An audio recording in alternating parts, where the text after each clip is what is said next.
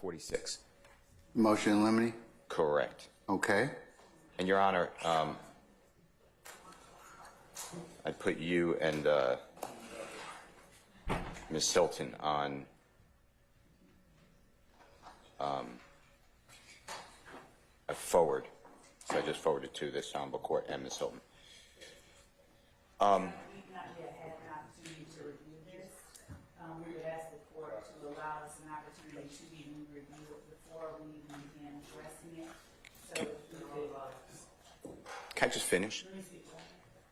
if we could have an opportunity to review anything that is being addressed with the court before it's even addressed, so that we can at least be in a position to respond when it is our time to do so, Your Honor. Okay. We would greatly appreciate that opportunity before we begin addressing whatever the motion in limine is. I'm addressing this Honorable Court. I'd like to just educate the court and the parties. All right. May I continue? Yes, continue. So these are exhibits that were served on this past Thursday by the state, and some of the exhibits include statements of witnesses that are not on witness lists. It would be a confrontation clause issue, hearsay issue. One of the exhibits is Detective Kirkman. He's a very, very fine person. He's been with the City of Atlanta Police for over 20 years probably, and pursuant to this court's order, and I appreciate it, we appreciate it, and Ms. Hilton arranged it. I spoke with him via telephone in January 2024. He recorded that call. It's his body camera, so you see him and you hear his voice and my voice.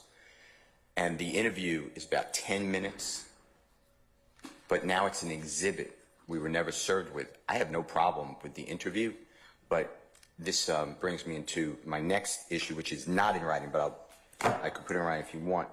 But it seems like a member of the prosecution team is constantly trying to attempt to interject lawyer, either me, mostly me, sometimes Mr. Adams, maybe other counsel, I don't want to speak for them, into this process, which is not. It's a denial of Mr. Williams' right to counsel. It is an unsworn witness rule violation. It's a due process violation or fair trial, constitutional violation, because what it does is it causes the jurors not to look at the lawyers like a conduit of information and an advocate, but now they're racing credibility. And the examples I'm giving is right when we started this case, the prosecutor making an opening statement for the state put up an exhibit that was seen by the jurors. It was up. That's how I knew to object to it. In violation of the court's order to share all PowerPoints or exhibits that are going to be shown in opening statement. It says Brian Steele represented wrongly Mr. Ryan and Mr. Blaylock on appeal currently. The court, I made a motion for mistrial. The court denied it, but made the prosecution go back and redo and share their demonstrative and opening statement. There was a recent comment by the Honorable Mr. Adams saying that what Mr. Adams said on cross, that these drugs were stolen unbeknownst to Mr. Williams, and he was paying back the stolen property to Ms. Bennett, and the lawyer for the prosecution announced in front of the jurors that that's not true, meaning Mr. Adams was not being truthful, and there's no witness to state that. There has been constant, did you interview with Brian Steele? Did you speak with Keith Adams? Which is what we're supposed to do, but the jurors don't know that. The court's never instructed, although I've asked, that is the proper protocol for a lawyer representing a person, God forbid, charged with a crime. There was Trontavia Stevens. Did Brian Steele meet with you at the jail? I've never represented Mr. Stevens. I didn't even remember ever meeting with him at the jail. There's a jail meeting, and then asked what was that about, which was nothing. He was asking about a probation revocation, but it looked sinister. The court allowed that over objection. Well, it goes to the witness's potential bias or motive to misrepresent. For example, if they talk to you, if a witness for anybody talks to the proponent and won't talk to the other side, that's a weight issue that the jury can decide. So, of course, I'll give the jury an instruction as to witness credibility and everything, but that meeting with Mr. Stevens, I don't know if you realize this, was in 2021, according to what the state gave me, after he left the scene. They couldn't pull up because Odyssey was down. They said they didn't have any notes of it, and they didn't remember what date. That's before this case ever occurred. That doesn't go to bias. That's just trying to impugn a lawyer and inject a lawyer. Same thing with, did Brian Steele stop the tape recording in front of you from Mr. Bean, which is outrageous, no evidence of it whatsoever. Now Remember, what you all say is not evidence. I'm going to give the jury instruction on that. So I think we've kind of covered this stuff already, Mr. Steele. So to the extent that I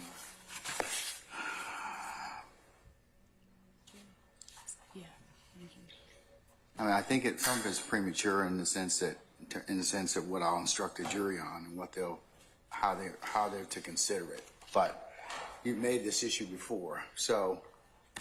But how's my interview with Detective Kirkman? You should listen to it. It's about 10 minutes. How's that coming into evidence? I'm sorry? Why does that come into evidence? I don't know. That has a chilling effect on a lawyer's work. I don't know. I'll ask Ms. Love in just a second. Well, that's what my motion did. In addition to that, is that Williams 45 or Williams 46? They're combined. It's in 45, but they're both targeting these new exhibits. Most of them, some of them, were never served in discovery at all. There's new witness that was never on the witness list in April. I mark it out to try to make everybody, and I heard what the prosecutor said, that she needs more time. I'm not trying to argue it. I just want to alert the court because we all want to streamline the case, not waste time. So I know that if Detective Kirkman's called, you're going to say to me rightly, why didn't you raise this before? I'm raising it. I'm alerting the court. I put it in writing as well. Well, when did you interview Kirkland? January 2024. Okay, well then it's April the 8th of 2024, almost 3 months ago. Yeah, I don't understand the question. I don't understand your inquiry. I mean, you had 3 months. Why not put it in a motion at that point in time and let me hear it before then? Oh, I see what you're saying. I'm not explaining myself well. I did not know that Detective Kirkman recorded me. I don't care he recorded me. But I did not know. It was not served in discovery. It was not given to us until this past Thursday. And it's the last exhibit. I understand, sir. So, I raised it as soon as I was put on notice of it. So I hope that clears up. That clears that up. Your question. And also, Judge, it just goes to, you say I raised it before, you'll give instructions. Lawyers are not supposed to be sitting here and be made part of the case. That's why, and I know you limited me to say, hey, I read everything. I got, what you put in writing about the unsworn witness motion we argued last week. So I respect the court, and I argued. You said, tell me what there is that cannot substitute another witness to testify to it. But the truth is, and my motion went to, and I know you read it, I know you got it, but the case law isn't, can another witness? It's injecting the lawyer into the proceedings. So the jurors have to now not only say, what did the lawyer's information bring out, but what do I think of that lawyer? What do I think of the lawyer's believability? And I know you didn't want to hear that. I didn't do it in oral argument. I know it's all preserved in writing. But that's what happened here, and that's what the state is doing by injecting constantly, like a Mr. Adams asked a question that's untruthful. You can't do that. That's not an objection. That is trying to cut the legs out from the lawyer and putting your own spin on it. Same thing with everything that I mentioned. And I'm not saying I mentioned everything. I'm just giving examples. So I don't want any more of lawyers being involved in the case because it's really distasteful under the Constitution because it denies, it's about Mr. Williams receiving a fair trial. It's not about him having his lawyer go back and the jurors say, oh, well, I don't believe the lawyer, so therefore I'm going to rule against Mr. Williams. Or I believe the lawyer, and therefore I'm going to rule with Mr. Williams. That credibility determination should not be made. And it's been put in issue directly by the prosecution being an unsworn witness, regardless of another witness being able to take the mantle of the witness stand. It's injecting, I did this, you told me this. That's why all of the cases renouncing said don't do it. especially if you're the prosecutor. Anyway, I just want to highlight what I'm doing so the court, happy judge, I think the quote is an informed judge. A forewarned judge is a happy judge. Okay, well, a happier judge. okay, well, I'm trying to heed the cry. But anyway, that's the issues. All right, thank you, sir. No, thank you. All right, Ms. Lover, Ms. Hilton. Judge, I'll take it. Go ahead.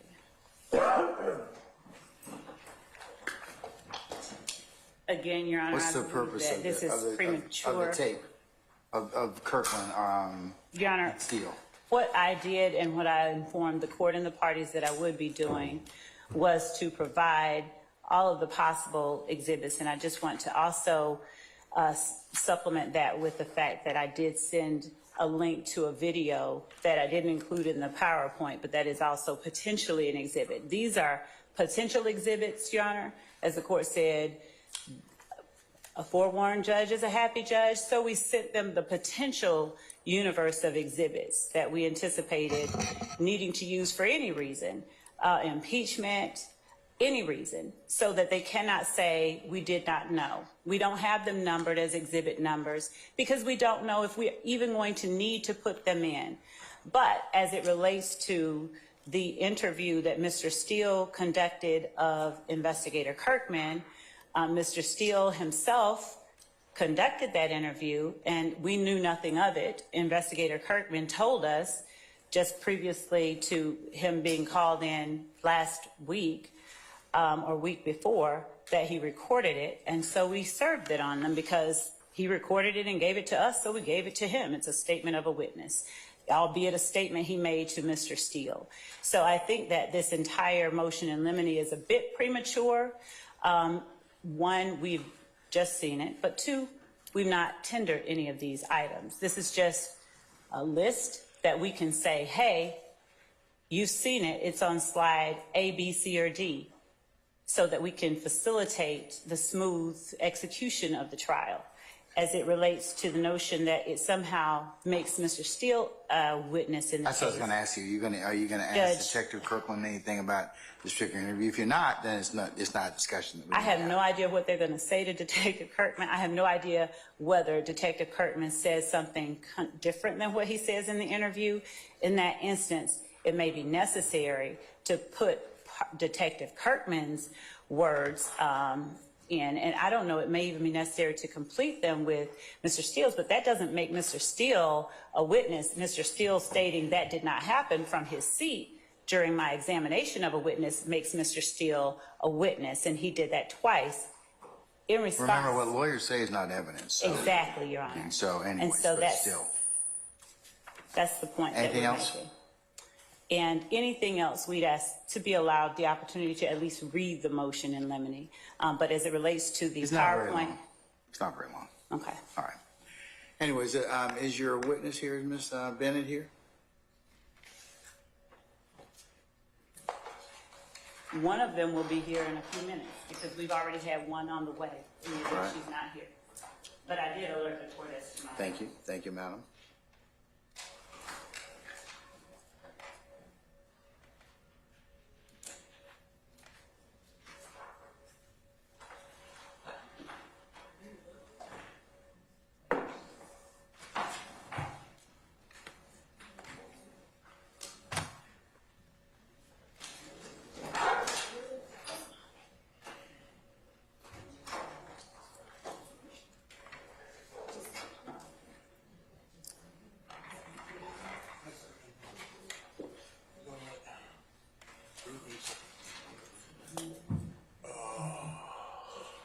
Yeah, absolutely.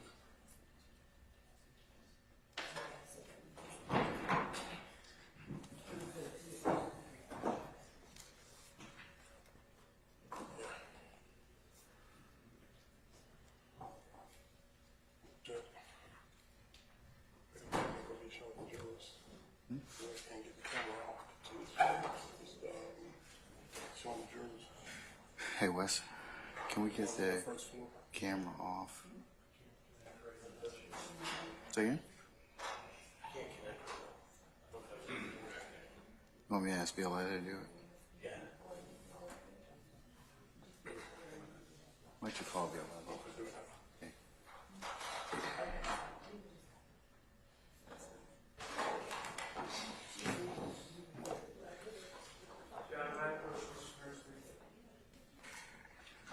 Okay.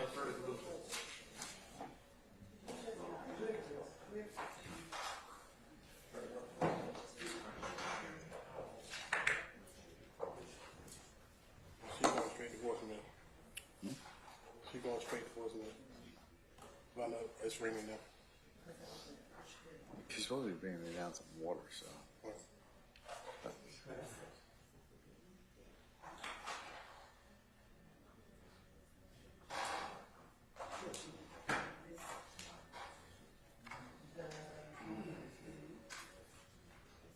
Hey, you downstairs? No. Hold on.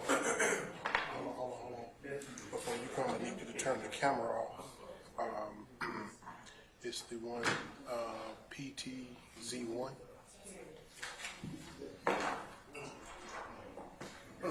It's showing the jury. Yeah, it's going to be showing the jury. You can see me leaning across the witness stand now. There you go. It's dead. Hold on. Yeah, that's good right there. Thank you. All right. She took care of it, Wes. Thank you.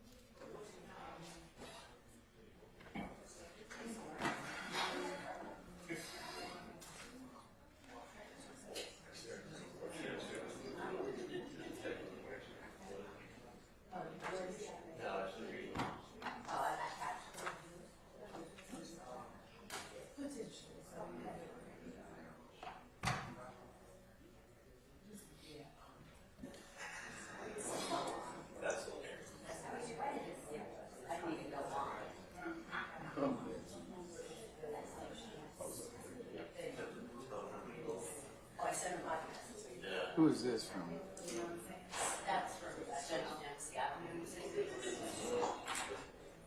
Dane Husky? Dane Husky. But look, I mean, but they got it on the speaker, they weren't. Come on. Now, if that's the only one in the whole transcript, I didn't think so. Of course, now something glaring is gonna come out in mine. You have that, Mr. Husky? Yeah, I sent it a couple. After Todd. I think we're gonna do that as well. I'm just gonna do the same thing. Folks, we're just gonna recess in place, okay? We have. Well, hold on, we don't have a court reporter, so can we just wait a second? All right.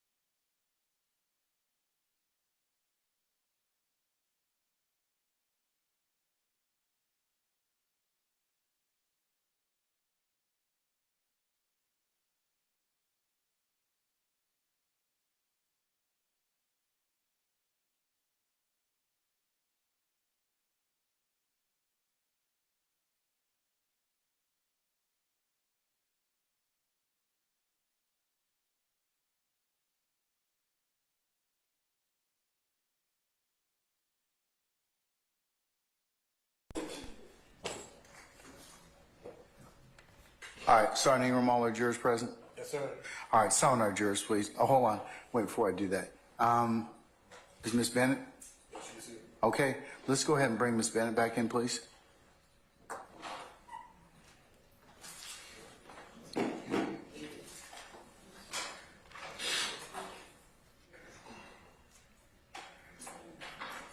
Madam, do you know you're not, Madam Camera Person? You know you're not supposed, okay, all right. Come on up, madam.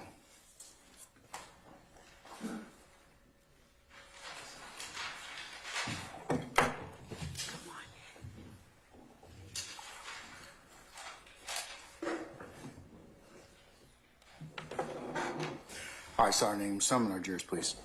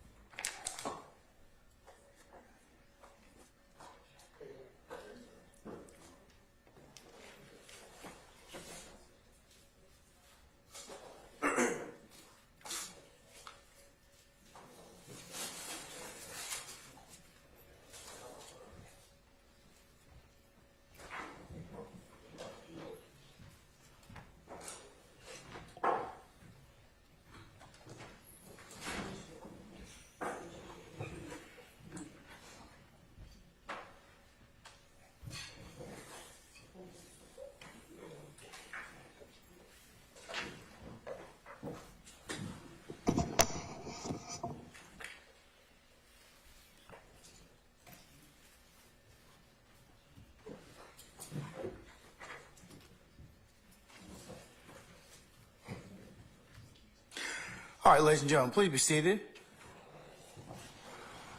All right, thank you, Sergeant Ingram. All right, ladies and gentlemen of the jury, welcome back and good morning. Good morning. All right. Without further delay, we're going to continue with the presentation of the state's case. Ms. Bennett, welcome back, and you're still under oath, okay? Okay. All right. And you need to speak into the microphone, please. Thank you, Your Honor. And good morning, Ms. Bennett. Ms. Bennett, when we last spoke on March the 29th, I asked you a series of questions regarding your meeting on February the 9th of 2024 with Lieutenant Hamilton. Do you recall those questions? Or some of them at least? Nah. Ms. Bennett, I'm going to show you what has been already marked and admitted as State's Exhibit 34 Alpha Alpha.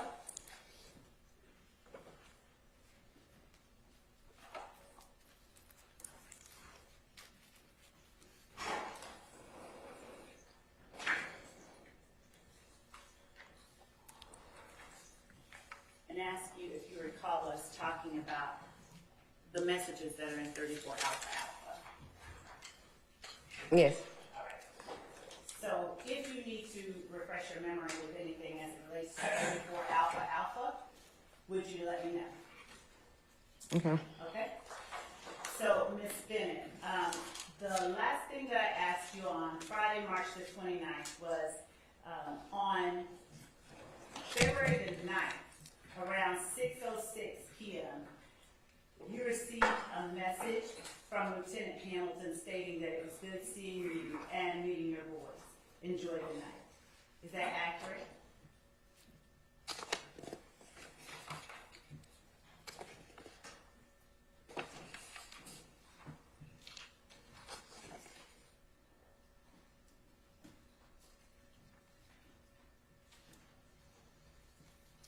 I believe page 4 of the document you have in your hand. Yes. All right. Now, as we go along, would you please tell me if you recall messages that either were sent or received to you or by you that you don't see reflected in here? Do you understand what I'm saying? Yes. Okay. And February the 9th,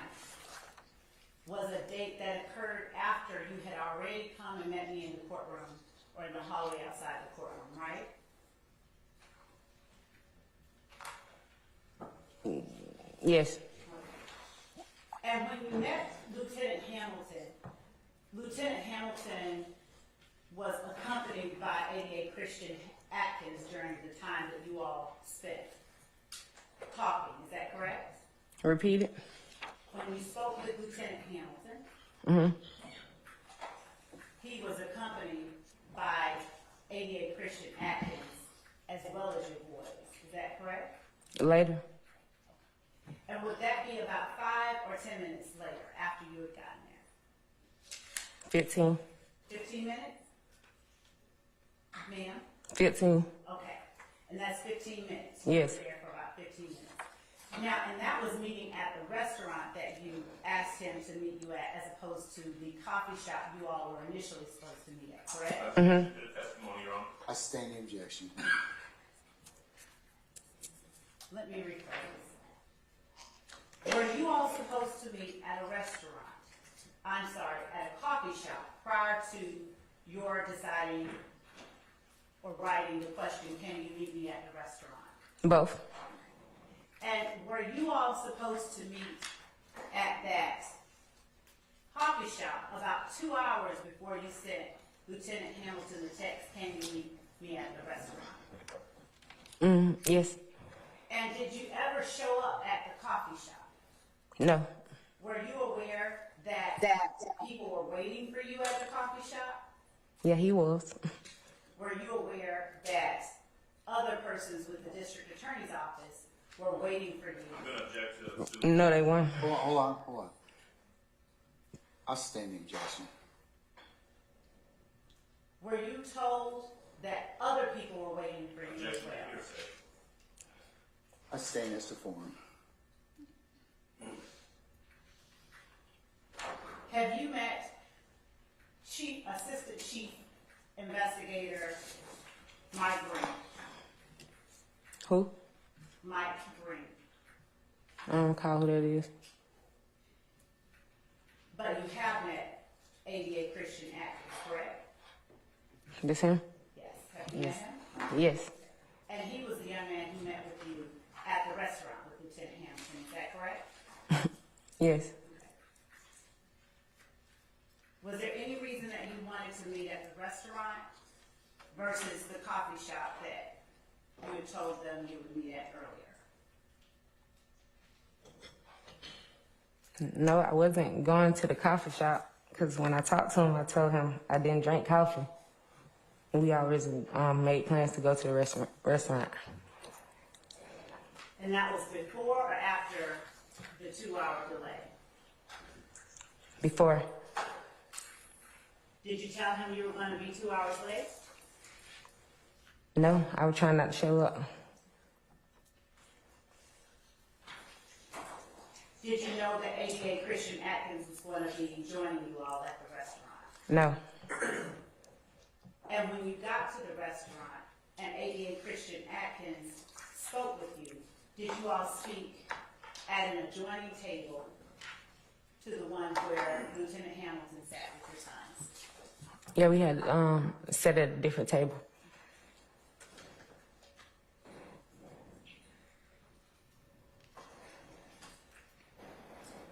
After Lieutenant Hamilton met with you, you all made plans to meet on Sunday at 9:30 a.m., didn't you? Yes. And that was to speak with ADA Christian Atkins and Lieutenant Hamilton again, wasn't it?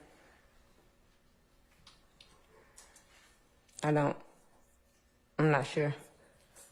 When you say you're not sure, tell the jury what it is, which part of it you're not sure about. I'm not sure if I supposed to met with him. Atkins. Do you recall speaking about meeting with him, with Lieutenant Hamilton, before you all left the restaurant? No, I talked to Atkins separate from Lieutenant Hamilton. As you all got ready to depart ways, you and members of the DA's office, do you not recall speaking I'm with going to object to the testimony, anyone? Your Honor. I sustain the objection. Did you speak with anyone about meeting at 185 Central Avenue the following Sunday at 9:30 a.m.? No.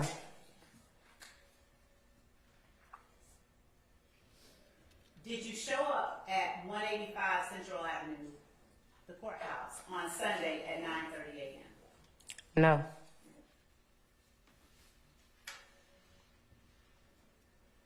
On Saturday, February the 10th, at 9:11 p.m., did you receive a text message from Lieutenant Hamilton asking you, again, where am I meeting you? At 8:30. Yes. And on Sunday, February the 11th, did you get a text message from Lieutenant Hamilton saying, can I get an 8:30 a.m. location to meet? Yes. Am I accurate that you did not meet with any other members of the district attorney's office on either February the 10th or February the 11th? Yes. Is it accurate that you told members of the DA's office that you had church and that you set the schedule for the times you all were supposed to meet? Yes. Is it accurate that on February the 22nd, you received a text message from Lieutenant Hamilton saying checking on you? Yes. And is it accurate that on March the 13th, you received a text message from Lieutenant Hamilton saying, hey, call me please, ma'am? Yes.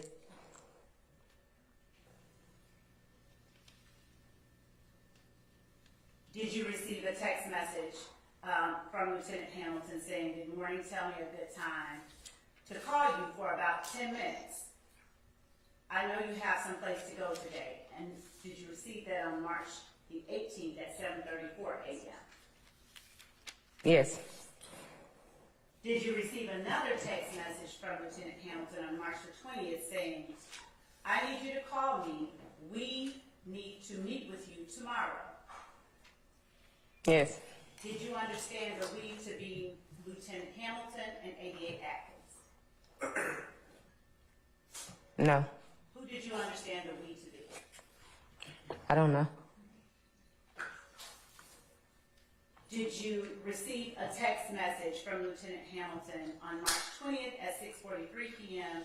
saying, reminder, tomorrow at 1 p.m., let me know when you get here?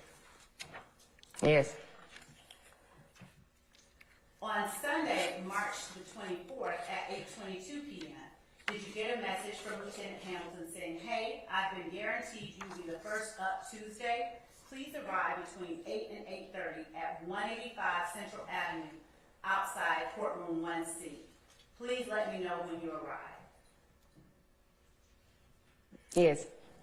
And on Tuesday, March the 26th at 8:21 a.m., did you get a message from Lieutenant Hamilton saying, good morning, are you here?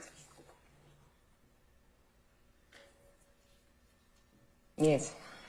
And on Tuesday, March 26th, 8:41 a.m., did you receive a message from Lieutenant Hamilton saying, I'm going to need you to respond, Ms. Bennett. You are the day's first witness. Yes. And did you receive a text message from Lieutenant Hamilton on Tuesday, March 26th at 9:11 a.m. saying, we do not want to have the judge sign a material witness warrant for you. You don't need that headache. I know you said you don't care, but again, don't need that headache. We're about to start soon. I need you to reply back ASAP.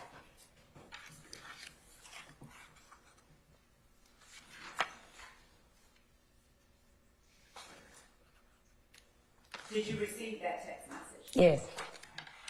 Do you recall receiving a telephone call the night before that on Monday, confirming with Lieutenant Hamilton and 88 Atkins that you would be at court at 8:30 a.m. on Tuesday, March the 26th? No. You do not recall getting that phone call? No. Do you recall responding to Lieutenant Hamilton's text message from 9:11 a.m. saying we don't want to have the judge sign a material witness warrant for you. Do you recall responding to him not until 8:06 p.m. on Tuesday, March the 26th? Yes. Do you recall telling him, well, I was in an accident. I'm just now leaving the hospital. Like I said, I don't give a fuck if they lock me up. What that going to do? Shit. So you can get the judge to call me too, because they're about to see some more of their attorney be on the news or in jail too for sexual harassment. Please do. Yes. Okay. Ms. Bennett, is there any text message that you sent or received that is not reflected in this exhibit? I'm not sure, but one thing I do know is the text messages on this paper that you're showing me, they from 2 different phones, if you know that too. Thank you for pointing that out for the jury. So tell the jury the last 4 digits of the phone numbers from the first set of text messages and the last 4 digits of your phone number for the last set of text messages. The last ones, when he texted me, sent my court, I think that's 6024. And the first set? 4983. And Ms. Bennett, is it fair to say that over the years you have consistently carried more than one cell phone? No. Is it your testimony that this period of time is the only time that you have ever carried more than one cell phone? Yeah, my 4983 number went out, and I told him that I wasn't gonna have that phone, so that's when I had the 6024. That's the one he would text and the call. Did you still have the 4983 telephone? No, it was broken. Had you given it to someone else, or did you still have the phone itself? It was broken. I understand it was broken. Was it broken in your possession, or was it broken a fixer of the phone? Did you still have the physical phone? It was broken. Like, yeah, it was my phone. It was broken. Okay, thank you. Now, Ms. Bennett, am I accurate that the first time you mentioned anything about harassment in a text message or a telephone call was after Lieutenant Hamilton told you he was going to have to get a material witness warrant for you? No. Ms. Bennett, when did you first mention that? Over the phone. To whom? Him. What did you say to him? I can't recall our conversation. You don't have to recall it verbatim. What did you say? Generally. That's what I'm saying. I can't recall. I don't remember what I said to him.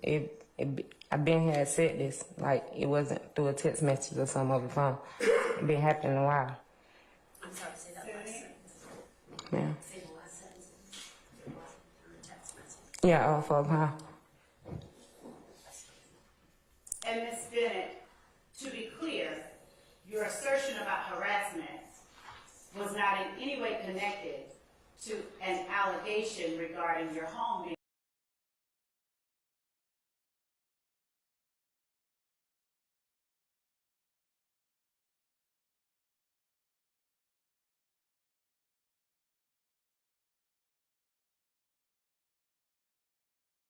being I've been saying that I was being harassed.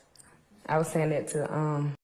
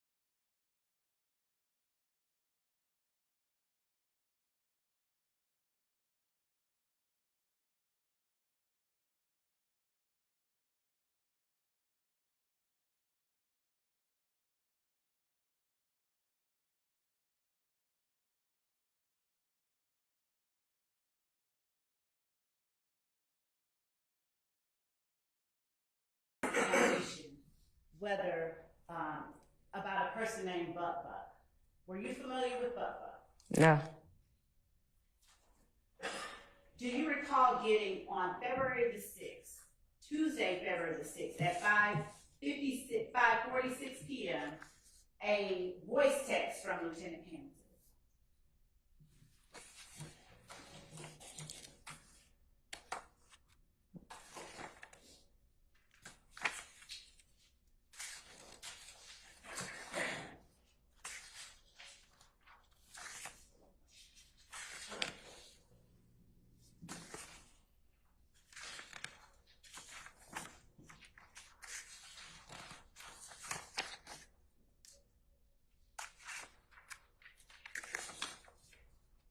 And if you'll just look on page 2 of the document in front of you. Yes. Do you recall what that voice text said?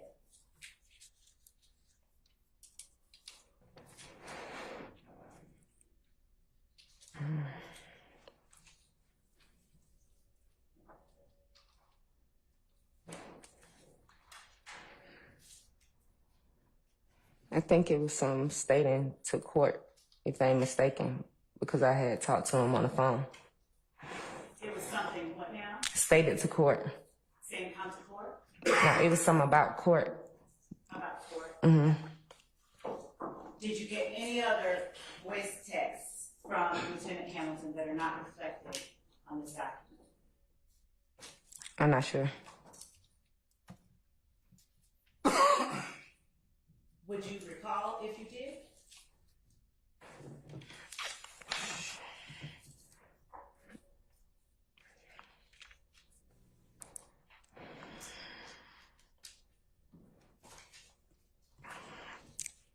I know I received more than one, but I don't see them, but I think they were still stating to court. They were still talking about court? Yeah, I think so. And which phone were they sent on? 4983. And since you still have that phone, would you be able to find that voice text on that phone? Probably not. Why not? No, I'm not sure. I should, if it was sent at this time. And when you're saying at this time, are you referring to the voice text sent on February the 6th at 5:46 p.m.? Yes. So if there were any others, would they also be on that phone? Yes. And if there are any others, would you let us know at some later time? Yes. Okay. Your Honor, at this time, the state would like to play what we will label as State's Exhibit 34 Alpha Alpha Bravo, which has already been tendered as a part of State's Exhibit 34 Alpha Alpha, which is the voice text that is referenced in this exhibit. Any objection to states 34 as Alpha Alpha? Your Honor, it's hearsay, and I'll object. Your Honor, we tendered it at the prompting. The fact that it's been tendered doesn't make it any less hearsay. It's hearsay. That's Your not Honor, Whose phone call is it? Your Honor, it was Lieutenant Hamilton's phone call that Mr. Adams said they had no objection. I'm objecting to hearsay. We That's your tendered it, objection now. and it was admitted as evidence. I'm sorry, if I may finish. The exhibit may be in, but it still has hearsay within it, which is not admissible. The fact that it's been admitted as an exhibit does not make that portion admissible. That's my objection. Your Honor, the whole, He's correct. I'm going to go ahead and I'll sustain the objection. One.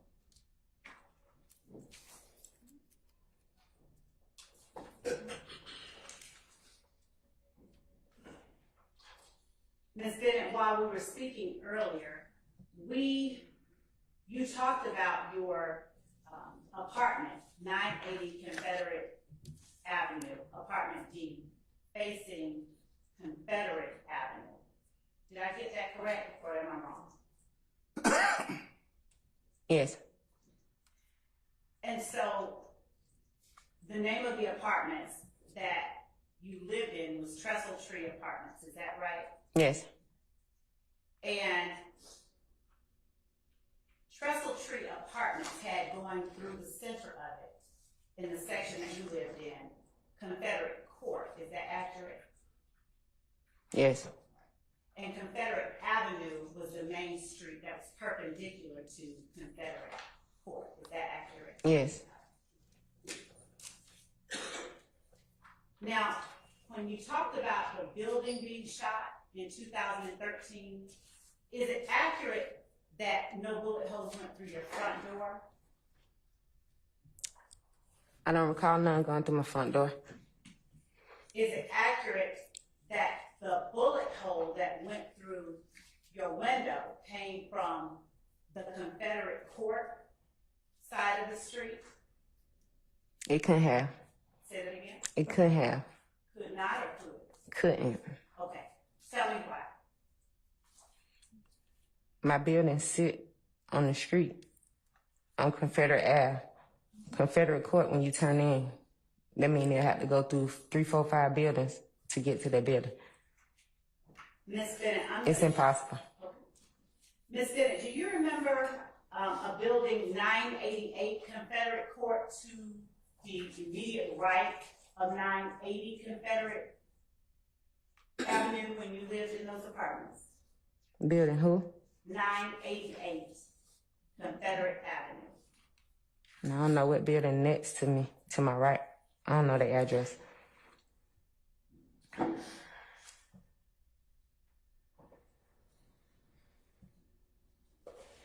right, I'm going to show you what I will label as State's Exhibit 44A,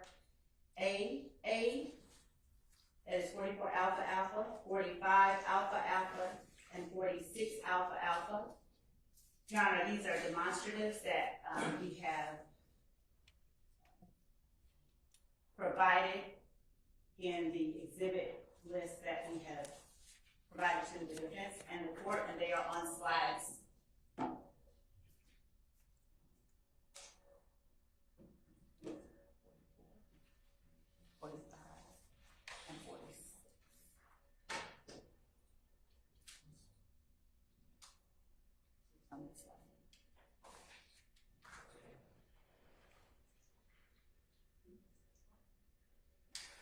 Counsel, any objection They to are on states? slides 41, 42, and 43, Your Honor.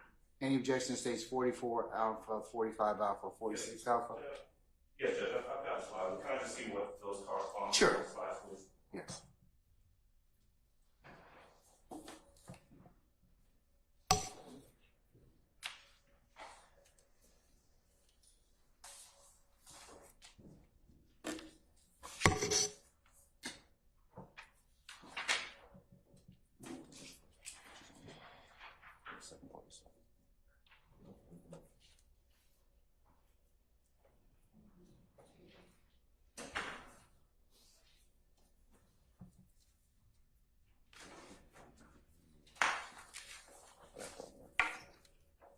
Thank you. I'm showing. Any objection, sir? No, sir. All right, states 44 alpha alpha, 45 alpha alpha, and 46 alpha alpha are admitted may be shown to the witness or published as you see fit. Your Honor, we hadn't tendered them yet. We were actually just approaching the witness to ask if she recognized He's already said that they're admitted now. them. So, Okay. all right. Ms. Bennett, do you recognize the area shown on the Google Maps images in 44 Alpha Alpha?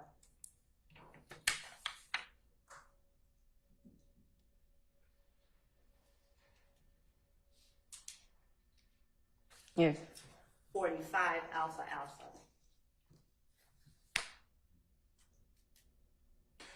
They're like the same thing. And 46 Alpha Alpha.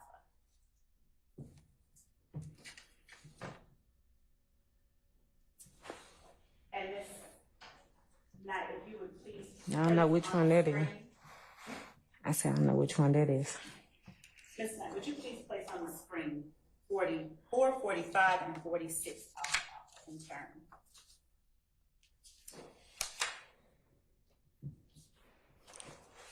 Ms. Bennett, since you said that you do recognize 44 Alpha Alpha, would you agree with me that 44 Alpha Alpha is the entrance to Trestle Tree Apartments? Yes. Okay. And the building on the corner of what is now Tree Court and United Avenue is building 988. Isn't that correct? Which one? Because I don't know. The building on the corner here, that's building 988, isn't it? I don't know. Okay. Let's look at State's Exhibit 45 Alpha Alpha. And Ms. Snyder, if you could just zoom in.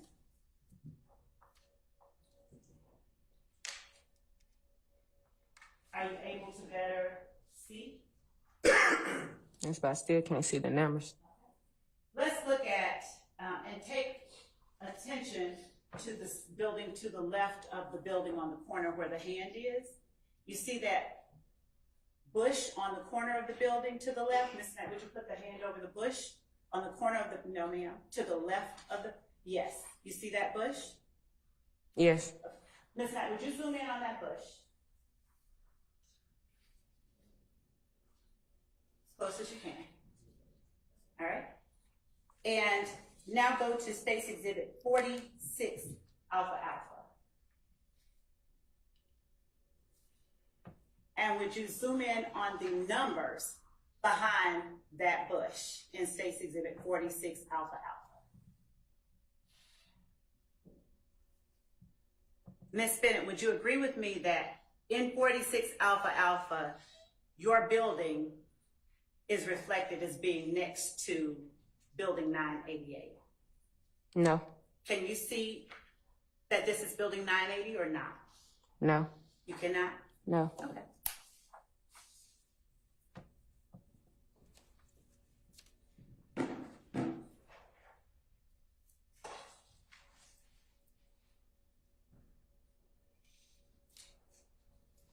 And in State's Exhibit 45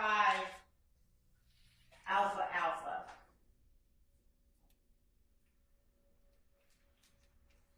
would you zoom in on the street signs?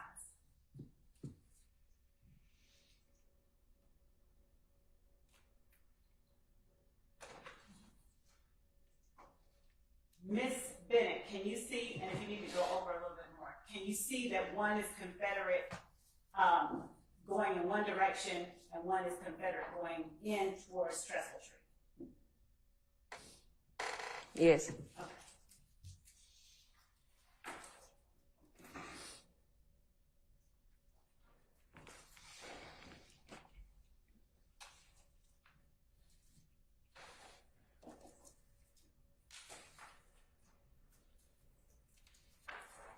Ms. Bennett, do you recall any part of what your building looks like in 2013? No. But you do remember that it was 980 Confederate. Ave. Not correct. Remember that? Yeah. And showing me once more State's Exhibit 1 Alpha Alpha. Do you recognize State's Exhibit 1 Alpha Alpha as 980 Confederate Ave?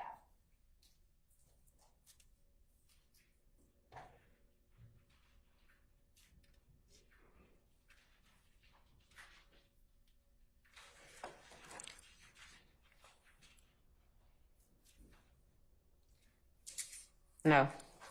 You don't recognize it? Do you need some more time to look at it? You still holding it?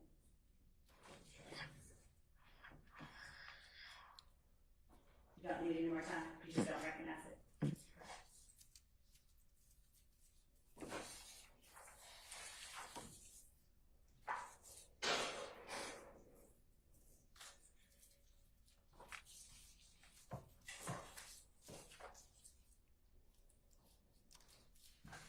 Ms. Bennett, did you ever provide any hospital information to any member of the district attorney's office? No. Is there any reason that you did not provide any information when you didn't appear in court as you were summoned to do on March the 26th? It wasn't asked. Did you call them and let them know before 9 p.m. that you had been Hospitalized and couldn't make it? I don't recall the time. When you say you don't recall the time, what do you mean? I don't know what time it was when I let him know. Did you call them at any time while you were in the hospital? No, What time did you get to the hospital? I'm not sure. What hospital did you go to?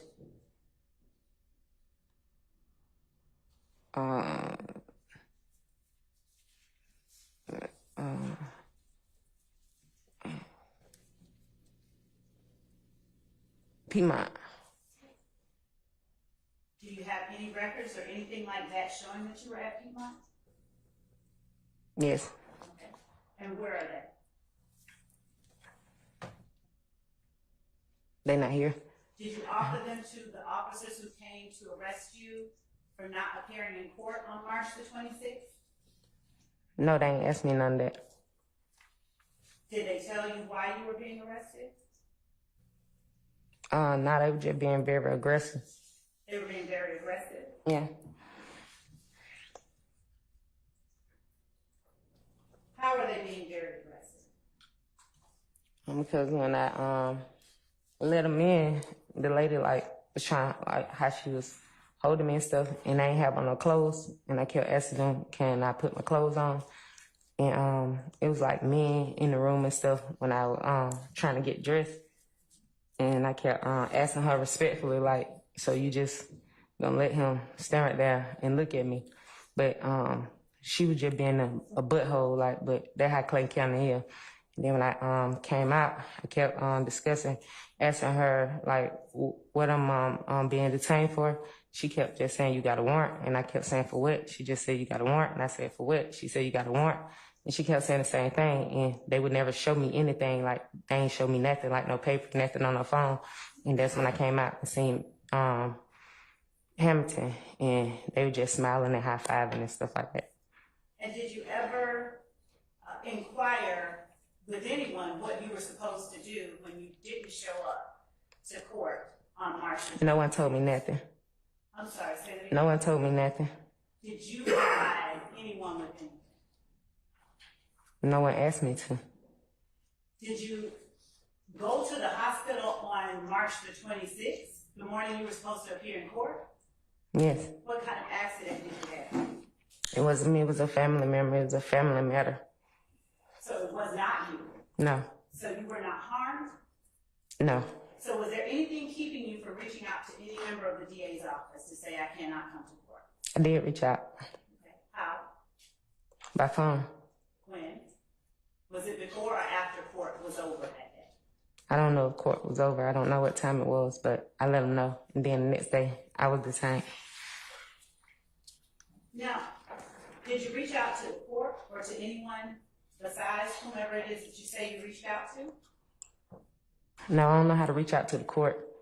And how did you reach out to a member of the DA's office to say you weren't going to do it? If I knew how to reach out to the court, when I've been sent him that text, when I said I wanted to call the judge, I would have called him, but I didn't know who the judge was or who to reach out to. So it was on Lieutenant Hamilton because he's the only person that I'm supposed to talk to. At least that's what he told me. You have my number. Did you reach out to me? And I don't have your number anymore. Now,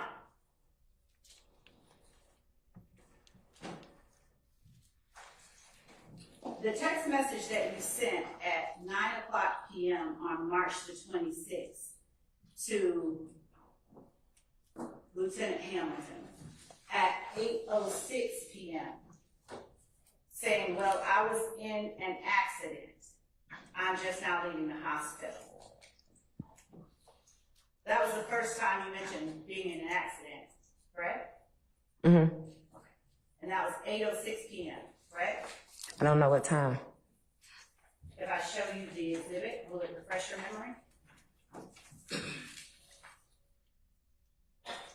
Yes, it say 8:06.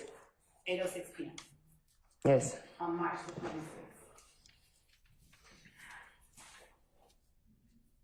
But it wasn't you that was in the accident, as you said in your text, correct?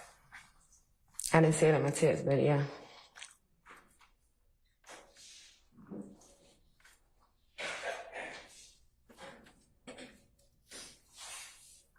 Would you read your text for the jury?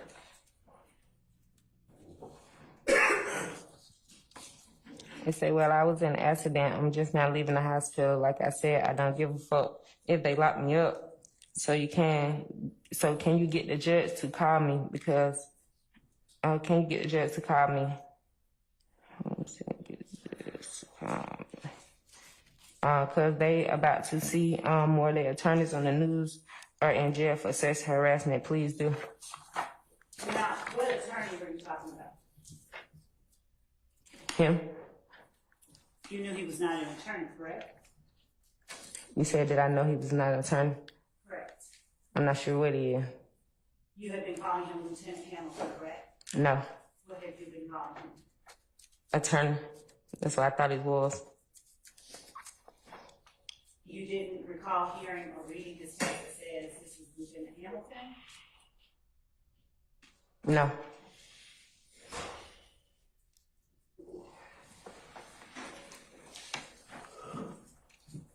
After 2013, when was the last or the next time that you had any interaction whatsoever with Jeffrey Williams?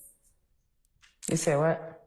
After 2013, when was the last time that you had any interaction with Jeffrey Williams? I can't recall. In 2013, you said that he and your child's father were friends. Yes. Were they both affiliated with Sex Money Murder? I can't tell you that. They can. Were you affiliated with Sex Money Murder? No. Did you ever call yourself or answer to the title First Lady? No.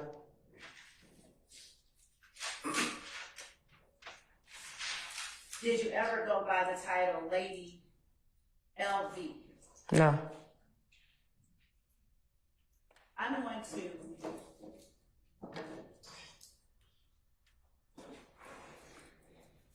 going to show you what we'll mark as State's Exhibit 53, and it is on slide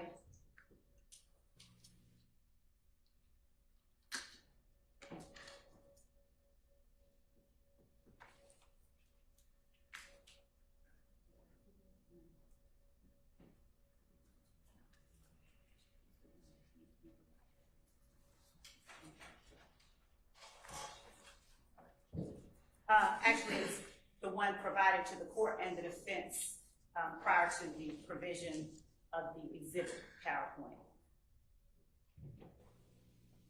So it stays 53? Yes, Your Honor.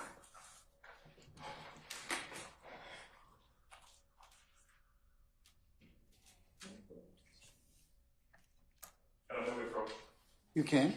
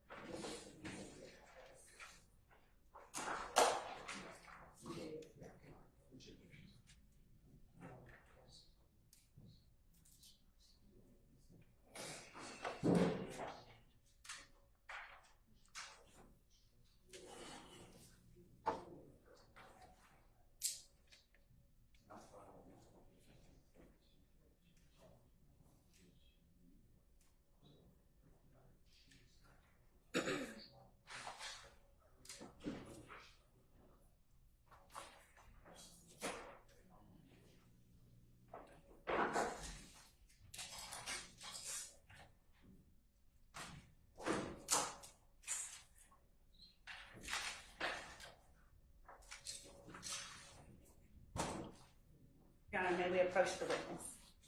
You may. Oh.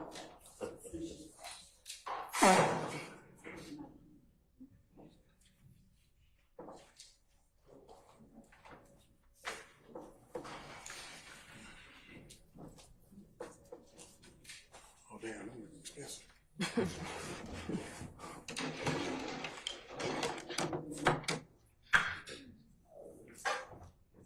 I'm showing you, Ms. Bennett, make sure the sound is off. Stacy Exhibit 53. Do you recognize the persons reflected in Stacy Exhibit 53?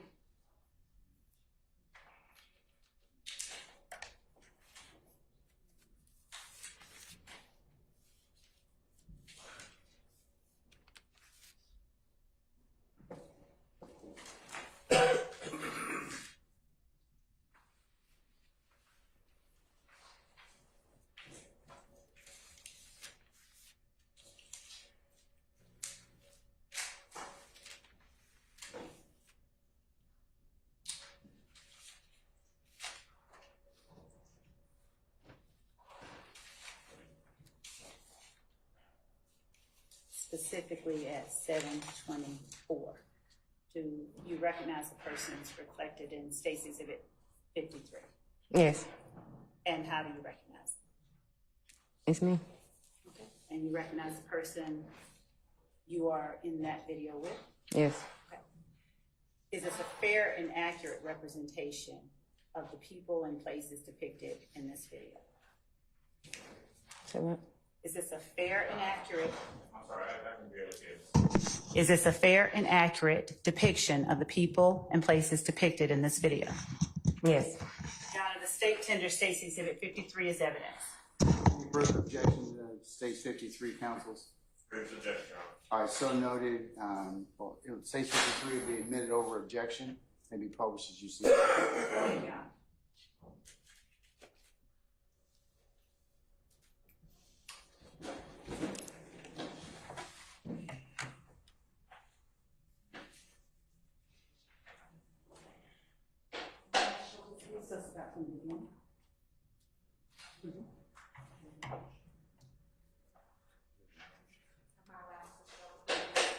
Yeah, oh, yeah, I don't have a problem with that, Your Honor. No, okay, yes, it can be shown.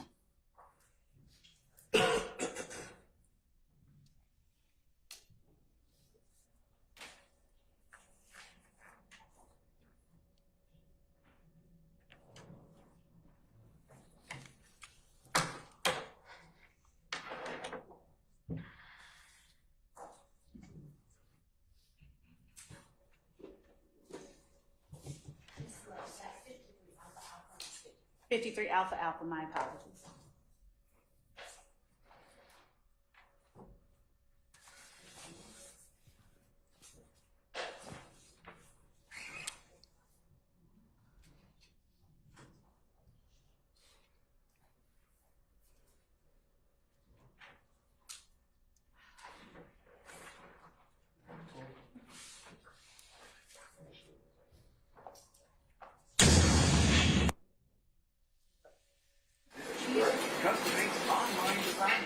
You want to say something for the cameraman?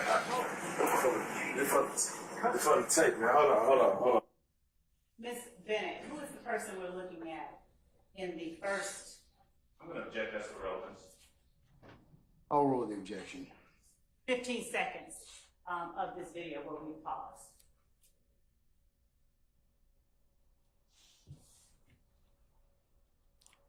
Jay. Jay, is he also called Bloody Jay? Yeah, All right.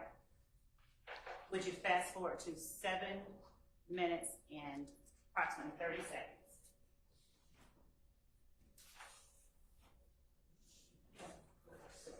Seven, 20 seconds.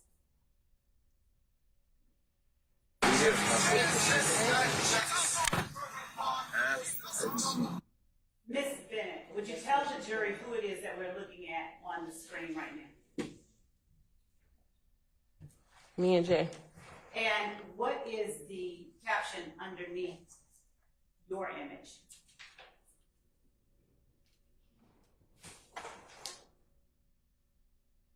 It say the real Lady LV. And isn't it true that that was a social media handle that you used? And I had so many social media, like so many people had fake pages on me. So I know there wasn't one of them though. I'm sorry, what? I said I had so many social media people make fake pages of me, and that probably was one of them. Would you continue? Go back.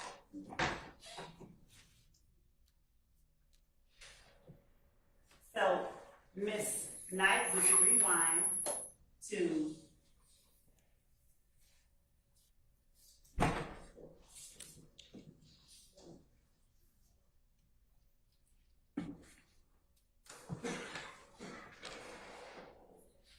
seven minutes and 16 seconds, and just go ahead and play it.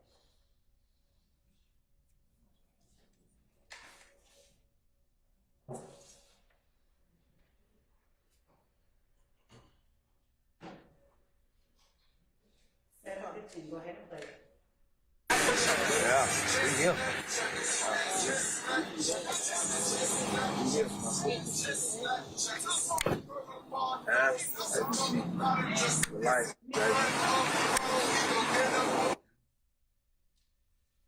Hand gestures.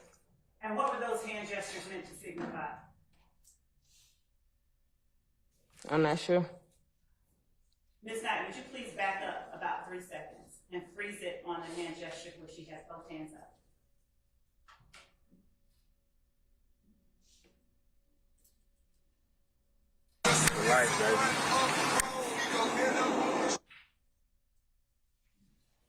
Back up further.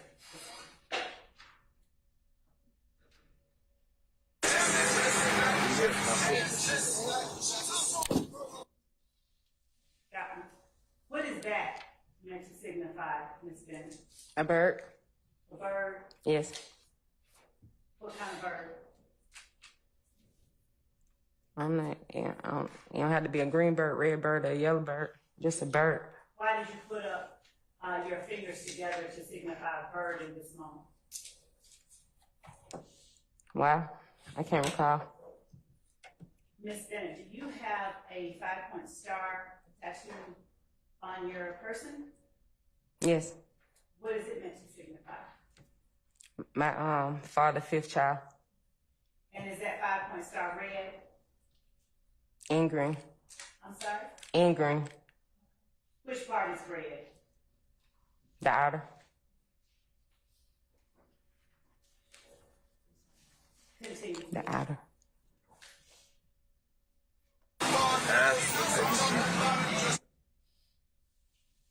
Do I know what bird game is? Yes.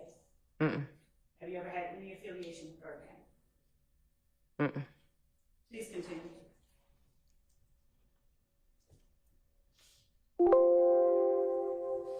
Life, baby.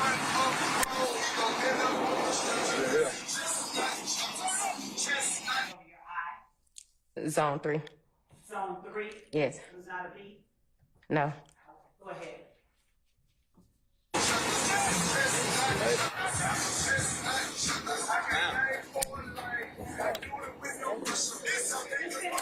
Back of your shirt. Do you need us to rewind it? Yes. Rewind it. What is that? It said Lady LV for some. Think what it say. Is there a 5 next to the A in that last word? Yes. Why is there a 5 and not a letter there? I'm not sure. You'd agree that that's your shirt, right? Yes, it was given to me. And you're wearing a shirt called Lady LV. Yes. Continue.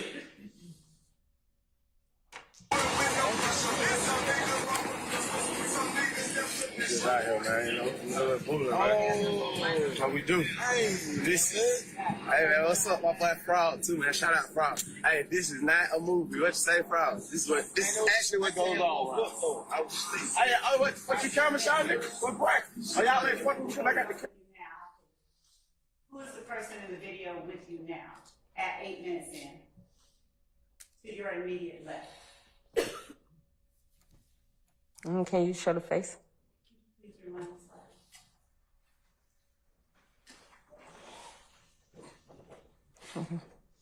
Is that not Micah Anderson? Yes. Your child's father? Yes. Did you not recognize him from behind? Mm-mm. Continue.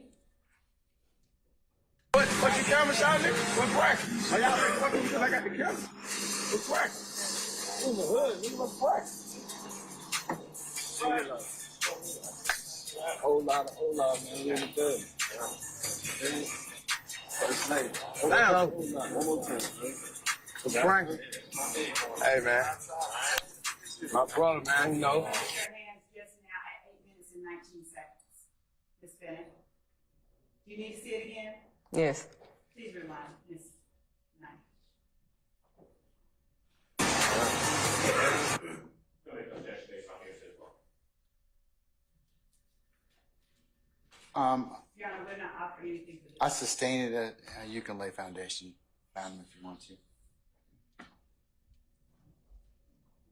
Your Honor, are we allowed to manipulate the portion that we have just introduced that she says that is her? Not until you lay some more foundation. Okay. Ms. Bennett, do you recognize these people in this video?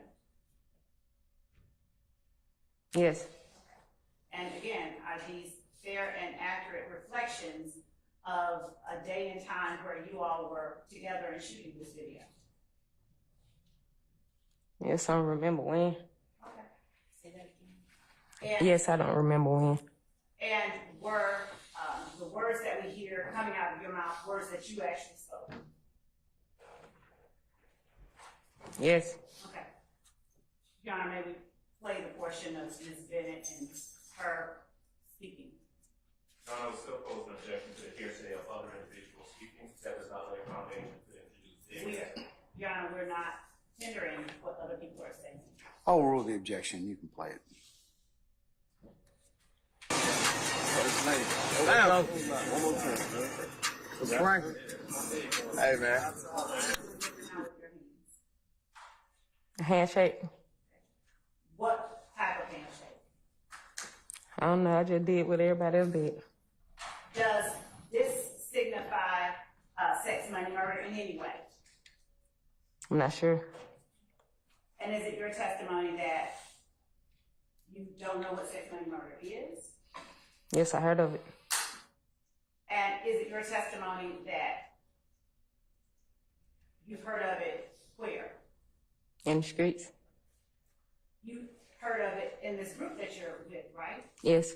And in fact, you referred to Pistol Pete in this video, don't you? I'm not sure. You know who Pistol Pete is, right? No. Okay. So if you're referring to Pistol Pete, do you know who you'd be referring to?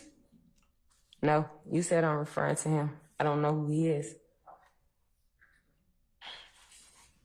My brother, man, you know. Jojo, man, you know. Monster, man. Monster Joey. I'm flatline. I'm sober. What they said they was your house for? They ain't say come out of one. Yeah, man. We out here, man. You know what I mean? Be that hawk. Somebody better tell them about the hawk.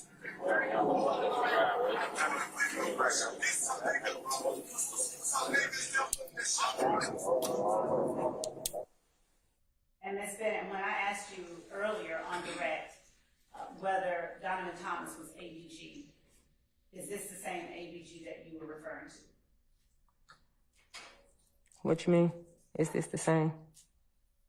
Was the ABG reflected in the articles of clothing in this video the same ABG that Donovan Thomas was a member of? Yes.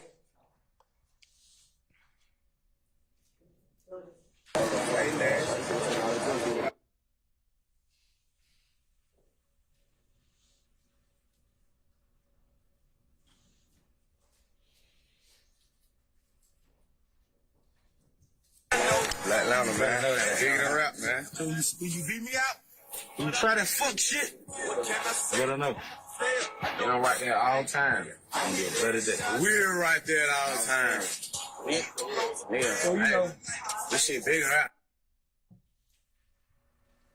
Ms. Bennett, do you recognize the person, could you back up just a little bit, to the far left of the screen, next to Jay? No. Had you ever seen him before that day? Not sure. Isn't he the person you're in a photograph with that has already been admitted as evidence? Not that I know of. Would you continue to play until he So you know, this shit bigger out. I throw all this shit out on about. I didn't want to leave, man. Brother Jay, man, know what I mean? Represent homie. Know what I mean? This what it gonna be like, man. Head on that, man. You know what I mean? For real. It's a little party, man. A little brother. We got a little party, man. Free show goons, Lazy Brown. Free, and still you don't recognize, you didn't recognize the person with the red bandana on that I was asking about? No, they were covered up, no. Okay. Have you heard the name Trontavious Stevens?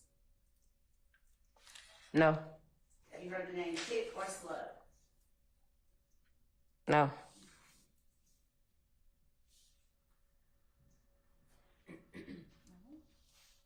Just one moment.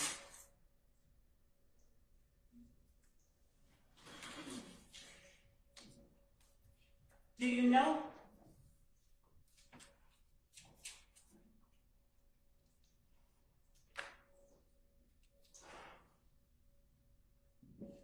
You never told anyone to take that handle down at the Real Lady V that was on this video, did you? No, I ain't even ever look at it. And do you know approximately when it was that that video No. was shot? Would it have been before 2015? I'm not sure. Did you say that you were in prison from 2015 forward? Yes. Okay. So with that in mind, would it have been before 2015? Oh, yes.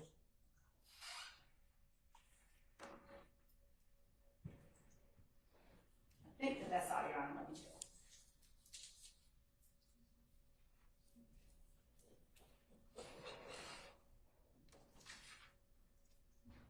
Thank you, Your Honor. That's all that I have for you.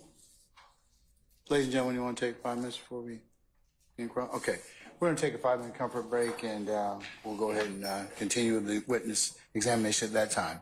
We're in recess.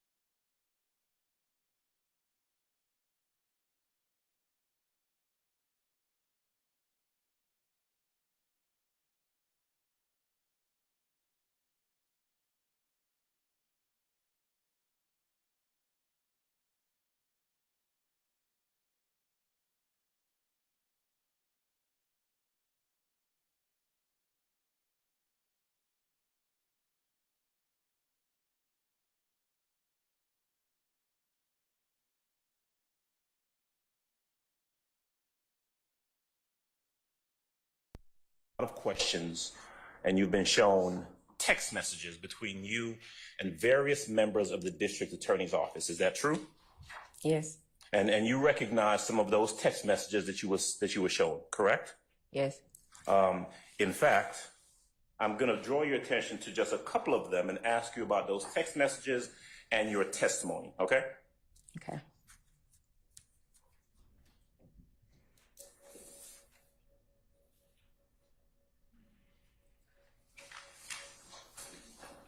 Okay, I'm going to start. Ms. Knight, if you'd be kind enough to put up what's been marked as State's Exhibit 35AAB, Alpha Alpha Bravo.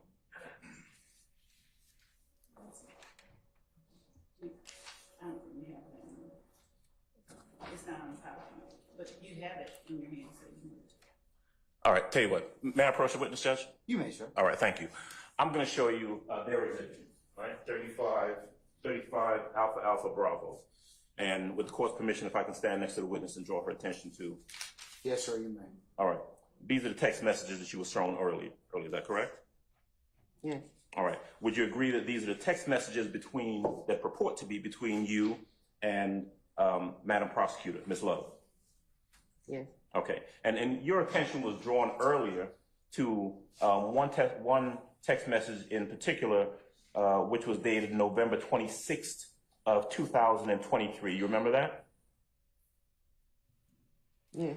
All right. That was the day when, back in November, a number of months ago, when Ms. Love contacted you and indicated that she wanted to talk to you about this 2013 supposed incident, right? Yes. All right. And you remember, of course, that throughout November, from November 26th to about the end of the year, there were a few text messages between you and Ms. Love. Yes. All right. You responded to a couple of them. Isn't that true? Yes.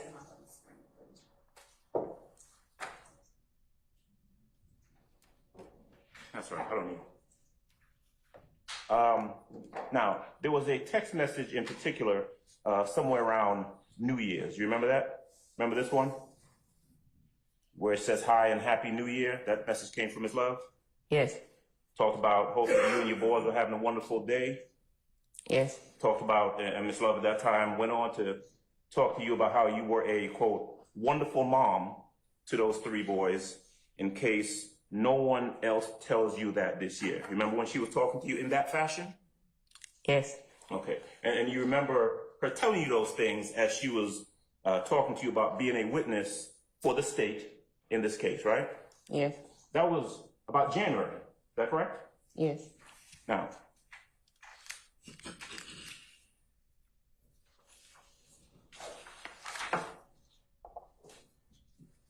you remember that there was a text message right around the same time, around New Year's, where Ms. Love talked to you about wanting to talk to you sometime this week and that she could come by to you. You remember that? Yes. All right. Remember there was a conversation about her having some peas and leftover greens from New Year's and all that. She was talking to you about, about coming by and talking to you and being friendly with you and that sort of thing, right? Yes. Okay.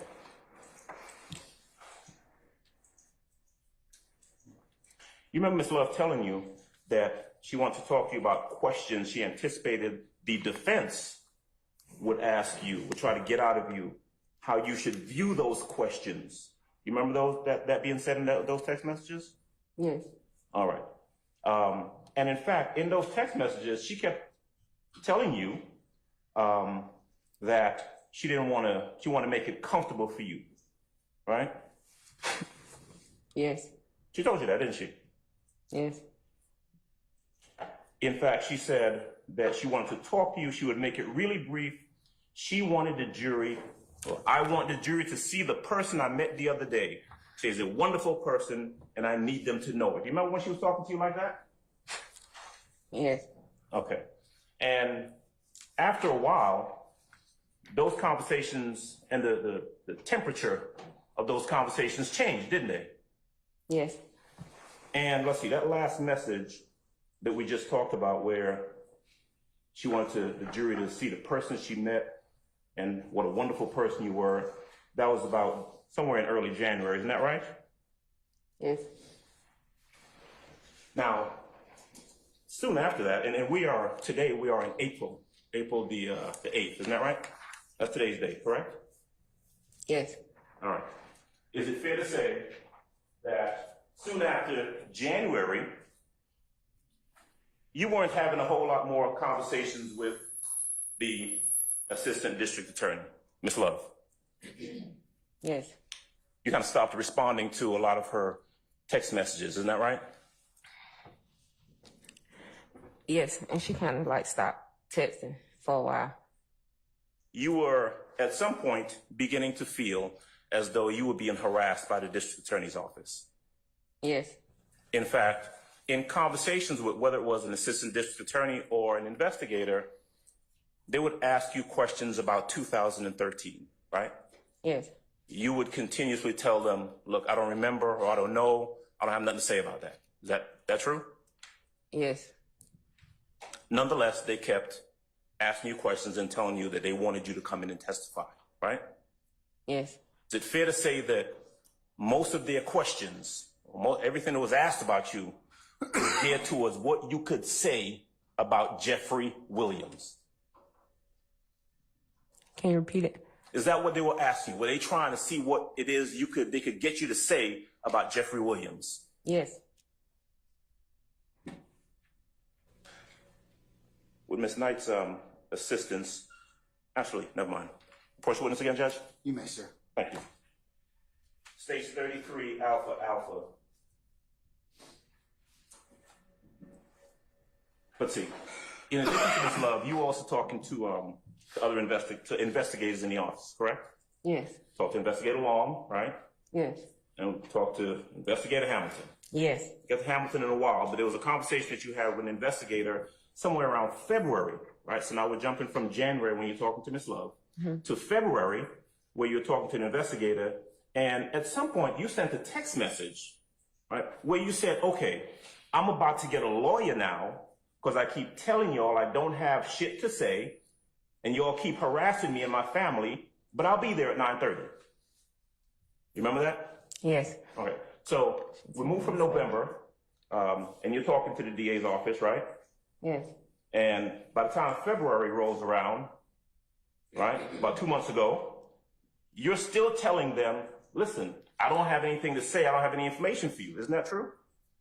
Yes.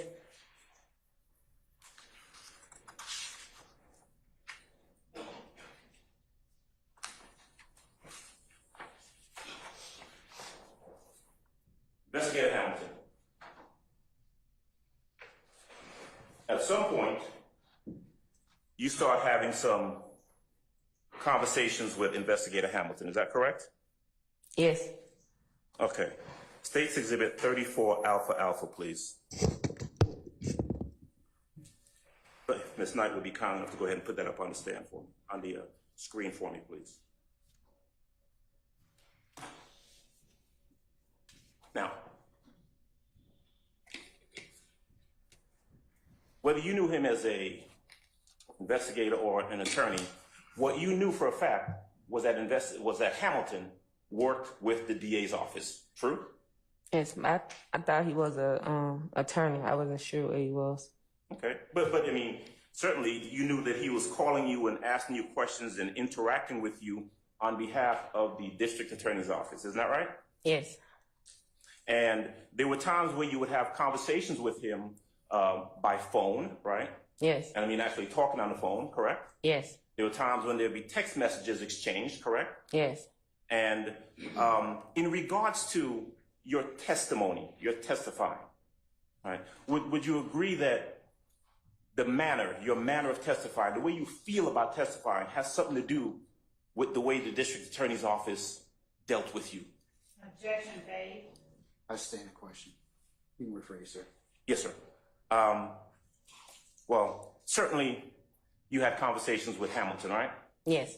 Now, is it fair to say that although we saw some, and we'll talk about them in a bit, some text messages that were put up on the screen, right? They don't capture all of the interactions between you and Hamilton, right? No. Now, were you imagining it when you said that you thought that Investigator Hamilton was acting like he wanted to date you? Objection, Your Honor, form as a question. I sustain the question.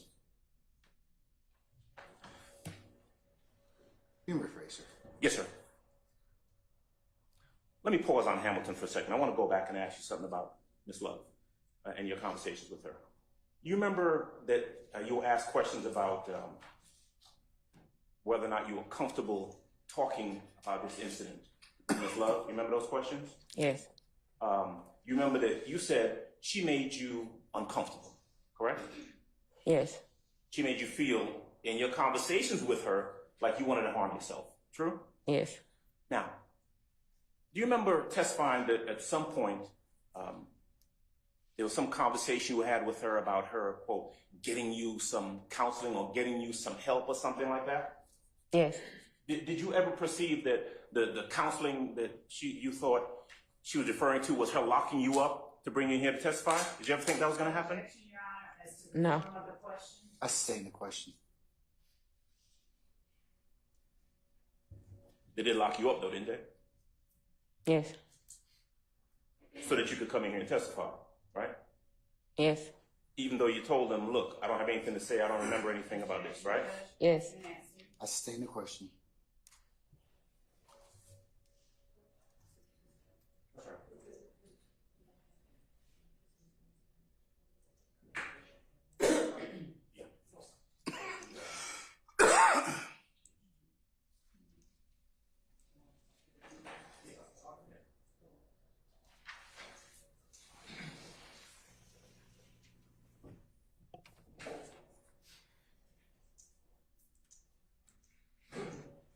Now, back to Hamilton. So you would agree with me that you were talking to this Mr. Hamilton about the same time that you were sending those text messages going back and forth that we saw in early February. Is that about right? Yes. Okay. So I want you to do me a favor. Look to your left, all right, and I'll reference the screen up top. Now you recognize these as text messages between you and this investigator Hamilton, right? Yes. Now, in that first text message where he says GM, now GM is good morning, right? Yes. Good morning, Mama. Hope you slept well. Now, is that generally how he would communicate with you, how he would address you? Objection, paid. I sustain the question. Did he address you as Mama on more than one occasion? Yes. And if we can go down a bit towards the bottom of that page. All right. So on Wednesday, February the 7th, at about 5:48 p.m., he sent you a text message, this investigator for the DA's office, saying, call me one more time, then I'm out your here for the night. You remember that? Yes. Now, how about the next one? That same night, Wednesday, February 7th, 6:45 p.m., where he says, hit me up if you're bored later. We're not going to talk shop.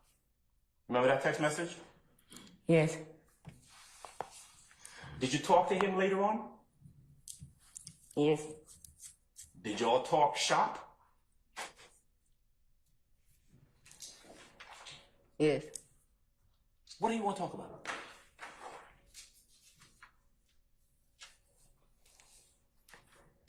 Going out. Going out?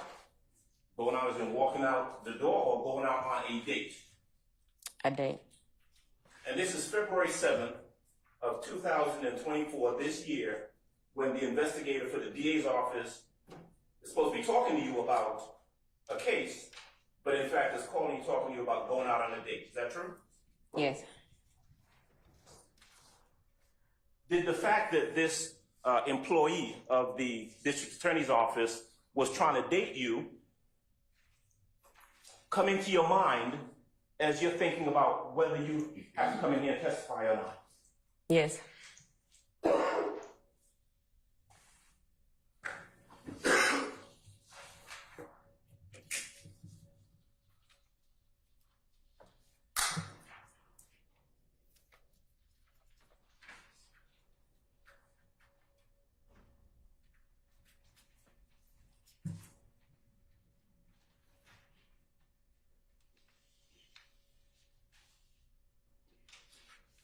You were shown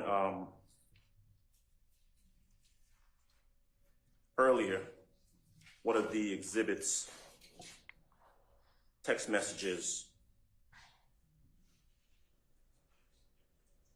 between you and Mr. Hamilton.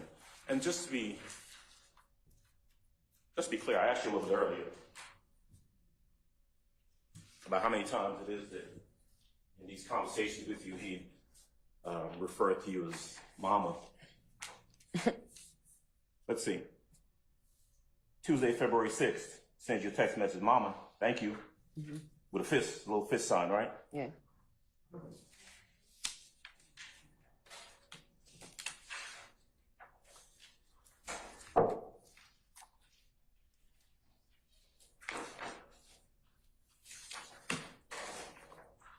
Sunday, February the 11th, sent you a text message early in the morning. Talking about, good morning. Hope you slept well, mama. Remember that? Yes.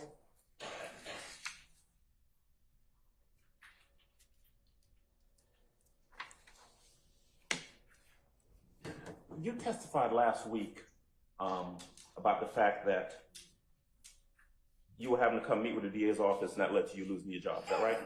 Yeah. Now, when Investigator Hamilton told you, don't worry about that, I can help you get another job, was that in a text message or was that a phone conversation that you had with him? Both.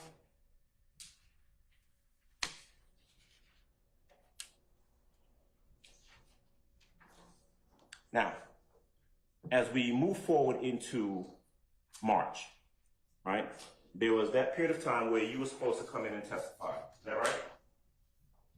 I think so. Yes. And you were in communication with Investigator Hamilton. Is that right? Yes. Now, do you remember last week when you were being questioned by the state? The state was asking questions about whether you were telling them you didn't want to come in and testify. You remember those questions? Yes. Do you remember the prosecutor asking you whether or not you said to someone or you texted someone, tell the judge to kiss my ass? But I ain't say that. Right. Do you remember Said it asking that, right? Yeah. Yes. All right. You did not Right. say that, did you? No, it said what I said. I told the judge to call me, not kiss my ass. So the text message that's dated Tuesday, March 26, 8:06 p.m. that you were asked about earlier and that was put up on the screen where it says, well, I was in an accident. I'm just now leaving the hospital. Like said, I don't give a fuck if they lock me up. What that gonna do? Shit, so can you get the judge to call me? Those your words? Yes.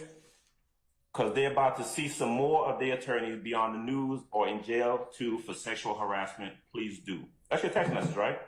Yes. That is verbatim your text message, right? Yes. So when you were asked last week, or when it was suggested that you said, tell the judge to kiss my ass, that is not what you said, is it? No. Objection, Your Honor, as to the form of the question. The question was, I when stand- suggested. I'll stain the question. You can rephrase, sir. Yes, sir. You asked the judge to call you, or you asked the investigator to have the judge call you. Is that true? Yes. You did not say, tell the judge he can kiss my ass. True?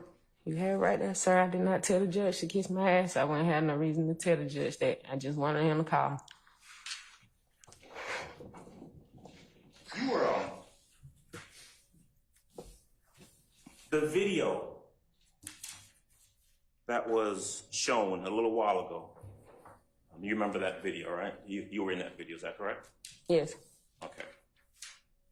I think you were asked earlier if you know when that video was.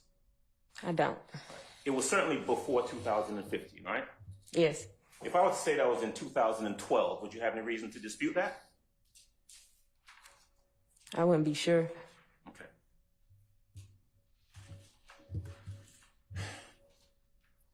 At any of the times when you met with and spoke with anyone from the DA's office in regards to coming in here and testify, were you ever shown that video and said, hey, we're gonna show you this video so you can help enlighten the jury about this RICO case? Anybody ever show you the video and ask you that? No. Is there anything in any of that video, anything, that has anything whatsoever to do with the 2013 incident you've been asked questions about? No. Is there anything about you wearing red, throwing up whatever kind of signs, or whomever it is you're with in that video that tells us anything about what happened in 2013? No. I stand the question. So we ask the witness's answer be stricken. Ladies and gentlemen, you need to disregard the witness's answer. And Ms. Benny, if there's an objection, stop talking. Oh, okay. Okay, immediately, and let me rule upon that before you complete, okay? All right, thank you. Did, was the first time that you saw that video when it was played here in court? Yes. First time you were asked any questions about it when it was played here in court? Yes. Did Mr. Hamilton ever show you any videos or any photographs at any time that he met with you? No. Did he, Mr. Hamilton or anybody else, ever ask you any questions about gang or gang affiliation or anything like that when they met with you? No.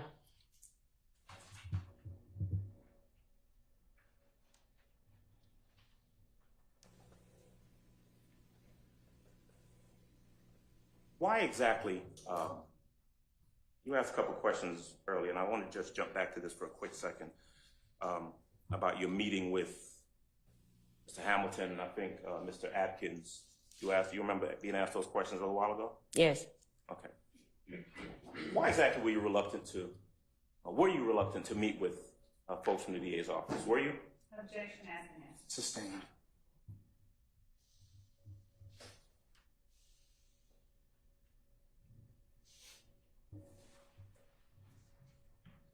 All right. Back to 2013.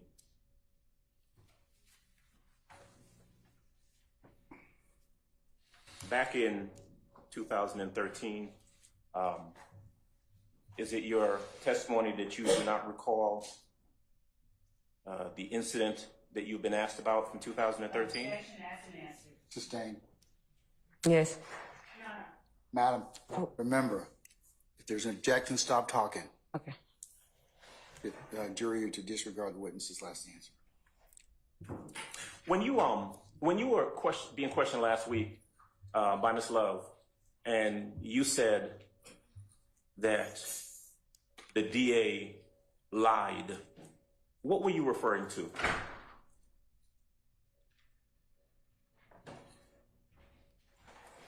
I don't know.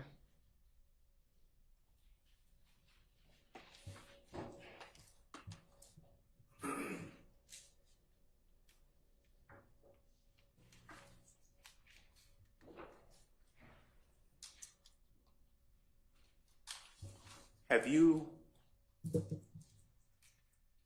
2013, since 2013, let's see, 2013, then in 2015 you went into custody, is that right?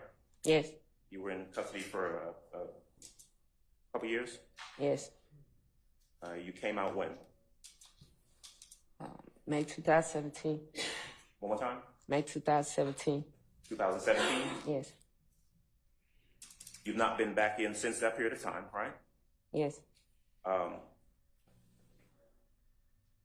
The first time that you had a conversation or asked any questions about this 2013 thing was when?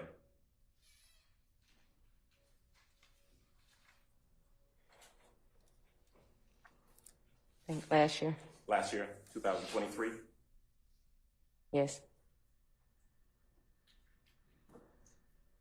Are you aware that this 2013 thing that they've been talking about is not even part of this indictment? Objection, Your Honor. I sustain the objection.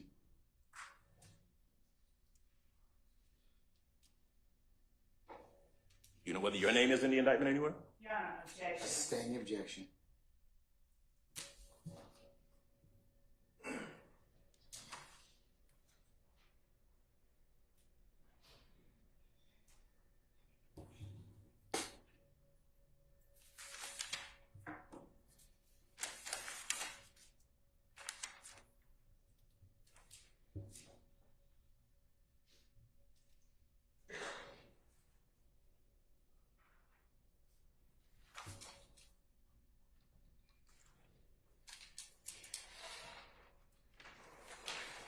And this video, right, that you saw a little earlier, remember you were asked a couple questions about sex, money, murder? Yes. Sex, money, murder have anything to do with this incident we're talking about from 2013? No.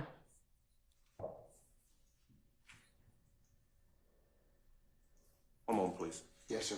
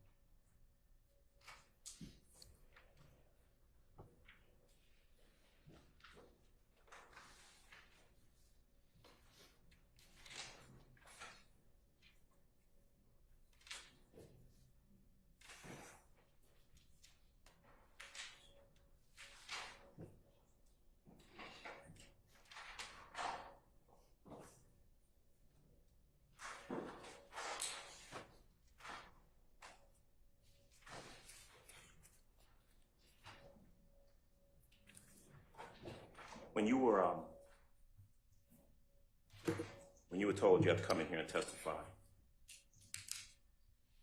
you were assured by the state that your face wouldn't be shown, right? No. Was that your face that was shown in the video that they played a little earlier? Yes. That's all I've got. Any other examination, counsels? All right, anything further? State? Yes. No? I'm sorry. Is there anything further? Yes, Your Honor, just briefly, regarding the questions asked by Mr. Adams. Probably about 4 more questions. All right, let's see. Thank you, Judge. Ms. Bennett, you were asked by Mr. Adams about State's Exhibit 34 Alpha Alpha. And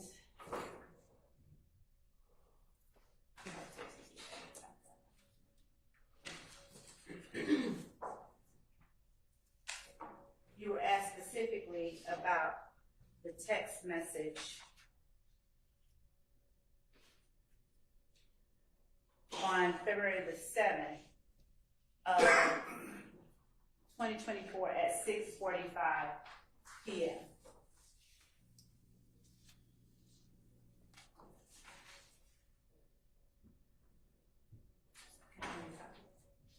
State's Exhibit 34 Alpha Alpha. Mr. Adams, did you keep 34 Alpha Alpha? I think so. It should be up there with the rest of them. I'll have to take a look.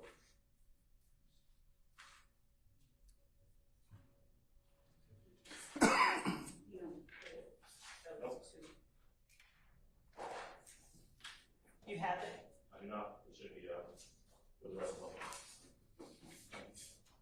The only two that were up here are 29 and 30.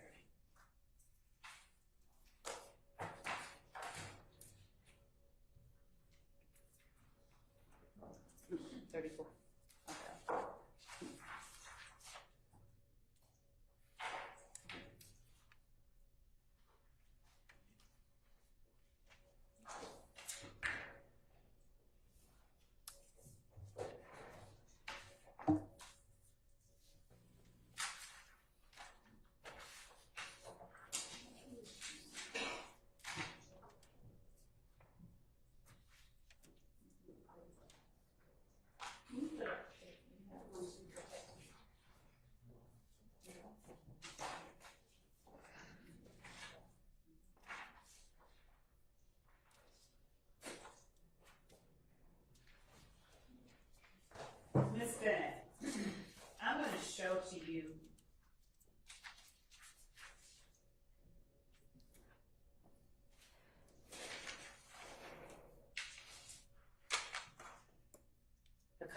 of State's Exhibit 34 Alpha Alpha. And you're agreeing that February 7th, 6:45 p.m. is when you received the text, hit me up if you're bored later, we're not gonna talk shop? Mm-hmm. Okay. And Mr. Adams asked you whether you spoke with Lieutenant Hamilton on the telephone after that. Do you recall that? Yes. Okay. Now, as part of State's Exhibit 34 Alpha Alpha, would you agree with me that there are also telephone calls that are reflected from February the 7th of 2024? Yes. Okay. And would you agree with me that, just look all through it, there are 2 telephone calls, and if you need to look through the rest of the exhibit, feel free to do so, on February the 7th, 2024. And that one is an incoming call at 6:02 p.m. Incoming to you, outgoing from Lieutenant Hamilton. That lasted 3 seconds. Would you agree with me? This not indicating whether the incoming or the outgoing is mine or his. I don't understand this. Okay. Like the text message. All right. You have both of your phones in your possession, correct? No, Where are they? I don't have them. I'm asking you where they are. Oh, my phone. I just have one of them right now. Okay. Where's the other phone? What? Broken. Okay. So when you say broken, what do you mean? Help me understand that. It's cracked. So why did you need to get a new number for the cracked phone? Why did I need to get a new number for the cracked phone? Yes, ma'am. When my phone was broken, I couldn't receive calls, send out calls, so I had to get another phone. Okay. So you don't have a plan, or is it, why did you have to get a whole other phone for a cracked? No, I don't have a plan on it. Okay. So did anyone ask you to look through either of your phones to look at the messages or the times from that you received or made calls to Lieutenant Hamilton? No, you just showed me that. Okay. And you'd agree with me that the only 2 calls reflected on this call log are a call at 6:02 p.m.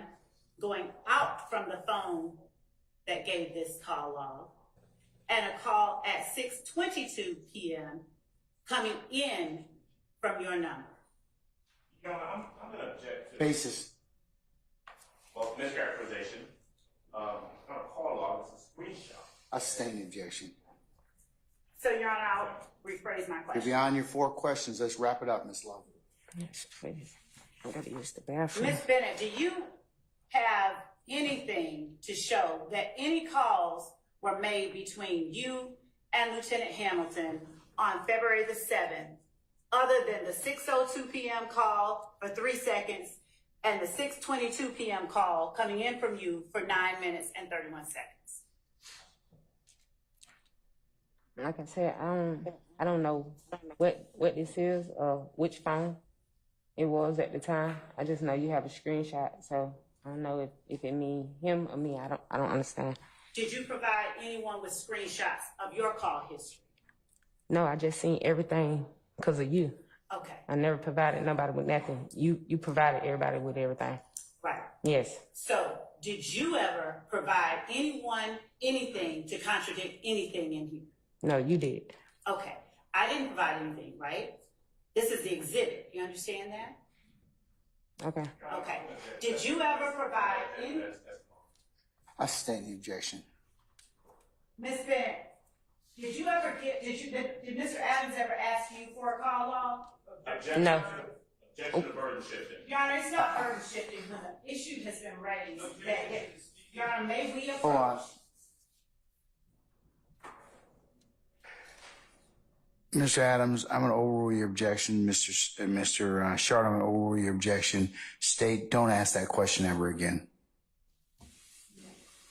And Ms. Bennett, would you agree with me that the next call between you and Lieutenant Hamilton did not occur until March of 2024, as reflected by these calls on these screenshots?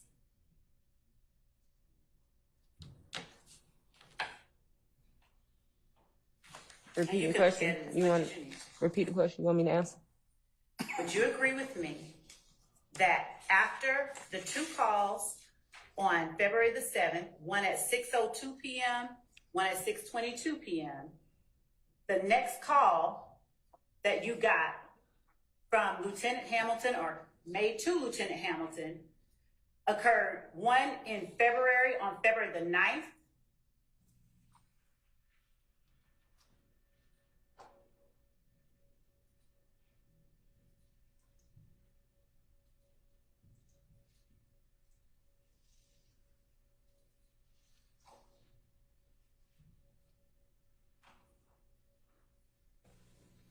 Which one are we talking about?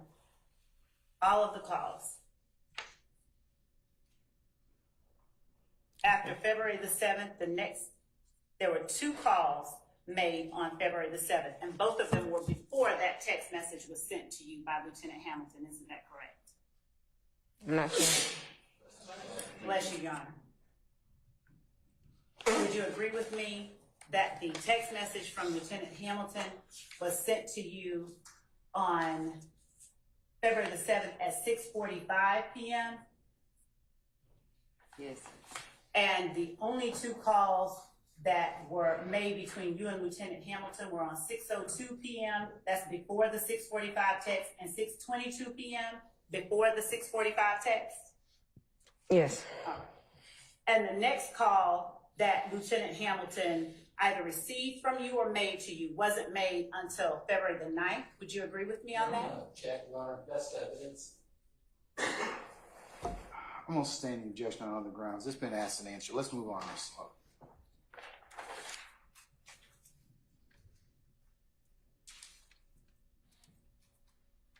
And it's fair to say that notwithstanding any of this, all of this occurred well after 2013, correct?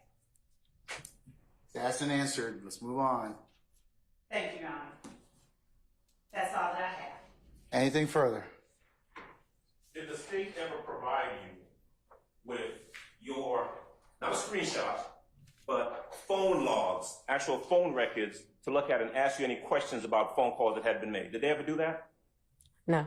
Did they ever provide you with phone records from Investigator Hamilton and ask you to look at those and ask you questions about phone calls that had been made? Did they ever do that? No. That's all. Anything further? No, Your Honor. All right, may Ms. Bennett be permanently temporarily excused as a witness? Yes, Your Honor. Yeah. Permanently? Yes, Your Honor. Okay. Ms. Bennett, I'm going to permanently excuse you as a witness. You're free to go about your usual duties and avocation. Just don't discuss your testimony with anybody except the attorneys in this case, okay? And Your Honor, we'll provide an order as it relates to Ms. Bennett's. Yes. All right. Thank you, Ms. Bennett. You can step out, please.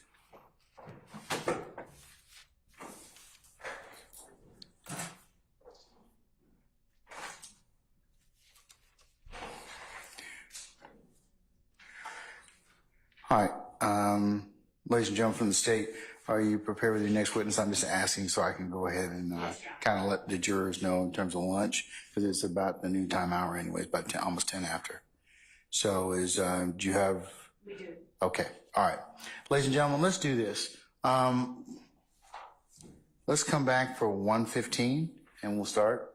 1:15 we'll actually start and begin the afternoon session, okay? All right. Unless there's anything else, we'll be in recess until 1:15. All rise.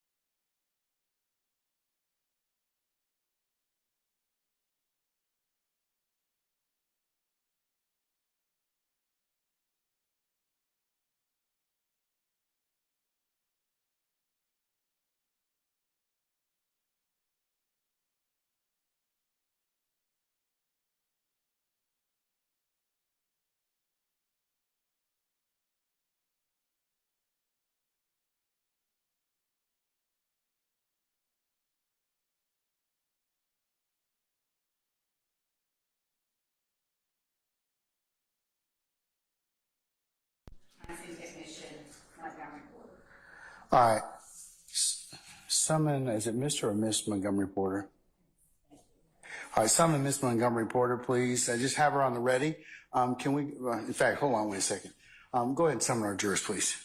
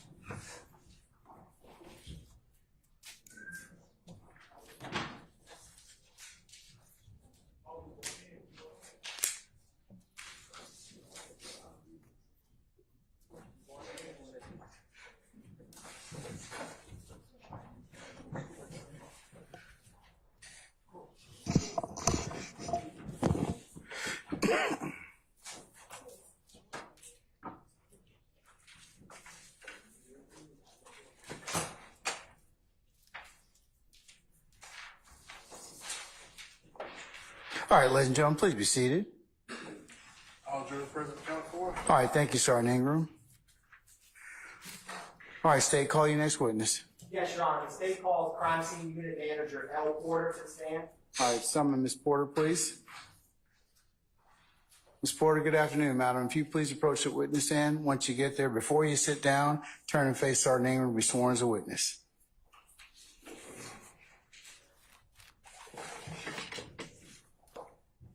You swear affirm testimony to give the truth, the whole truth, nothing but the truth? Yes. Have a seat. Thank you. State and spell the first and last name. Okay. My first name is LaShantis, LaShantice. Last name Porter, Porter. Good afternoon, Manager Porter. How are you doing? I'm doing well. Can you tell the jury where you are currently employed? I am the crime scene unit manager at the Atlanta Police Department. How long have you been with Atlanta Police Department? I've been with the police department for 17 years. And can you explain to the jury what does your current position as the crime scene manager, what all do you do in that capacity with APD? In my current position, I make sure that the crime scene unit and the crime scene techs are processing their scenes correctly, making sure they're collecting evidence correctly, doing their reports on time. I also manage our background check unit and making sure they are assisting the public with their background checks. We also do fingerprinting, and we have a photo lab that provides photos to law enforcement agencies. Is that photo lab in-house to APD? Yes. Now, when you first started with APD, what position did you hold? I started as an office support assistant, and I worked in the personnel unit. What did you do after that? I went to the motors unit, and then I went to Central Records, and then from Central Records I went to the crime scene unit. Now, when you first went to the crime scene unit, what was your initial position there? Crime scene tech 1. What is the crime scene tech 1? A crime scene tech 1 is your entry level. Crime scene tech, you go to scenes, but you respond with the senior technician. What is after a crime scene tech 1? Crime scene tech 2. Did you ever become a crime scene tech 2? Yes. When did you become a crime scene tech 2, roughly? I believe it was in 2011. And what do you have to do to get promoted, so to speak, to a crime scene tech 2? We have a series of classes that we take at Georgia Public Safety Training Center in Forsyth. So once we take those 7 classes and we have a year of work on the job training, then you get your certification. Now, in the state of Georgia, is other crime scene techs and other law enforcement agencies, do they take similar classes? Everyone takes the same classes. So is the crime scene tech 1 and 2, and is there a crime scene tech 3? It is. Is that something that's used with law enforcement agencies across the state? Some of them, not all. Now, did you ever get promoted to crime scene tech 3? I did. What do you have to do to attain that? So I was grandfathered into the position once they changed them. However, you have to have a IAI certification, which is a national forensic certification. Now, if you, so in total, with your time with the Atlanta Police Department, is it fair or not fair to say that the bulk of your time has been spent in some capacity as a crime scene technician? Yes. Now, when did you first take on your current position as a manager? It was in 2018. And you've been in that position from 2018 until present day 2024? Yes. Roughly how many crime scene techs work underneath you? Right now we have 10 crime scene techs. Now, the crime scene techs, do they respond across the city? Are they broken down by zone? How does that work with APD? They respond across the whole city and the airport. Now, in your capacity and time with APD, if you had a ballpark, how many crime scenes have you personally responded to? Over 5,000. And do you ever have to respond to crime scenes in your current position as a manager? No. What would be a circumstance that you have to respond to one in present day? If it's a major scene or if we are short-staffed. Now, can you describe for the jury, for the crime scene tech, say crime scene tech 1 that respond, what is their duties and responsibilities when they respond to a crime scene? So upon responding to a crime scene, we get the calls on the radio. We respond to the scenes. We're requested for photos. We take photos. We process for fingerprints. We collect evidence. We collect biological evidence, clothing, anything of the sort. We process vehicles if necessary. And when crime scene techs with APD respond to a scene and take photographs, do they have any interaction with officers or investigators on scene to know what to photograph? Yes. How can you kind of describe for the jury how that works? You're a crime scene tech, you just got on scene. What are some of the steps that you all perform? Okay, so upon arriving on scene, we will speak with the lead investigator or the officer on scene. We will do a walkthrough of the scene, and that entails them letting us know the type of call it is, the type of processing they're requesting, how big the crime scene is, if we have to respond to multiple locations, and so on and so forth. Now, Manager Porter, did you turn your attention to May 13th of 2013? On that day, did you respond to the crime scene related to the case you're here to testify to today? Yes. Now, what location did you respond to back on May 13th, 2013? It was 980 Confederate Avenue. And was that a home, a building, an apartment? It was an apartment. And what specific apartment did you respond at 980 Confederate Ave? It was apartment D. D as in? D as in dog. Mm-hmm. Now, was that in Fulton County? Yes, I believe so. And how did you get dispatched to go there? What were you responding to? I was responding to a shots fired robbery call. And when you got there, can you describe to the jury what you did once you arrived to that scene? So upon arriving on the scene, I spoke with the lead investigator or the officer, and he advised what he had and showed me the apartment to photograph, and from there I processed the scene. Now, when you processed this scene at 980 Confederate Avenue, apartment B, did you do a walkthrough of the scene before you started taking photographs? Yes. And did you in fact take crime scene photographs of this scene? Yes. Now, back then, what would you have used to take these photographs? We had a digital camera.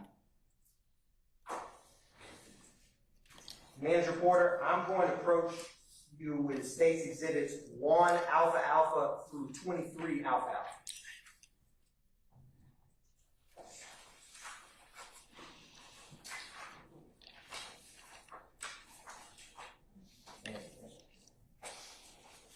You already shown what's the defense counsel, sir?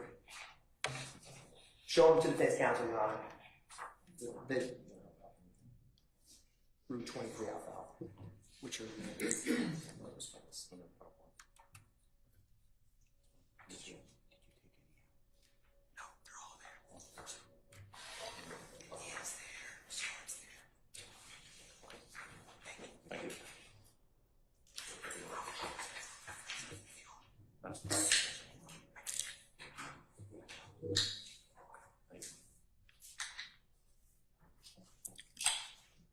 Manager Porter, I've handed you 1 Alpha Alpha through 23 Alpha Alpha. You can take a minute, flip through those, and when you're done looking through them, just look up at me. Thank you, Mayor.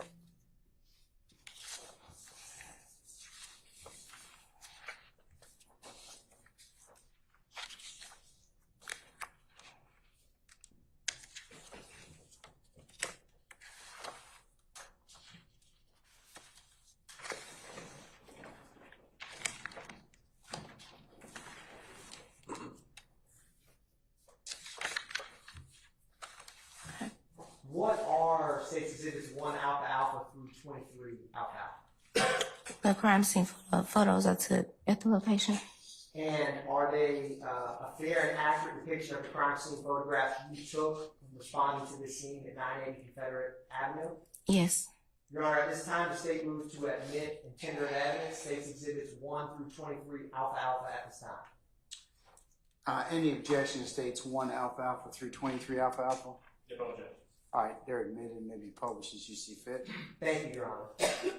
Now, I'm publishing State's Exhibit 1 Alpha Alpha. Manager Porter, whatever, I'm going to walk through some of these. You can use the hard copies in front of you. There's a screen to your left, and then there's one behind you. Whichever of those works the best, we're going to walk through this. Can you turn your attention to 1 Alpha Alpha as shown on the screen? What does this photograph depict? This is an overall of the location at 980 Confederate Avenue. And why is it important to take an overall photograph? To show the location you're responding to. And does this photograph, is there multiple units that were at 980 Confederate Avenue? Yes. Do you recall how many there were? From this picture, it looks as though there were 4. Now I'm going to publish State's Exhibit 2 Alpha Alpha. Is that the address of the location you responded to? Yes. Why is it important for you to take a photograph of the address when you respond to the crime scene? To depict the address that you're responding to. Publishing State's Exhibit 3 Alpha Alpha. What is depicted in 3 Alpha Alpha? Apartment doors C and D. Now, to get up there, did you or did you not have to go up these stairs? Yes, there were stairs. And why did you take this photograph that shows apartments C and D? It was a photograph in relation to apartment D that I was responding to. So it's to show it was 2 doors at the top of the stairs. Publishing State's Exhibit 4 Alpha Alpha. Is 4 Alpha Alpha, is that the same apartment B that was just depicted in 3? Yes. Publishing 5 Alpha Alpha. Is this a close-up of the apartment door, B? Yes, it's a close-up of the apartment letter. I'm publishing State's Exhibit 6 Alpha Alpha.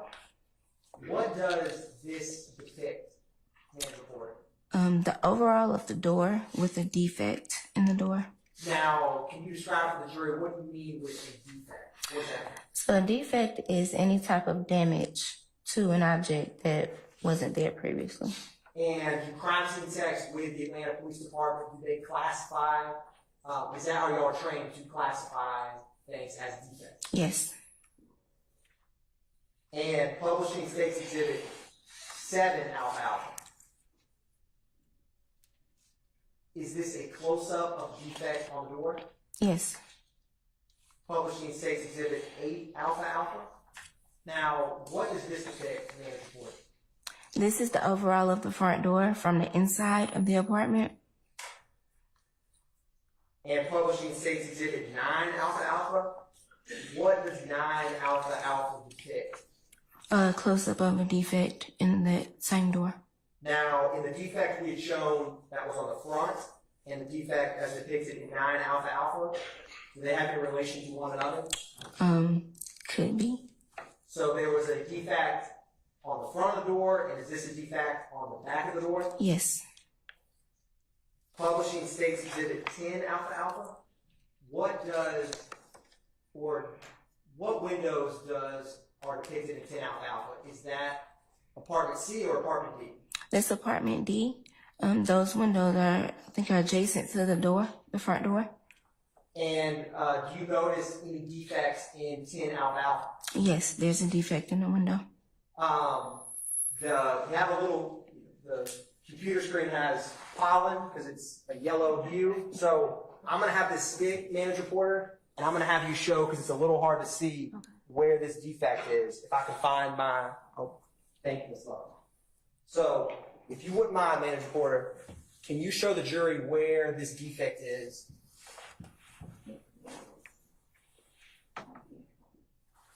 Thank you. You can keep that up there. I may use it again. If we could zoom out. Turning to 11 Alpha Alpha. Is this a zoomed in depiction of that defect on the window outside apartment D? Yes, it's a close-up. Publishing State's Exhibit 12 Alpha Alpha. What and why do you take a photograph such as 12 Alpha Alpha as you did here? So we, upon entering a location, we take overalls of the entire area. And in 12 Alpha Alpha, is that door the same door we had just talked about with the defect in it? Yes. And do you see the window that we had just looked at that had a defect in it? Yes. Where is it in this photograph? It's to the left of the door. Is it the window that's closer to the door? Yes. Now, Publishing State's Exhibit 13 Alpha Alpha. Manager Porter, do you see, or what does 13 Alpha Alpha depict? I'll start with that. It's the overall of the living area. And do you see the boxes in 13 Alpha Alpha? Yes. Could you tell the jury what some of those boxes are to be photographed?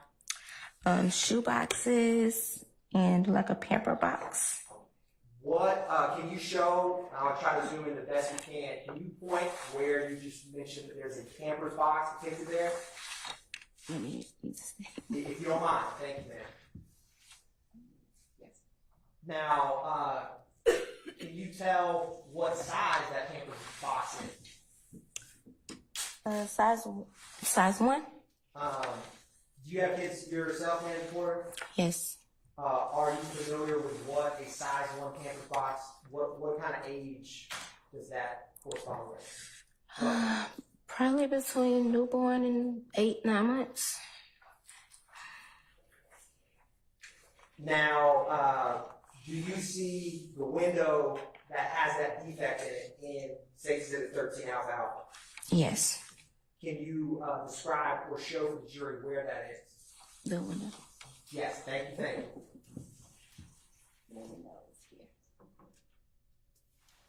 Now, I'm going to publish State's Exhibit 14 Alpha Alpha. Bless you.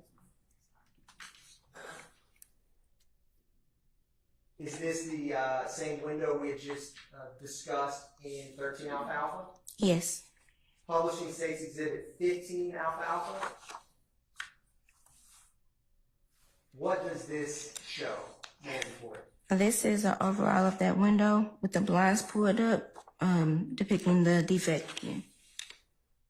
So you remember earlier on when the window that was to the right of part of D, we saw seeing a defect on the outside of the window? Yes. Does this correspond to that? Yes, this is the inside. And is the front door in relation to this to the immediate right or left of this defect? On the inside to the right. Publishing States Exhibit 16 alfalfa. Is this a zoomed in of that defect? Yes, it's a close-up of the defect. I may have your assistance just because of this cue. Can you show where that defect is? Thank you, ma'am. Publishing States Exhibit 17 alfalfa. What does this depict, ma'am, report? The overall of that same living area with the defect in the wall. Can you show where that defect in the wall is? I'm going to try to zoom in a little bit for you.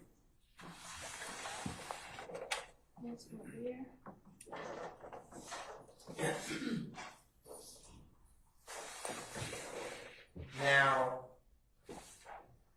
looking at that defect, I want to put back up briefly State's Exhibit 13 alfalfa. Do you see that defect, Manager Porter, that you just showed?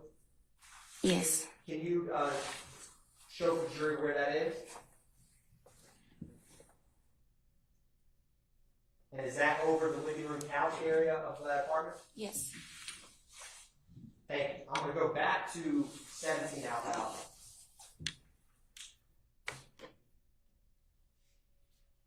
Publishing 18 alfalfa. Do you see any other defects in this photograph other than the defect you just described on the wall? Yes, there are defects in the closet doors and the wall next to the closet doors. Would you mind using that pointer to show the jury where these are?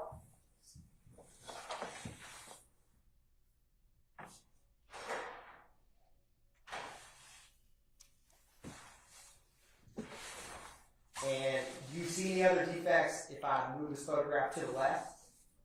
Yes, to the other closet set of closet doors.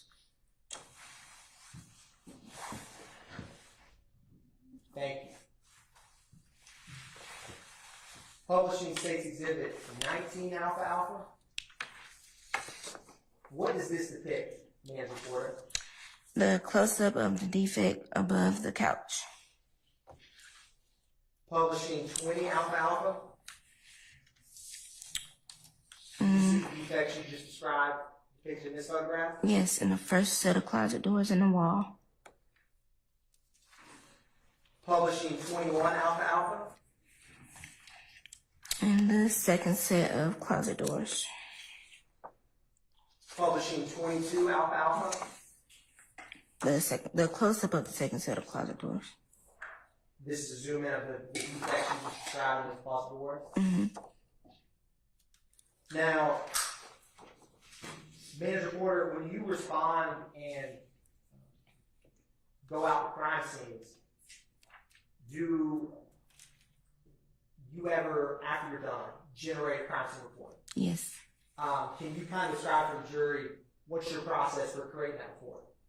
So when we get back to the office, we insert our crime scene report. We use the information from what the officers gave us on scene, which would be the case number, the name, the date, victim, suspect information. If there's a vehicle involved, there's vehicle information, the address, and their identifying numbers, their name, unit numbers, and radio number.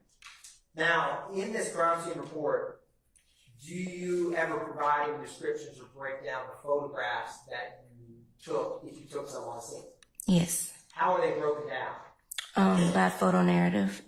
We break them down one photo, one by one. And do you also describe in this report what you did when you responded on scene? Yes. Now, in this case, when you took the crime scene photographs, did you take any other photographs of any other units at 980 Confederate Avenue, that building, No. If you had been requested to take, if you had responded there or needed to take photographs of the entire building shot up, would you have taken those photographs if there was additional defects to photograph? Yes. Now, I want to approach and hand you 54 alfalfa, which is the crime scene report.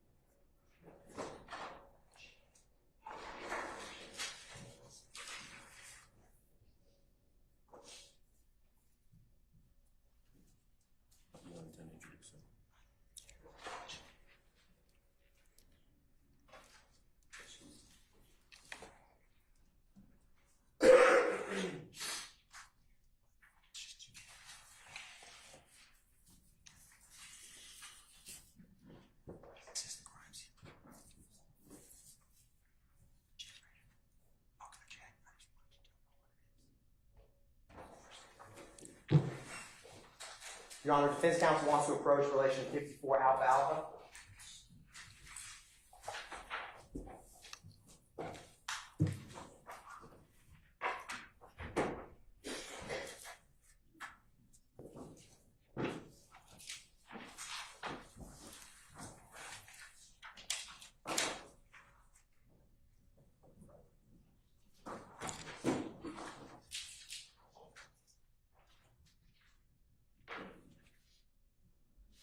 Yes.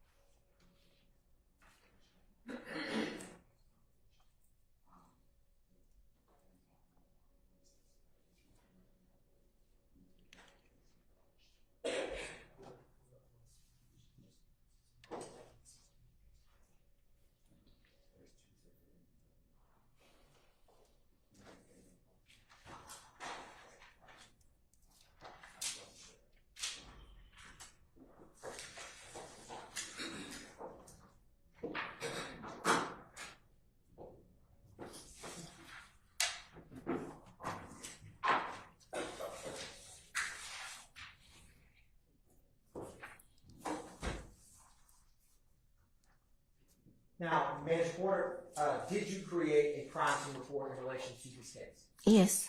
I'm going to approach you with 54 Alpha Alpha. If you could take a minute to look through that and look up at me once you are comfortable with that document, if you are.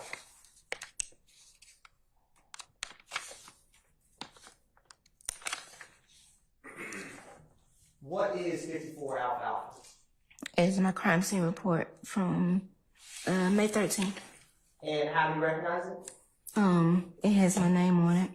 Is it a fair and accurate depiction of the crime scene report that generated when you responded to 980 Confederate Avenue on May 13, 2013? Yes. At this time, the state moves to tender and admit into evidence 54 Alpha Alpha, Your Honor. Any further objections? Previous objection. Okay. I'm going to admit statement for Alpha Alpha objection. Thank you, Your Honor. Now, Manager Porter, does crime scene reports have what is classified as a NCIC number on it? Yes. What is an NCIC number? It's the crime reporting number for that particular crime. What was the NCIC number for this case? 1207. What does that correspond to? A robbery in a residence with a gun involved. Now, once you create that crime scene report, when did you generate this specific report in this case? On May 17th. Is that usual or unusual to have a report generated days after you respond? Not unusual. Now, in the photographs you took that we have just walked through, did those photographs go through that APD lab that we had discussed earlier? Yes. Can you describe how does the photo lab work once you're fresh off the scene at 980 Confederate Avenue, you go back to the lab? How does that process work? So when we get back to the office and we do our reports, we put our photos on a disc. We place the report and the disc into an envelope, and we send it downstairs to our photo lab. Now, is this like, so once the photo lab gets it, do they process the photos? Yes. And do they make any documentation or after the photo lab processes it at APD? They document whether the correct number of photos they say on the report is on the CD. They document whether the photo descriptions are what they depict on the picture. Now, do you know what day the photo lab completed reviewing the photographs in this report? I don't know what day they completed, but they received it on May 20th of 2013. And do you see the initials of someone who worked in the APD photo lab that would review this back on May 20th, 2013? Yes. What are those initials and who was it? RT, Ronald Thomas. Is that someone that you worked with? Yes. Now, I want to, you've admitted, but I have not yet published Case Exhibit 23 Alpha Alpha. I'd like to do that now. Manager Porter, are you right or left-handed? I'm right-handed. And so, what hand do you use to shoot the photographs that you use when you're on scene? My right hand. So, in this photograph, 23 Alpha Alpha, is that your hand that's depicted in the photograph? No. And how do you know that? Because they're not wearing gloves. And do you wear gloves when you handle items on scene? Yes. Now, what is 23 Alpha Alpha? It's a picture of a cell phone with two men on the front. What kind of cell phone was it? Metro PCS Samsung. And whose cell phone was it?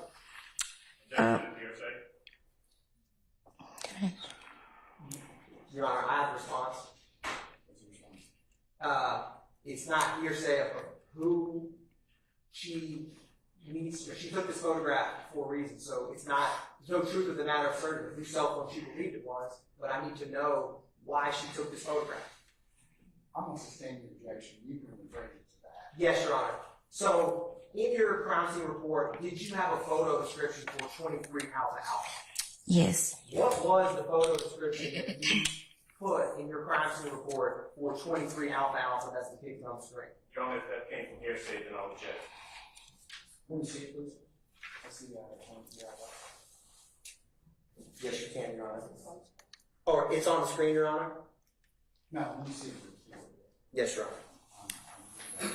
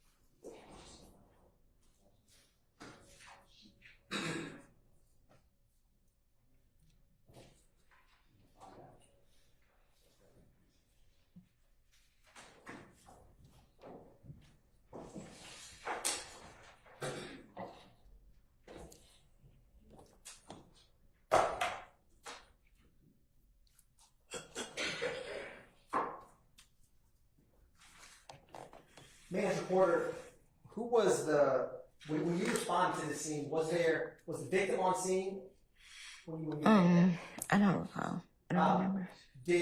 Who was the victim that you was at this scene, that you responded to? Who's the victim? Yes. Archillian Bennett. I'm going to object to the witness reading from the document. I sustain the objection. You can use refresher recollection. And Your Honor, the state has tendered 54 Alpha Alpha.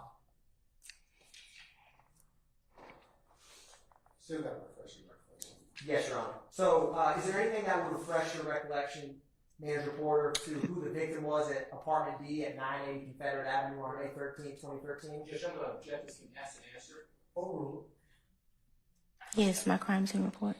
And would looking at your crime scene report that you personally generated after responding to the shots fired at 980 Confederate Avenue, apartment D, help you in knowing who the victim was of that crime? Yes. Your Honor, the state's going to hand or allow Manager Porter to look at 54 Alpha Alpha to figure out who she put as the victim and refresh her recollection. You can take a look at the document every time let counsel know. Okay? Okay. Has your recollection of who the victim was been refreshed, Manager Porter? Yes. Who was the victim for this shots fired at apartment D at 980 Confederate Avenue? Archillian Bennett. And have you ever responded to scenes where victims have photographs of suspects that they say committed a crime against them? Yes. And have you ever had the opportunity to photograph or obtain who a victim says is someone who committed a crime while you're on scene? Yes. And how do you document that? By taking a photograph of it. So, in 23 Alpha Alpha, why did you take a photograph of this black and red Metro PCS Samsung cell phone? Hold on, what's the objection basis? Assumes facts and evidence. She's not testified that she took a photograph. I would agree, I'll sustain the objection. Did any other crime scene technicians go to you and respond with you to apartment B and that? No. Are all the photographs, the crime scene photographs that are depicted and outlined in your report, ones that you personally photographed? Yes. Did you personally photograph Exhibit 23 Alpha Alpha? That's from the scene. Yes. And Manager Porter, why did you photograph this black and red Metro PCS Samsung cell phone that has two individuals on it as depicted in 23 Alpha Alpha? It was at the direction of the investigator. And what was your understanding of who was depicted in this cell phone? Those were the suspects. I'll sustain the objection. Your Honor, may I briefly respond or approach? It's brief. So I can give one word. All right, let's see it. Impeachment.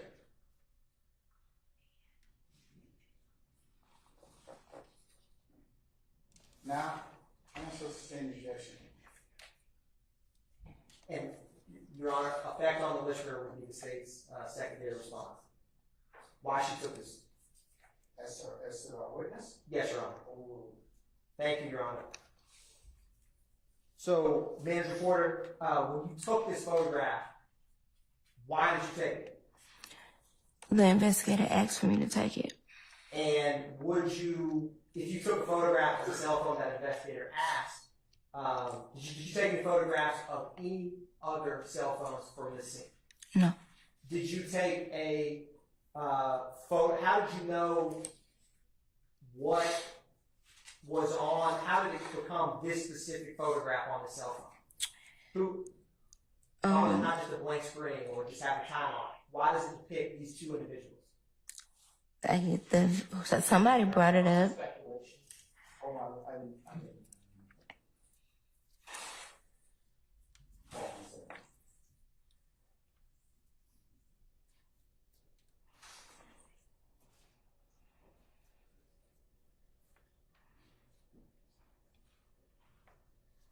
I'll sustain the objection. Now, how, Manager Porter, did you describe 23 Alpha Alpha in the report that you personally generated? Overall of suspects on victim's phone.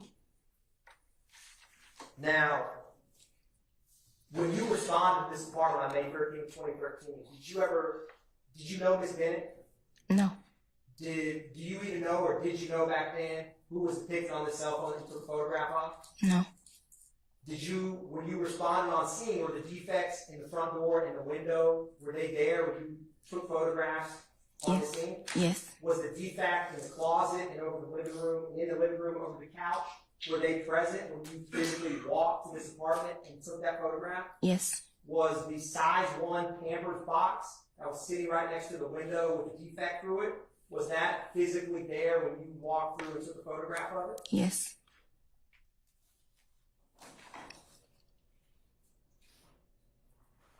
And Manager Porter, was the entire building shot up or just apartment B when you responded on May 13th, 2013? Objection, Your Honor, cause for speculation.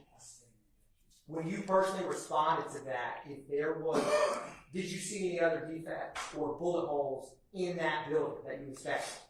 I didn't. And if you would have taken a photograph? Would that have been something significant to document when responding to shots fired on the robbery call? Yes.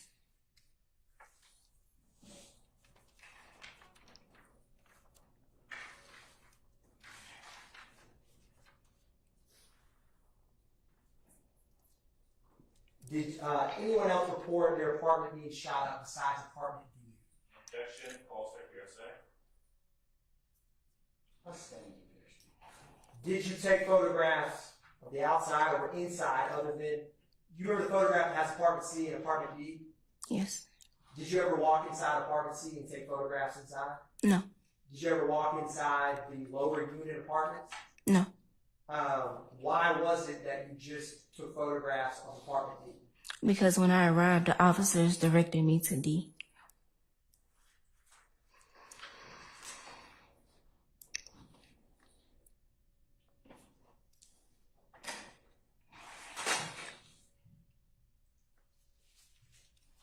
One brief moment, Your Honor.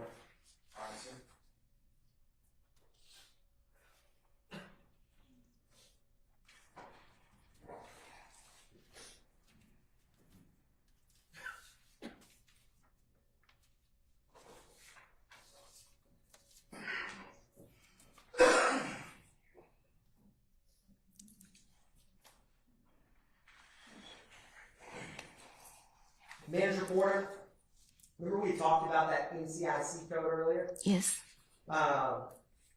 In your crime scene report, how was it described? Was it something additional than just shots fired? Was there some other crime that you responded to? Robbery. Robbery?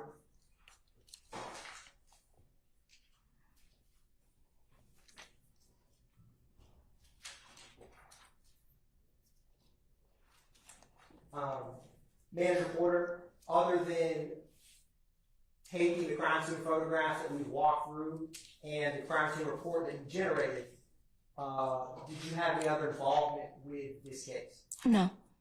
Did that conclude your involvement? Yes. Thank you, Manager Porter. No further questions by the state at this time. Please, Councilman House. Cross.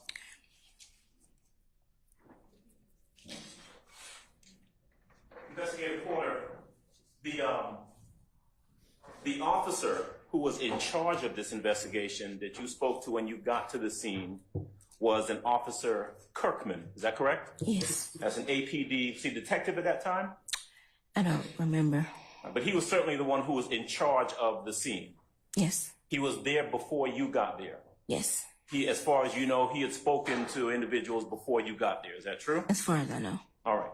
And this was in 2013, Yes. approximately 10, maybe a little bit more than 10 years ago, right? Yes. You remember this from looking at the report that you referenced a little earlier, correct? Yes. You remember it based on conversations that you had with the district attorney's office. Is that right? Yes. Okay. And would you agree with me that crime scenes sometimes tell a story?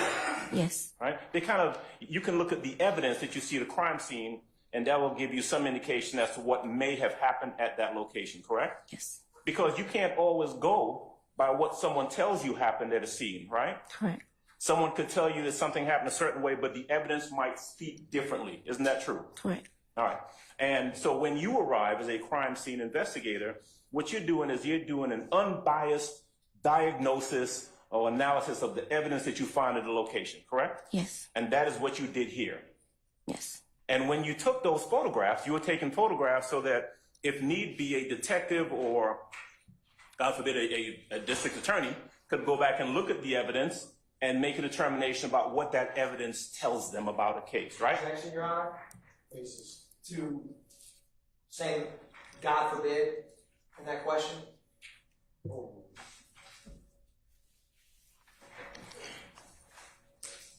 I'm going to ask the indulgence of Ms. Knight, please, if in regards to putting some of those photographs up, and I'll note them one by one if you don't mind. That's okay. Is that okay? Thank you. All right. All right. So, Investigator Porter, I want to start with what you described as. Remember, you were asked questions by the district attorney about the NCIC code? Yes. 1207, right? Yes. And it was noted on the report as robbery, residence, gun. Is that correct? Yes. You input that information, correct? No. Who did? It generates with the call. Okay. You didn't take the call, right? No, not a call taker. Right. And so you don't know that a robbery or of a residence or a gun occurred. You just know that this is the code that was put in this. Is that correct? Yes. And you didn't put it in? No. Because you weren't there at the scene, correct? No. You didn't witness any of this? No. You showed up on the 13th of May, 2013, correct? Yes. And the information that you had, well, you tell me if you had this information, is that something had occurred at that location on May the 12th of 2013. Is that right? No, that's generated as well from the incident number. So you don't even know when the incident occurred? No. Okay, you just know that you were called to a location, you showed up on the 13th, and you were asked, or you were directed by Officer Kirkman to go ahead and, quote, process the scene. Yes. Okay.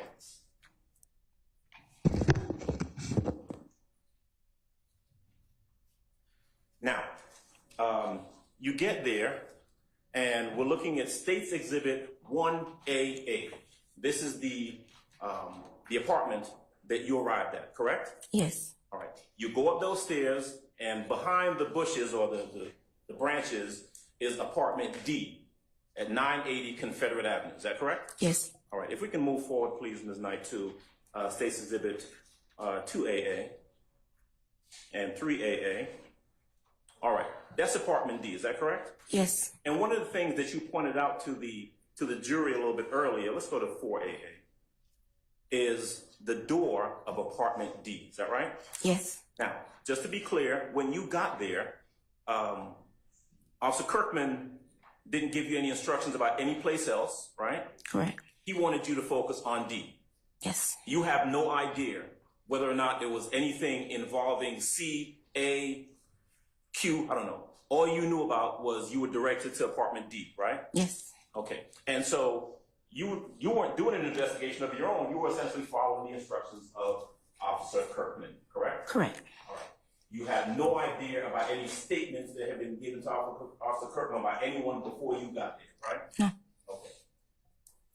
You are obviously not in a position to pass upon or to talk about the truthfulness of any statement given to anyone before you got there, right? Don't answer that. Don't answer that. Improper. Okay, I'll rephrase. So you get to the apartment, and you're directed to the door of apartment D, correct? Yes. All right, we can go forward to 5AA, please. All right, that's a close-up of the letter D, all right? And then 6 is a closer-up shot of the door, is that right? Yes. Now, you've got that pointer in front of you. Actually, may I just step up? Oh, yes, sir. All right. So you've got it over there to your left, but I guess you should probably turn around and look around for it. All right. So right here we've got what you described as a defect. Is that right? Yes. And for purposes of educating the jury, a defect just means that there's something there in the door that is not normal, right? Something has caused this defect or indentation in the door, correct? You don't know what it is. You don't know the circumstances under which it occurred, right? Now, but let's go to 7AA.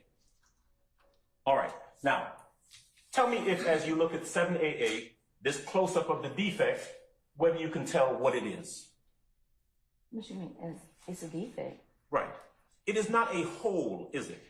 No. In other words, I'm sorry, I didn't mean to interrupt you. Go ahead. No, it's just a defect. Okay. And do me a favor. It's my fault because you're facing me, but Madam Court Reporter is behind you, so when you speak, make sure you speak loudly enough so she can pick you up. Okay. Otherwise, I get in trouble. All right. And so what you've got is a defect right there on the door, but not a hole that goes through the door, correct? Correct.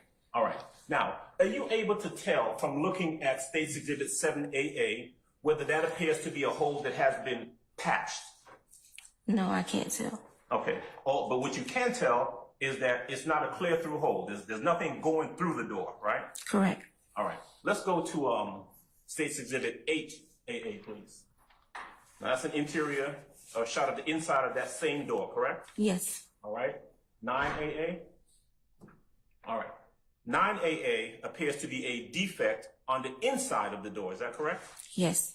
All right. Let's see what 10AA is. Okay, let's go back to 9, please. All right. Is there any way to zoom in on that, Ms. Knight? All right. As you look at that zoomed in image of 9AA, which is the inside of the door, would you agree with me that that defect is not a hole? There's nothing that, it's not a through and through hole. Is that correct? Correct. would you agree with me that it appears to be patched in some way? There's something inside of that defect, is that right? Objection, Your Honor. Counsel's testifying. Does the defect in States 9AA appear to be a hole that is patched? Objection, Your Honor. Speculation. All right. Based on your experience as a crime scene technician, crime scene tech 1, 2, 3, and now manager, does the States 9AA appear to show a defect that is a patched hole? Objection, Your Honor. Does States 9AA show a hole that goes straight through the door? No.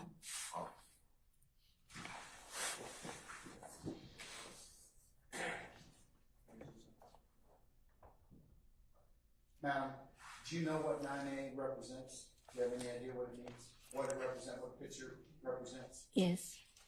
Want to tell us? It's a defect to the door. You don't know how it's caused. No.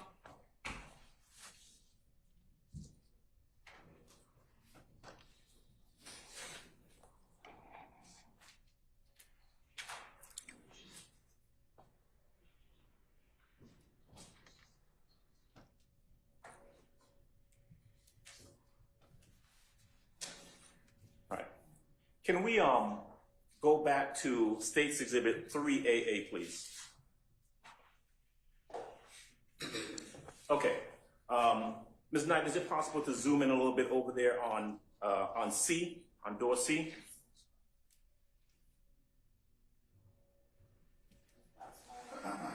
Okay. Ms. Porter? Mm-hmm. By the way, was your name different back in 2013? Yes. Was it Price? No. Okay. Who's Investigator Price? I don't know. Okay. All right. States 3AA. That is a picture of the door, not D, but C. Is that right? Yes. Now, right below the, I would say peephole, that's what you call it. What is this pointing at? That appears to be a defect in the door. A defect in the door of C? Yes. Did Officer Kirkman direct you to do anything with that door or anything with Apartment C? No.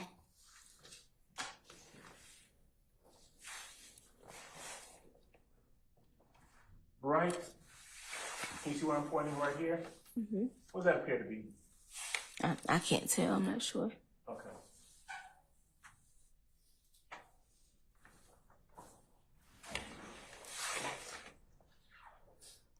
Okay, so as you come up to, let's zoom that out if you don't mind. Thank you. So as you come up to these two doors, you see C and D, both of which have defects on them, correct? Yes. Okay. Let's move forward if we can to 10AA. All right. 10AA is am I correct that that is a picture of the exterior of the window that is to the right of door D?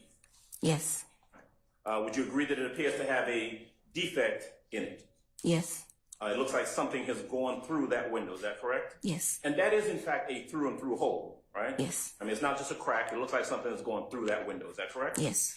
All right, if we can go to 11AA, please. That's a close-up, is that right? Yes. Now, can we zoom in on that a little bit, please, Ms. Knight? All right, now, this is fairly, let me just ask you. You would agree that something goes through a piece of glass, there's a shard, or there's something missing from that glass, right? Some glass is gone from that point, right? Yes. All right. Zoom out a bit if you don't mind, Ms. Knight.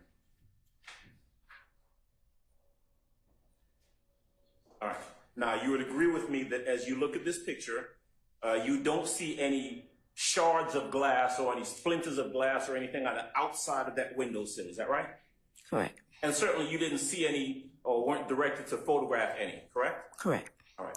If we can go to 12AA and then 13. Now, 13AA, as you're inside of the apartment, as you're being directed by Officer Kirkman, you take note of this window that has the blinds over it, correct? Correct. Am I correct that there appears to be something missing on the right side as I'm standing looking at it? Yes. Right side of the blinds. Yes. Okay. Can I go to 14AA, please? As you look at 14AA, that's a little closer picture of that window. Is that right? Yes. 15AA. Now, in 15AA, am I correct that you can see that hole that we talked about before where something has come through that window? Yes. Now, looking directly below that hole, you see a windowsill, correct? Yes. You see objects below that window, below the hole on the windowsill, correct? Yes. See a candle, right?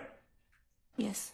And some other objects. Yes. Now, what you don't see, or you do not see, any shards of glass or any splinters of glass or anything like that on that windowsill, do you?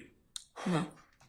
And in fact, not just on the windowsill, but anywhere in the apartment, immediately below that whole window, you don't see any shards of glass or any splinters of glass or anything, did you? I don't recall any, no.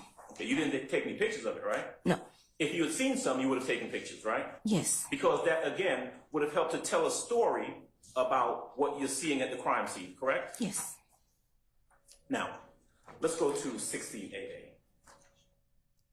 And 17. 17AA, you were shown earlier. This is a picture of the interior of this apartment, is that right? Yes. And again, you're seeing defects in this apartment, but you have no idea personally as to how or when they got there, correct? Correct. So as you look at the defect above the couch in State's Exhibit 17AA, you have no idea when that defect got there. No. You have no idea how it got there. No. 18AA, please. Now, 18AA, you would agree, is a little closer up shot of that defect above the couch? Yes. Now, you have the ability, or crime scene has the ability, to try and make a determination about the trajectory of a bullet, right? Yes. In other words, what do you call those things you use? Do you call them dowels? Rods. Rods. Trajectory rods. Wooden rods, where if you have a bullet defect on one location and another one on another location, you can use those rods to try and determine what direction the bullet traveled in, right? Yes.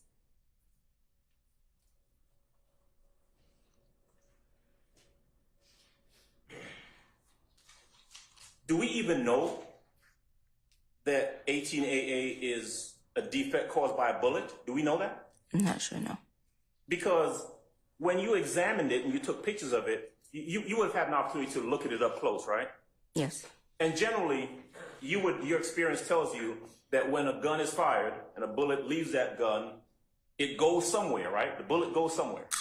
Yes. Now, there were no bullet fragments in this defect in the wall, were there? No. There were no shell casings found anywhere inside of that apartment, correct? No. There were no shell casings found outside of the apartment, true? True. No. As you sit here right now, you don't know whether or not this bullet defect above this couch has anything to do with the bullet defect on the window that we looked at earlier, do you? No. Let's go to 19AA. That's a little closer up picture of that defect, is that right? Yes. Can we zoom in on that, please, Ms. Knight?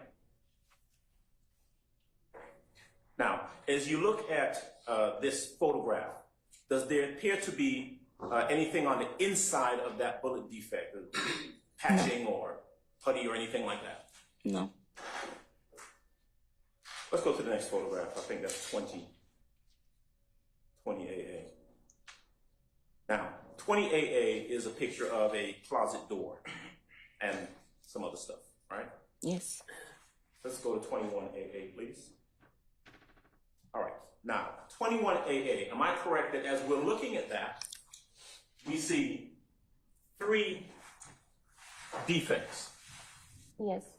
You've got one here on the wall, correct? Yes. And what appears to be 2 on this closet door, is that right? Yes. All right, can we go to 22, please? All right, now, I want to draw your attention first to the middle defect. All right, you see the one I'm pointing to right here? Okay.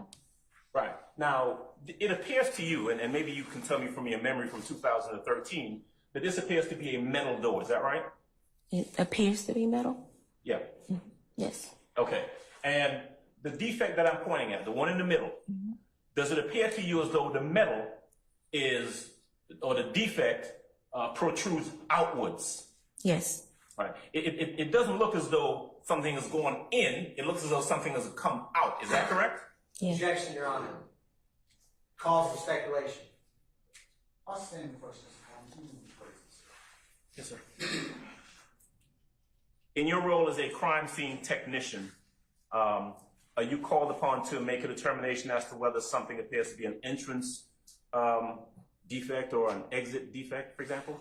No, I'm not a ballistics expert. Okay. But you can certainly look at that picture and show that and you can determine that the metal on that door appears to be coming outwards as opposed to inwards. Is that right? Objection, Your Honor. Lack of foundation based on the witness testimony.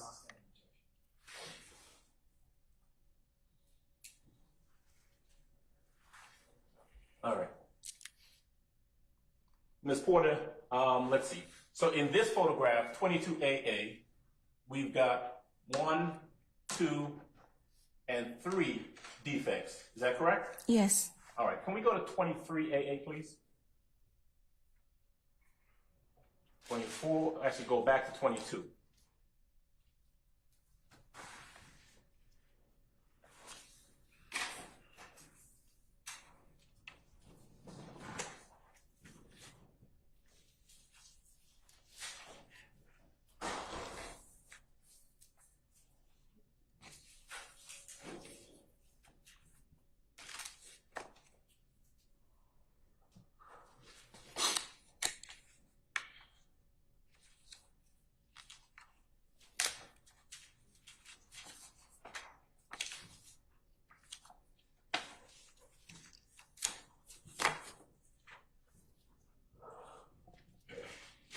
Can we go to 18AA?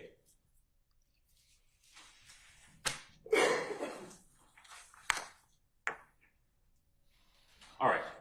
In 18AA, Ms. Porter, am I correct that we see the defect above the couch that we mentioned before, right? Yes. The defect to the right side of this, or to the right of this closet, correct? Yes. A defect in the one door of the closet, right? Yes. Let's see, 1, 2, 3, a fourth defect on the edge of this side of the door to the closet, correct? Yes. Mm-hmm. Yes? Yes. And then if we move over here to this other closet, there's also a defect here, is that correct? Not. It appears to be. I'm sorry? It appears to be, yes. Okay. So if we're counting the defect that we see on the inside of this apartment, we've got 1, 2, 3, 4, and 5, is that correct? Yes. And remind me again how many holes we saw in the window. Just one. And remind me again whether or not there was a through and through hole in the door. No. Okay, so we've got one defect in the window that appears to be something coming in the window, right? Yes. We got 4 defects on the inside of the house, of the apartment. Yes. 1 and 4 don't correspond, right? You said 1 and 4 don't correspond? Don't correspond, right? No.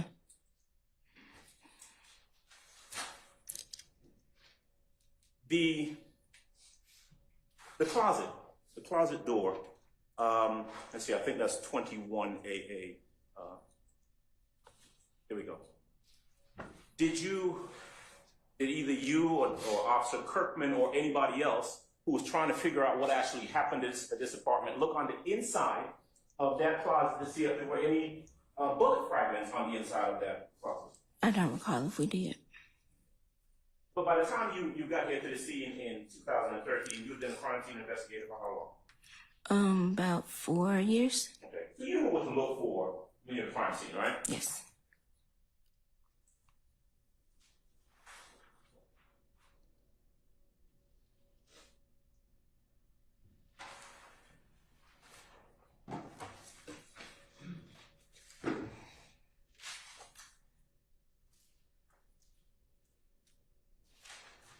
The picture of the cell phone, let's go to, was that 23 AA? Now, whose hand is that? I don't know. Did you take this picture? Yes. You don't remember whose hand was holding that phone when you took the picture? No, I don't recall. Okay. You don't know anything about the individuals in this picture, right? No. Don't know anything about the phone, right? No. Don't know who the phone belongs to. No. Don't know don't know whether this is a picture or a screenshot or whatever it is, right? No. All right. Let's go back to 1AA, please.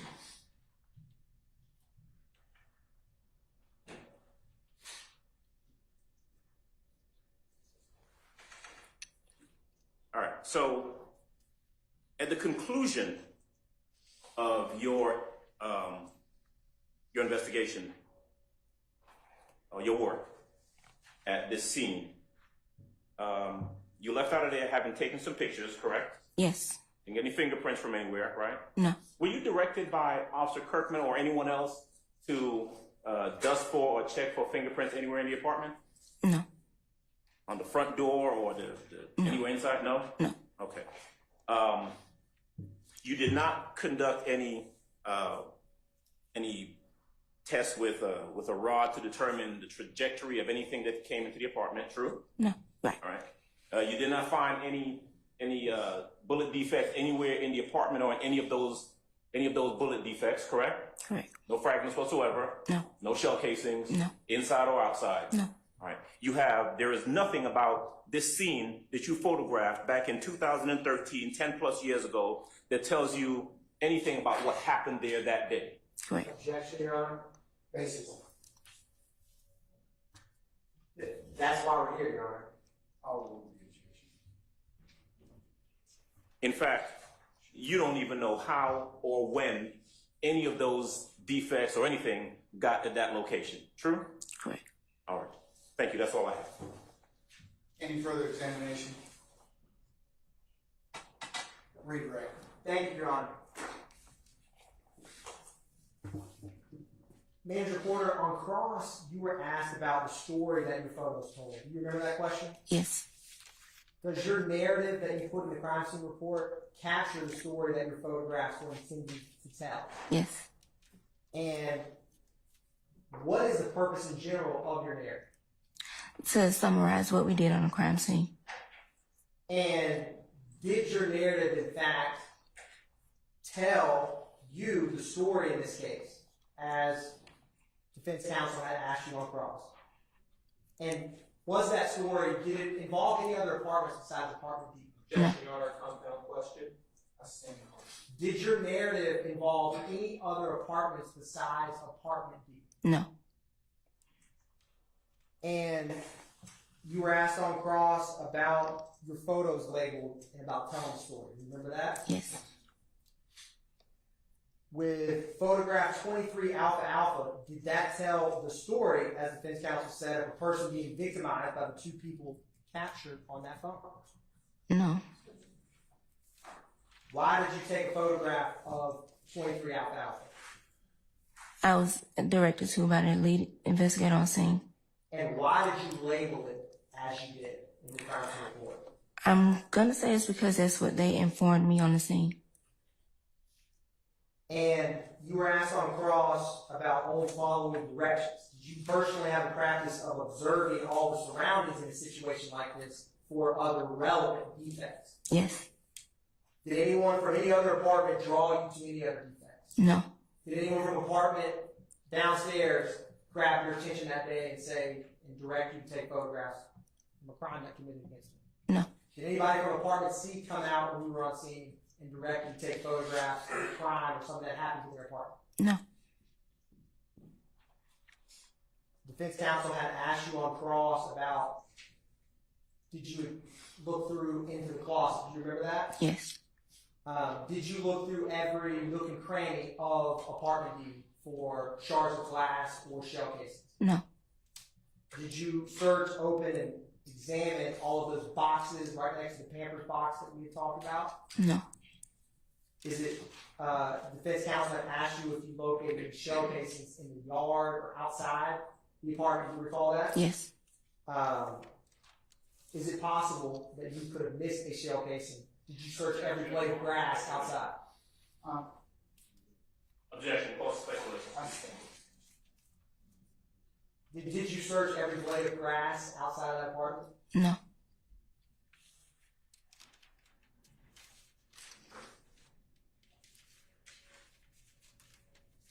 When people on scene direct you to prove of crimes that the lead investigator overlooked, would you call the investigator's attention to that? Yes. Did that happen here? Was there anything else that you saw when examining the crime scene that you directed the investigator about? No. Did anyone other than Miss Arsheli Bennett report being robbed or having their house shot into? Basis. Assume facts and evidence. There's no one to report anything to this witness. Manager Porter, was there any other victims that you put in your crime scene report other than Miss Arsheli Bennett? No.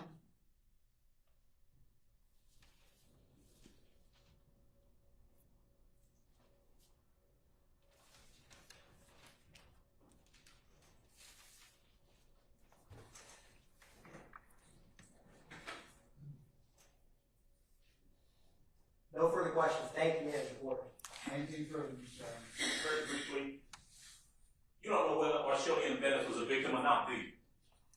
According to my report, What someone told you? yes. Officer Kirkman? Yes. Officer Kirkman would have more information than you would, wouldn't he? Yes. You were asked just a little while ago about whether or not any occupants from apartment C or anywhere else came and directed you to do anything. As far as you know, any police officers live in apartment C? No. Right, but the persons who were directing you to do stuff to collect evidence were the seasoned officers, specifically Officer Kirkman, right? Yes. All right. That's all. Anything further? Not from the state, Your Honor.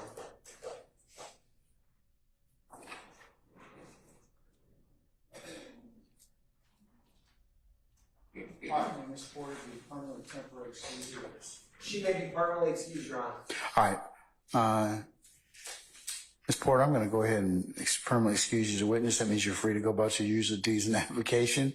Just don't discuss your testimony with anybody except the attorneys in this case, okay? All right. Thank you, ma'am. You're welcome.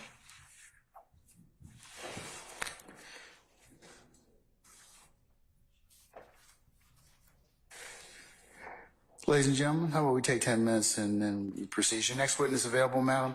Yes, Your Honor. Detective Quinn is outside. Okay, all right. We're going to be in recess and then we'll come back at 3 o'clock. All rise.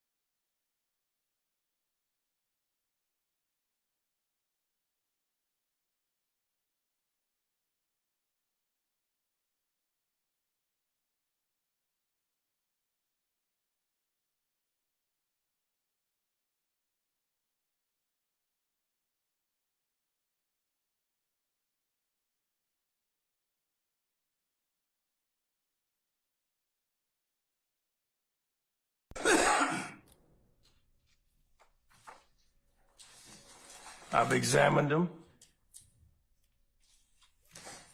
And do you recognize what is in each one, and we'll go one at a time, of those exhibits? Okay, Yes? I do. And do they accurately depict what is shown in each of the exhibits? And I forget the numbers, if you can just help me. Number 182 and 134. And do they accurately depict what's described?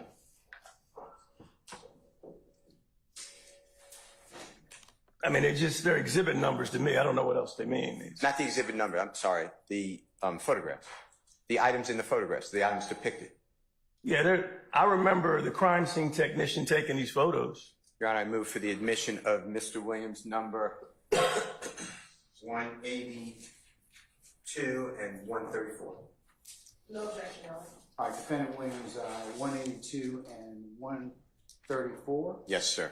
are admitted and may be published as you see fit. Okay. I'd like to go through with you a couple of things, then we're going to get to those exhibits, if that's okay. That's fine with me. You remember talking with the jurors about surveillance video at the laundromat? And we're talking again, it's been a long time. We're talking about September 11, 2013, Adriane Bean slamming into the side of the laundromat. That's The 126 Cleveland Avenue address, I remember that. okay. And if we show you what's already been marked and admitted as Mr. Williams number 144, with Mr. Kokomo showing you, You got 134 on here, Counselor. I'm going to use a different exhibit. It's already admitted into evidence, if that's okay. And then we'll come to those two. Okay. All right, thanks.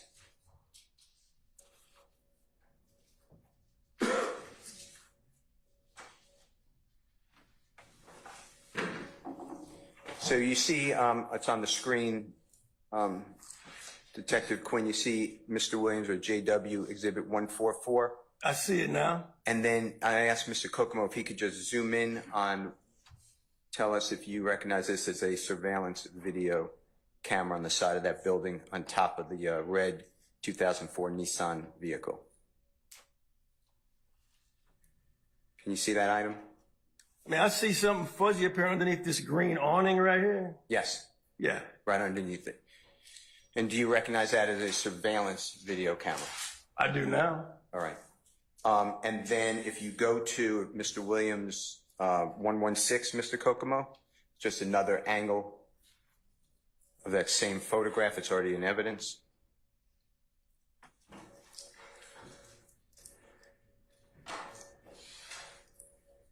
And then Mr. Kokomo, if you could zoom in on that. You see the other side of that surveillance camera? I would say that's a better shot of it, yeah. Okay. Now, you are aware that officers, with the assistance of the owner of the laundromat at 116 Cleveland Avenue, came out to the scene and viewed video surveillance. Are you aware of that? I wasn't aware of that. I didn't get anything reported back to me. Okay. Are you familiar with radio traffic in this case concerning watching the video surveillance? I am not. All right. I'm going to play for you, it's already in evidence, states number 122 CD with the help of the Honorable Ms. Knight, if you don't mind. And Your Honor, this is already in evidence, and then I'm starting it, they're very short, but I'm starting at 7:20 if you could listen, if you don't mind. No problem.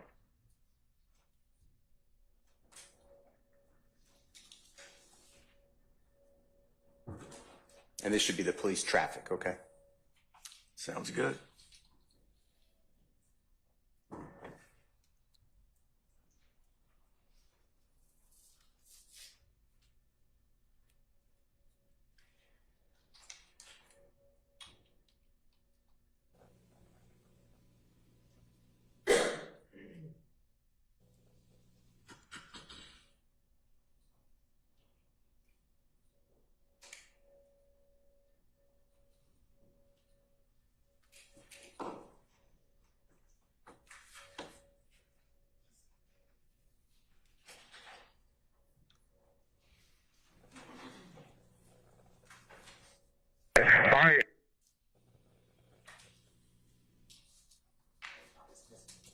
That's fine.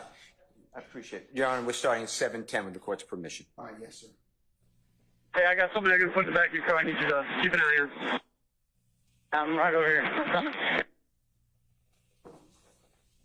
Units, if you guys see a Toyota Tundra green in color, let that vehicle inside. It's going to be the owner. You can access the video footage for us. And then, Your Honor, with the court's permission, that is stopped at 7:32. And then, if you, Honorable Ms. Knight, can you go to 8:25 if you don't mind? Same exhibit, Your Honor.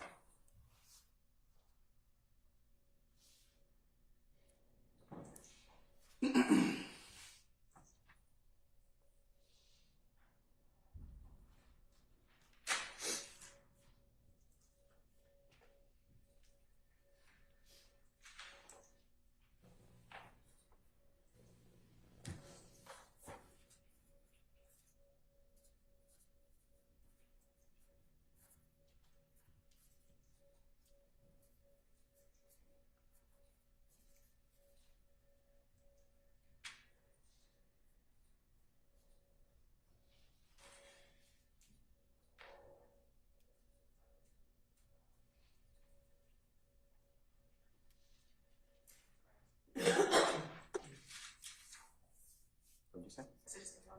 Sure. No, that's fine.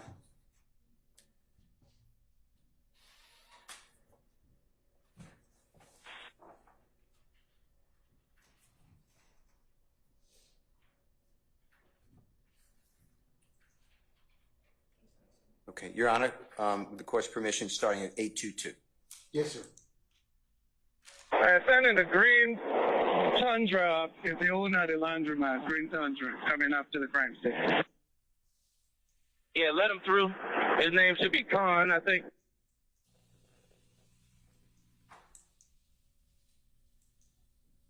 Hey, let him up. Let him up here. That green Tundra, let him up here. Okay, and that ended, Your Honor, at 8:46. If you can go, Honorable Counselor Knight, to 14:13.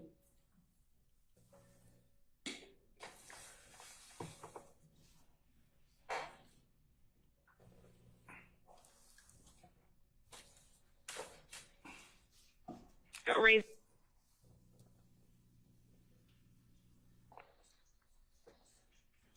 Want to start there? That's fine. Your Honor, we're starting at 14:03 with the court's permission. Yes, sir. Okay, command, can you advise if we need to set up a separate channel for this incident? Hey, what time does call come up, radio?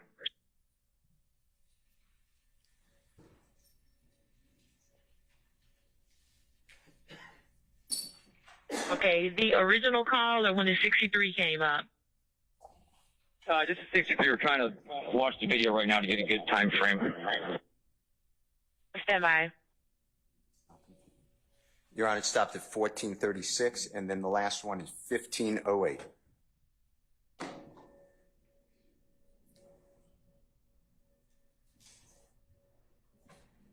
Your Honor, with the court's permission, we're starting at 14:57. Yes, sir.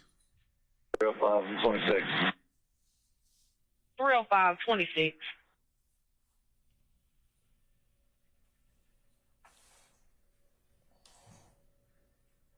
Okay, the 63 came up around 11:58, around 11:58. Your Honor, we're stopping at 15:15. Okay, Detective, the jurors may have heard it a couple of times. Can you tell them what a 63 is? 63 is a police signal for an officer needs help right away. Okay. And the time, 11:58, that's morning time, that's military time. 2 minutes till noon, yes. Okay. Now, you were, to be fair to you, nobody reported this to you, that they were That's watching correct. the video. And I believe, based upon that, but you correct me if I'm wrong, that's why you didn't have the video secured, saved, correct? I knew nothing of a video on this case. Okay. All right. Now, I'd like to talk with you and help me with the number. It's the one with the house, with the bicycle that's flat, that's in evidence now. What The number? house is number 134. Can you pull that up, Mr. Kokomo, if you don't mind? Your Honor, can we display number 134? It's in evidence. Yes, sir.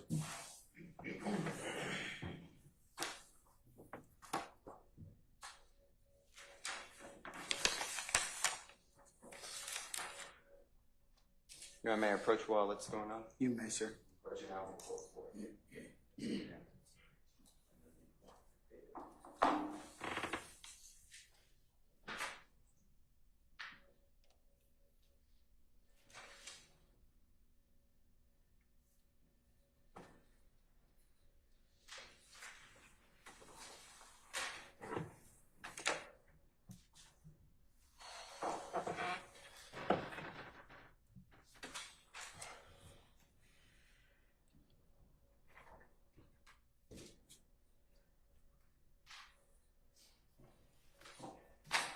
We're just waiting one second.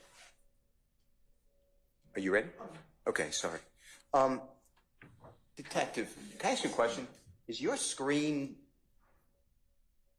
green like the one above your head? Or do you have a clear picture? It's not that green. It's looks just like the exhibit you passed to me on mine. Okay, and the exhibit, just, the jurors are gonna have this eventually in deliberation, but it's not green, right? The photograph's pretty It is clear. not. All right. With regards to Mr. Williams, number 134, that's on the green screen, and then you could look at the picture or the screen next to you, to your left. That damage, to your knowledge, came by Mr. Bean's driving of that vehicle. Is that fair to say? I would say so. And you mentioned earlier that there was a bicycle that was mangled. That may be my word, but that was, you said something like a child could have been on that bike or something. You remember that? I said that when? In a recorded interview with Mr. Bean on the 17th day of September 2013? I probably said tricycle or something to that effect, yeah. Okay, and this is one of the bikes anyway that you were talking about, fair to say? That's fair. All right. And to your knowledge, none of this to the house, the damage to the porch area, that wasn't done before Mr. Bean's driving. Is that fair to say? Not as far as I know. All right. Now, I want to go to you wanted to do a deep dive, I think that was your word. If it's wrong, please correct me, into the car, the Nissan 2004 vehicle at the police parking lot or the impound lot. Is that fair to say? I don't know if I said deep dive. My concern was that hole in that headrest was a primary concern to me. All right, let's talk about that if you don't mind. Okay, so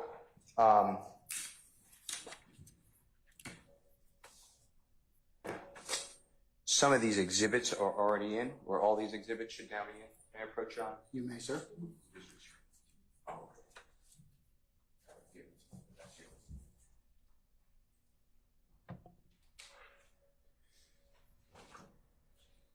Okay, if we can start with Mr. Williams, number 155. You can take a peek at that. And Your Honor, that's already in evidence.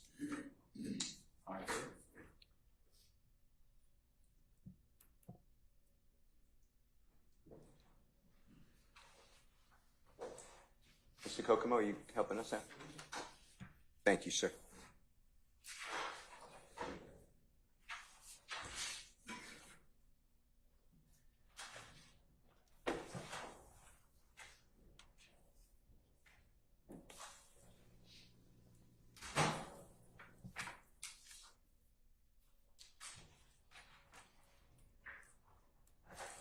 Okay, so you should see Detective Quinn, Mr. Williams, number 155 on your screen. Do you see that? I do. All right.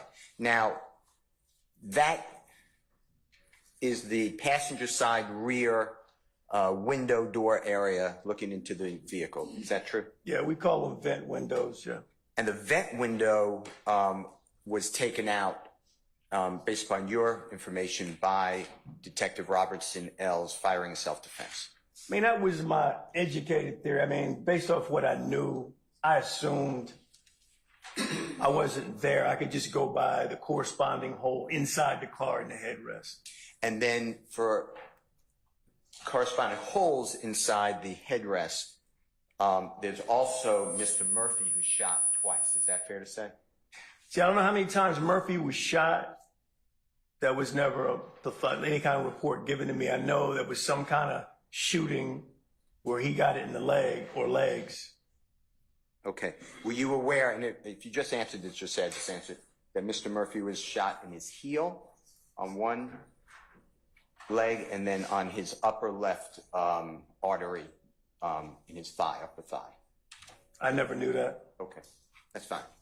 Now, how many shots fired did Robertson L. get off when he was thinking that he and his partners were in danger of getting killed? I don't remember off the top. I mean, he was administratively dealt with by the supervisor before I got there. At some point, I believe Detective Velasquez took an inventory of what he should have had in the gun. Based off what I know, he only hit the car in question, the getaway car, one time. How do you know that? Based off my investigation, I see the one hole in the window and I saw the hole in the headrest. So I have to take some kind of investigative steps to explain that. The mystery was the Walter Murphy stuff. That was never clear. And when you say, I just want to break it down if you don't mind, one hole in the window, we really don't know how many bullets went through that window, do we? There's no way to tell. Okay. But if you take an educated guess, a common person, I see some kind of impact to that headrest. So I have to make investigative conclusions for the purpose of this case, which is criminal, against the officer.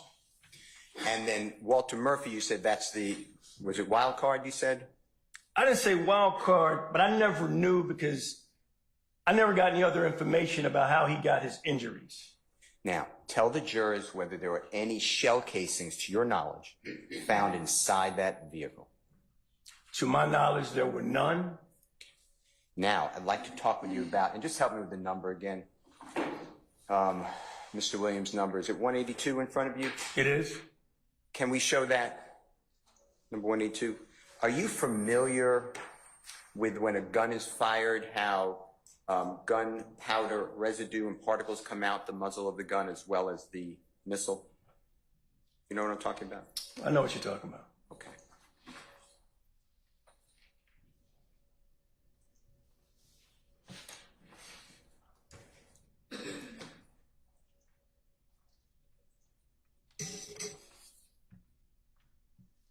Now, this is what you said is a defect, and we're going to show the other side too, but this is a defect potentially caused by a bullet. Is that fair to say?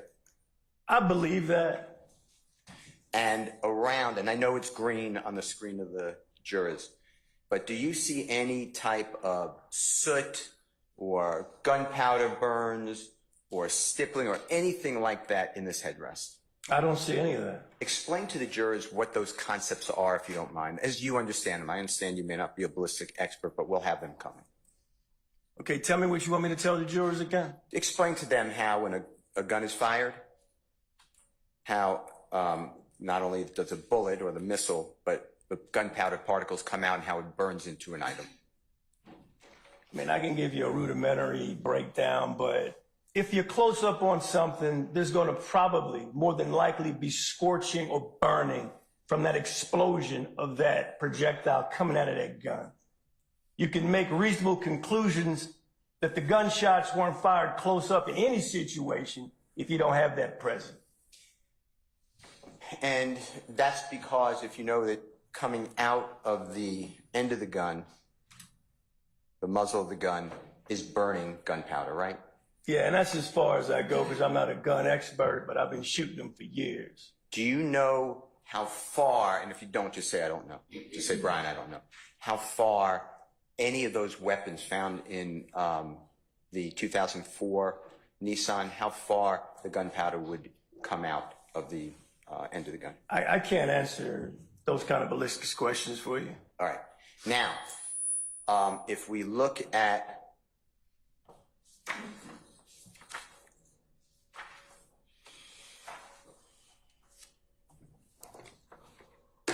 State's exhibits, I assume that we'll come back to this side. State's exhibit number 169.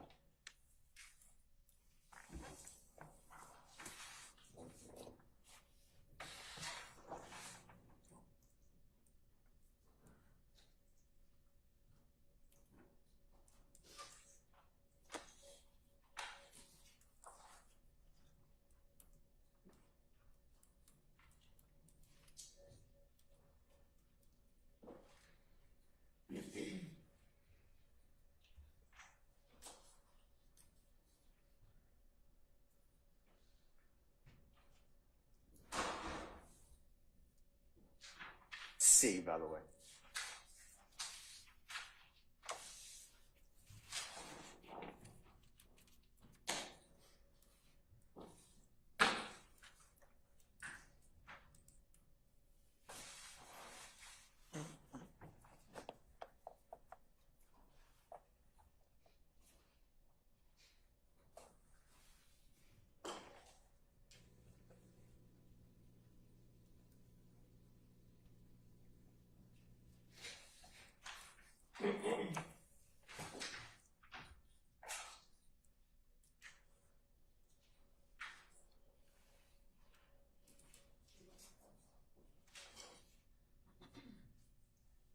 Mr. Kearns.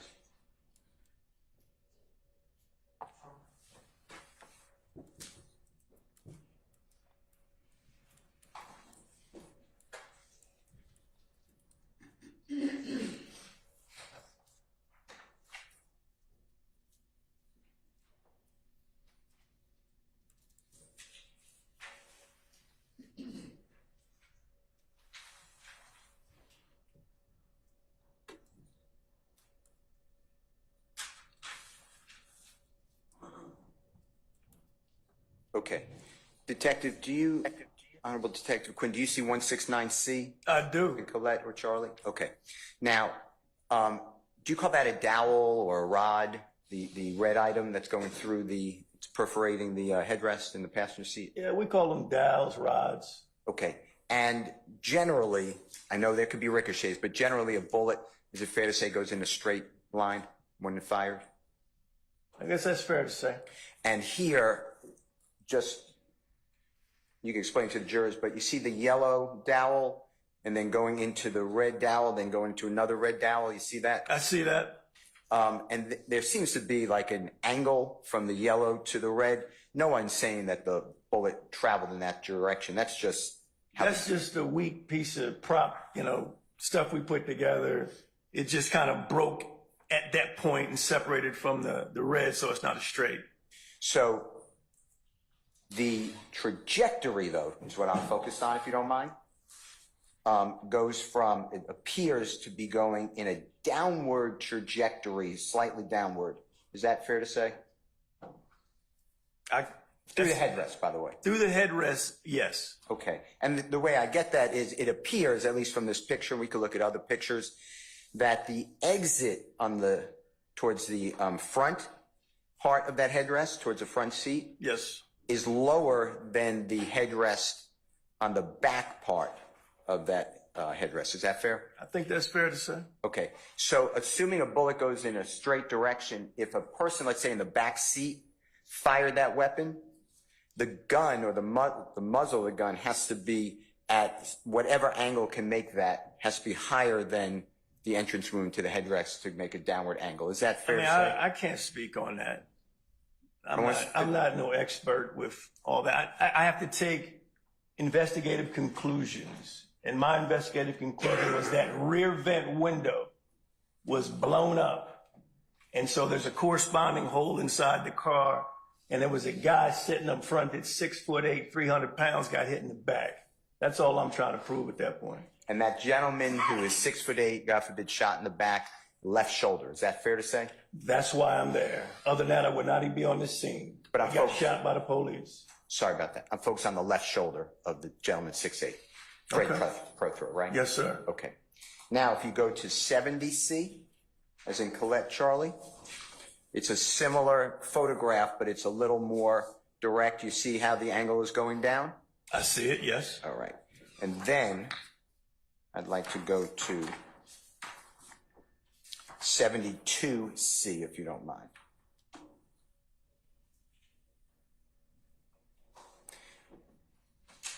And here we have the other side, and we're looking towards the front passenger seat headrest with the dowel coming in the downward directory, going from, the way I'm looking at the picture, from left to right angle. Is that fair to say? Downward and then left to right? I say downward. Okay, you don't see left to right. I mean, I'm not using that kind of terminology. Downward is all I'm going to jump on for you. Now, let's talk about, do you recognize in 172C, as in Colette Charlie State's Exhibit, do you see what's purported blood on that headrest? I mean, I don't know if that's blood or what. I mean, I can't tell. It probably is. Okay. The brother got shot in the back. He's bleeding. And you also told us that from your knowledge and belief, shot in the left side shoulder area. Fair to say? I don't remember unless you can show it to me, but I know that he got shot in the back. Okay.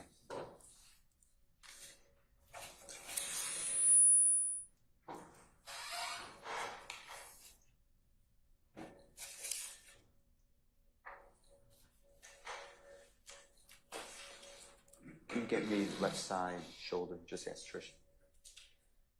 Okay. I'm going to come right back to that. They'll pull it. Okay. All right. Now, the gentleman in the front seat, to our knowledge, is 6'8". You've said that multiple times. Fair to say? Yeah, he's a big dude. And if he's shot in the shoulder area, something pressed, if that is blood, to the headrest left side. Fair to say? Okay, one more time, Mr. Steele. Sure. Something pressed up. That's a press wound, right? That's a blood transfer. Objection on I don't- speculation. I stand the objection. Do you see any other potential blood in that seat area, headrest area? From this photograph, no. Okay. If you come across it in any photograph, just let us know, okay? Objection, counsel specified. I stand the objection. All right. Let me do this. Go to, if you don't mind, help me out, 174C, as in Colette Charlie. It's admitted, Your Honor. Detective, is that the good-looking man in this picture? Is that you? That's me. I don't know if I'm good looking, but you know. Okay. So now, if Roberson L, do you remember what Officer Roberson L looks like? Do I remember what he looks like? Yeah. Yeah. Is he taller than the vehicle, the top of the vehicle that's depicted in 174C? Absolutely. And if he's shooting a weapon from outside the car into the car in a downward angle, would that be consistent with him standing near the car, shooting into the car? Objection, speculation. I stand the objection. Now, looking at 174C, which is on your screen, did you ever put, I know there's blood there, but in proper protective gear, did you ever put a person who is slim, 6'3" tall, in that back seat and then do the rod to see whether it would strike the person sitting in the back seat? I did not. You told the jury earlier that you would surprise, it may not be the exact quote, I'll get you the quote. You were surprised that if somebody's sitting in that rear passenger seat, they didn't get shot. You remember that? I may have said that. And you also said that it would, if you were asked by the Honorable District Attorney Hilton, whether you can fit yourself, I think you said you're 6'1", is that right? Absolutely, tell me. If you could fit yourself in the back of a car and you stated that you'd be crunched. Do you remember that testimony? I don't remember it, but only reason I said my daughter had that car, so I've been in the back seat. Okay. Till she tore it up. Okay. And were you crunched in the back seat of the car? Is that where you got that from? I'm just not understanding the question. I'm trying to, I want to make sure I give you the right answer, but I'm not understanding where you're going. Because if you're in the back seat and there's gunfire, you're not going to be sitting up straight. You're going to be moving around because there's gunfire. It makes people move. And you moved forward in your seat just now. You realize that? Okay, I can move to the side. I move forward. I'm just trying to make you understand when guns are breaking out, everybody's getting on the floor. And in my experience. And Mr. Murphy is to the left behind the driver, according to you, what you were told, right? Based off what Mr. Bean said. And if bullets are coming through the headrest from outside the car, just like depicted in 174C, you see that? I do. And if bullets are coming across the back seat into Mr. Murphy, into his leg and heel in a downward direction from outside the car, I stand the objection. how would the person, as you know, in the back of that car not get hit? Objection, speculation. On the right-hand side. Speculation. Same question. Did you do any type of experiment? It's a simple experiment. Did you do any type of experiment to determine whether a person sitting in that back seat wear those bullets to Mr. Murphy and the headrest and how they would miss him? Did you do anything? I did not. I just have common sense, and I've been around a lot of gunfire, and I've written a lot of reports related to people getting shot or getting shot at. I can only go by my experience. Folks don't sit up straight when gunshots are going down. Just my experience. Now, I'd like you to look at 167C, as in Colette, Charlie, it states exhibits already admitted into evidence. How much room, if you measured or did something, how much room is there between the rear seat, where it is, and the front passenger seat? I can't tell you how much room, but I know I could get back there because I've been back there in my daughter's car before she tore it up. Did you do it in this case? Did not. Okay. Now, you see on 167C what purports to be blood in the back of that car? I believe that's blood. And is it true that law enforcement pulled Mr. Murphy out of that car, Mr. Walter Murphy? So I don't know how he got out of the car because I wasn't privy to actually witnessing that. I'm only going by the officers that responded that detained both he and Mr. Prothro, what they told me. I don't know which side even took him out of the car. And do you know that law enforcement took Mr. Murphy out of the car? I don't know that they took him out. I don't know if he got on his own free will, of his own power. I'm not sure. Do you remember writing an affidavit that you swore to that Mr. Walter Murphy was pulled from the records by police? I could have said it, but I don't remember. Your Honor, may I approach for a second? You may.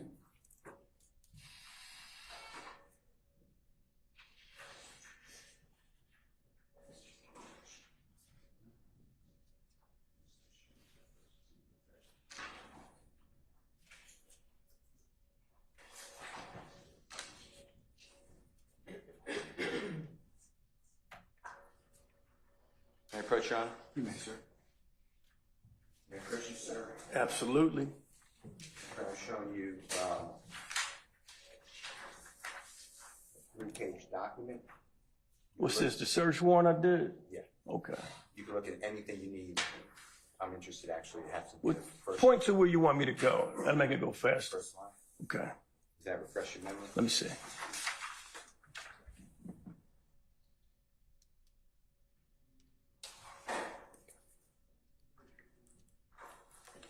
Okay, I wrote pulled.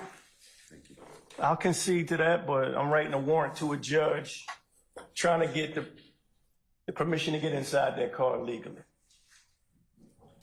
I'm sorry, I was, Yeah, so what I said was, I used the word pulled. When you're taking somebody out of a car, pulled. They probably did, but I wasn't there. So I added that to give the judge that's going to sign that warrant a picture of what was going on, which would legally allow me to get inside that car if he felt that I had that in fact, that right or that permission. and a warrant, just jurors may not know how to get a warrant. That's on oath, right? Same oath that you take today. It's oath. It's what you believe at the time, yes. Okay. Also, if this refreshes your memory,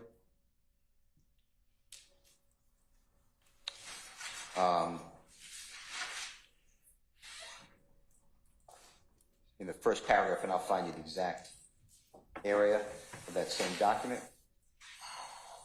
See if it refreshes memory that Mr. Prothro was shot in the left shoulder, but give me 1 second. Take your time.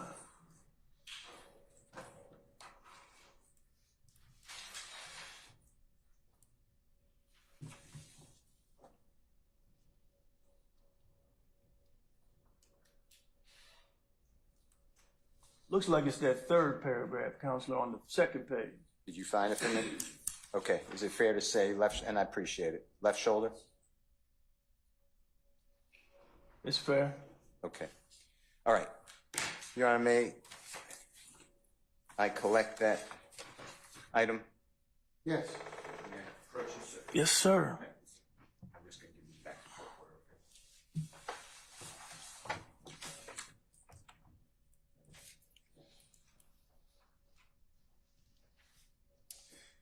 Okay. Now, shortly after September 11, 2013, and I'm estimating, I'm not holding you to this, but approximately a week later, you're working your extra job, Neiman Marcus. You remember that at the mall? Oh, I do remember that, yeah. Okay. And Neiman Marcus, just tell the ladies and gentlemen, jury, they may all know, that maybe some of them don't know. Just describe what Neiman Marcus is. It's a high-end department store. And, go ahead. I'm sorry. Go ahead. For 11 years, I sat at the precious jewels counter in full uniform as an Atlanta police officer off duty. And that first occasion, and I'm not holding you to a date at all. Yeah, because I don't know it. I know. But you see Mr. Williams shopping in this high-end store. Fair to say? I saw him walk in. Okay. Do you know if he was shopping? Saw him walk in. So that means, you know, you got to come in to start shopping. So I saw him walk in. All right.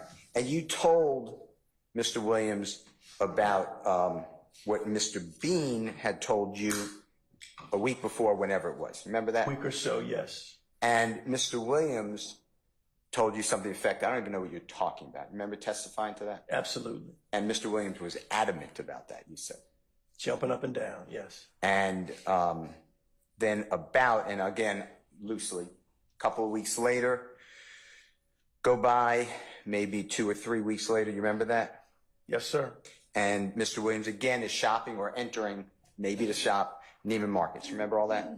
Yes, sir. Same thing, you're working the off-duty.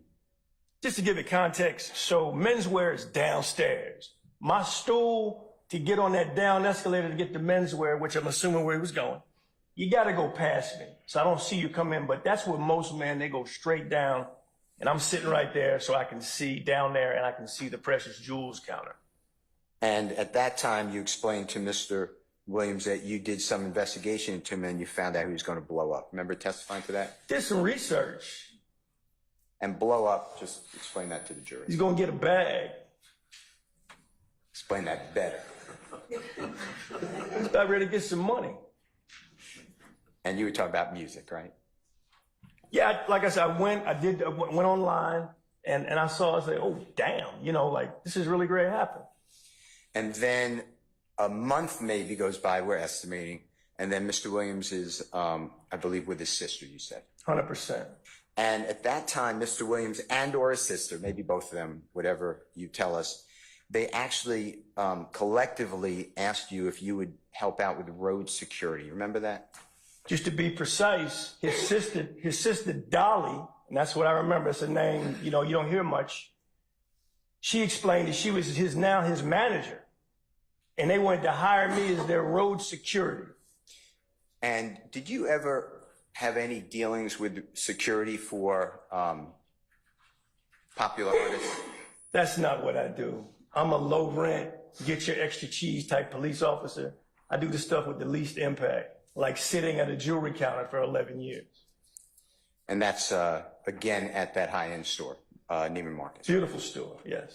And then the last encounter that you told us about is, or I think the fourth encounter is what you called it, is where there was no conversation, but Mr. Williams pointing at Mr. Walter Murphy, going down an escalator. Mr. Walter Murphy has a stack of money coming out of his pocket. He's pointing at the stack that you can't fold that's in Walter's right pocket. We both chuckled respectively, and they went on downstairs and did whatever they did. Okay. All right. Your Honor, may I have one moment? You may, sir.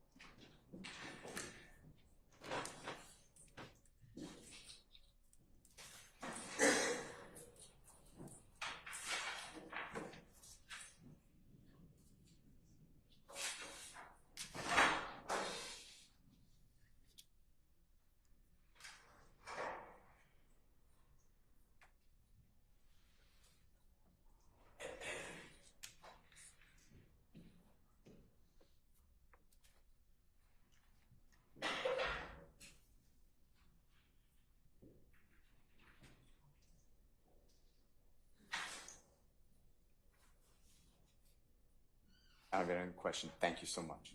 Thank you, Mr. Steele. Any other further examination of retired Detective Quinn? Anybody else? Cross? All right. Any redirect, madam? Yes, sir. Good afternoon. Good afternoon, Ms. Hilton. I want to take you back to the initial cross-examination, first starting with Mr. Shard. Okay. Okay. Now, Mr. Shard asked you a number of questions about Mr. Nava Flores. Do you recall that? I do. All right. Do you know if the statement that Mr. Nava Flores made to the other law enforcement officers, do you know if that was recorded or not? I know nothing about that. And did Mr. Nava Flores account for his initial lie on the recording that you made with him? He did. And was the initial lie that someone stole his vehicle? That's what I heard. Okay. And then did he correct that to say no one stole his vehicle, but that he allowed a group of individuals to borrow his vehicle? That's correct. And so the initial lie, would stealing a car be a crime? A felony? Okay. And is borrowing a car a crime? Not at all. Okay. So the part that they're alluding to being cut off is the crime, which would be the initial story of the car being stolen? That was the first lie. Yeah, that was it. Okay. Mr. Shard asked you about, if you can remember, whether or not you recorded your interaction with Courtney B. Do you recall that line of questioning? I remember that. Why didn't you record your communication with Miss Courtney B? I didn't think it was important. You know, I wasn't endeavoring to even encounter her. She just rolled up when I went to this house where everything supposedly originated. So I made note of it. Recording can be actual notes. It can be thoughts. If I'm retaining that information, I'm going to put it on paper later. That's all it was. Now, I'm going to go to the line of questions. Do you remember Mr. Carrington Matthews asking you a series of questions? I do. Okay. He asked you questions about eyewitnesses. Do you remember that line of questioning? Yeah, I remember that. Okay. Are there times when eyewitnesses to crimes do not want to come forward? Have you experienced that in your 33 years as a law enforcement officer? Almost every case.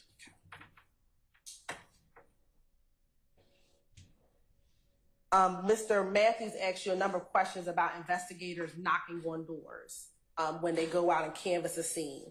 Do all investigators knock on doors? Nah, a lot of them don't like it. Do all investigators go out to the actual crime scene in which an incident occurred? Not all.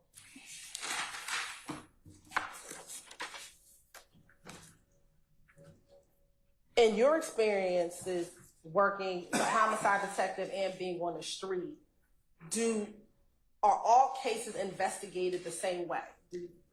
Are all cases investigated the same way? No. Why is that? Objection, Your Honor, cross or speculation. Overruled. Every person, let's just even forget about police work. If you work at the bakery, everybody makes the donuts a different way. It's the same thing in police work. There's so many people don't do it the way I do it. It works for me. As long as I'm following the law and most of the guidelines of the police department, it's a good look. Do all cases always have forensic evidence, meaning fingerprints, DNA? Do all cases have that type of evidence? No. Do all investigators get to speak with persons of interest or suspects? No. Have you found in your experiences in dealing with suspects that sometimes they give what some may call self-serving or statements that benefit them when they're talking to the police? That's mostly my experience. Have you found that sometimes suspects or persons of interest are not always fully forthcoming? That's true. I do. Have you found at times that some suspects give half truths, they give partial truths and partial lies when telling their version of a story? Sometimes it's a mix.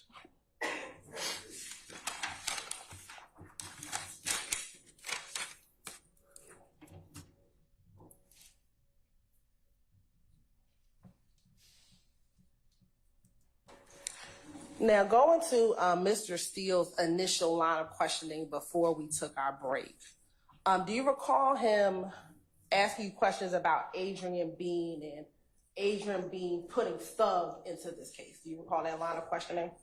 I remember something like that.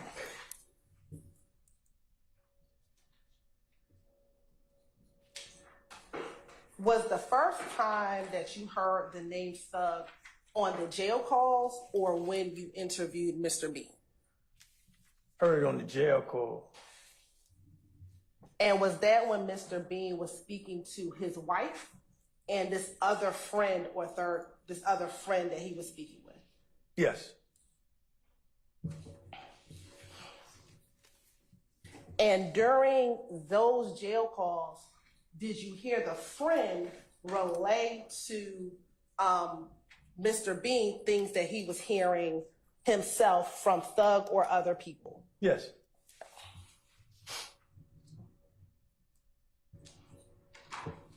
And did it appear, just listen to the conversation, that the friend was just trying to put Thug in this? Objection, Your Honor. Speculation, sir. I stand in objection.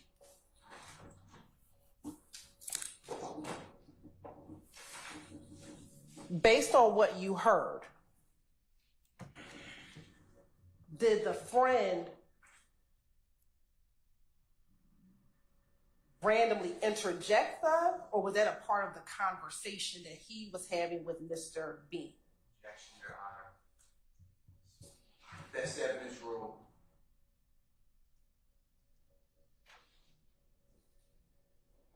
Also speculation, somebody injecting. Your Honor, I'm basing upon what detective. I'm saying that you may, if you want a little more foundation, might be where you need to. Did you hear the third party speaking with Mr. Bean on a call? I did. Did you hear the third party mention Thug's name? Yes. Was that in response to a conversation he was having with Mr. Bean about what happened on September 11, 2013? It was.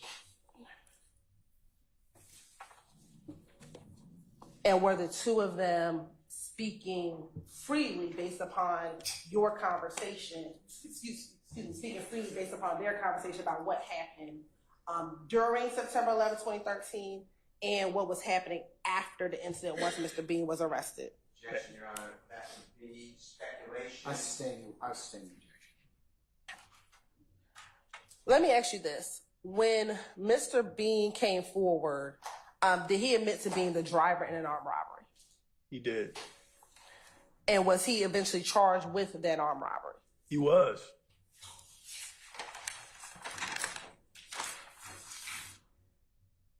As it relates to Thug, did he advise you that Thug sat in the back seat? He did.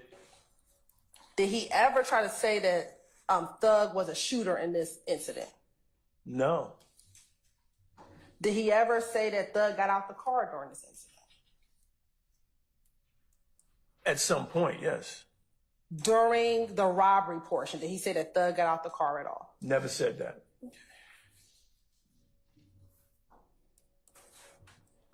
So with all of the stuff being the driver, being the shooter, Bean didn't say that Thug was the driver or the shooter. He put himself as the driver, DK as the shooter, but that Thug was just in the car during the entire incident. Your Honor, I'm going to take all this has been asked and answered. Yeah, I'm sustaining the objection. Okay. Now, going to Ashley Davis, Mr. Steele asked you a number of questions about Ashley Davis. Do you recall that line of questioning? I remember that, yes. Okay. And when he asked you about what Ashley Davis saw, he kept referring to the individual she saw coming out the car as people. Do you remember that? Yeah, I remember that. Okay. When Ashley Davis made her report, Was she specific as to the sex of the individuals that she saw coming out of the vehicle that she observed when they ran out of the car? Yes, she gave up the sexes. What was it? Males.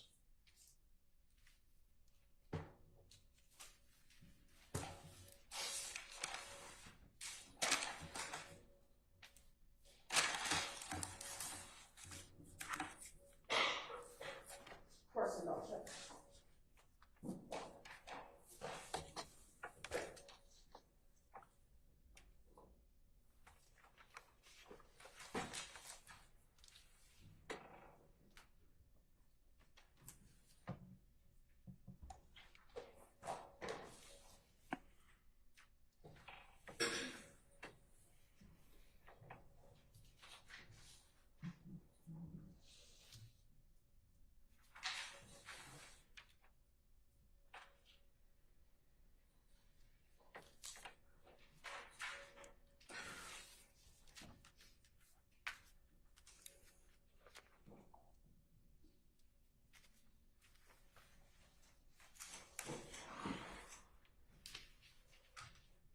And lastly, at any point in you speaking with Mr. Bean, did he ever disavow the words of the third party in that jail call?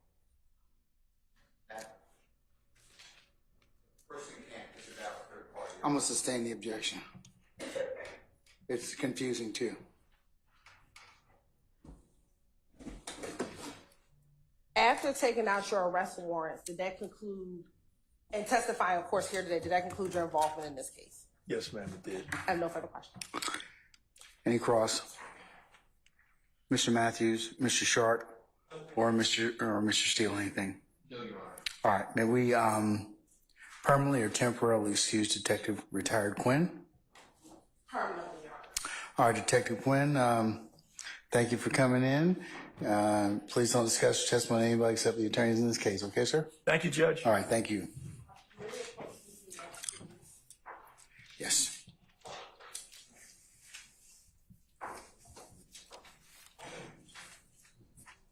Yeah, come on up.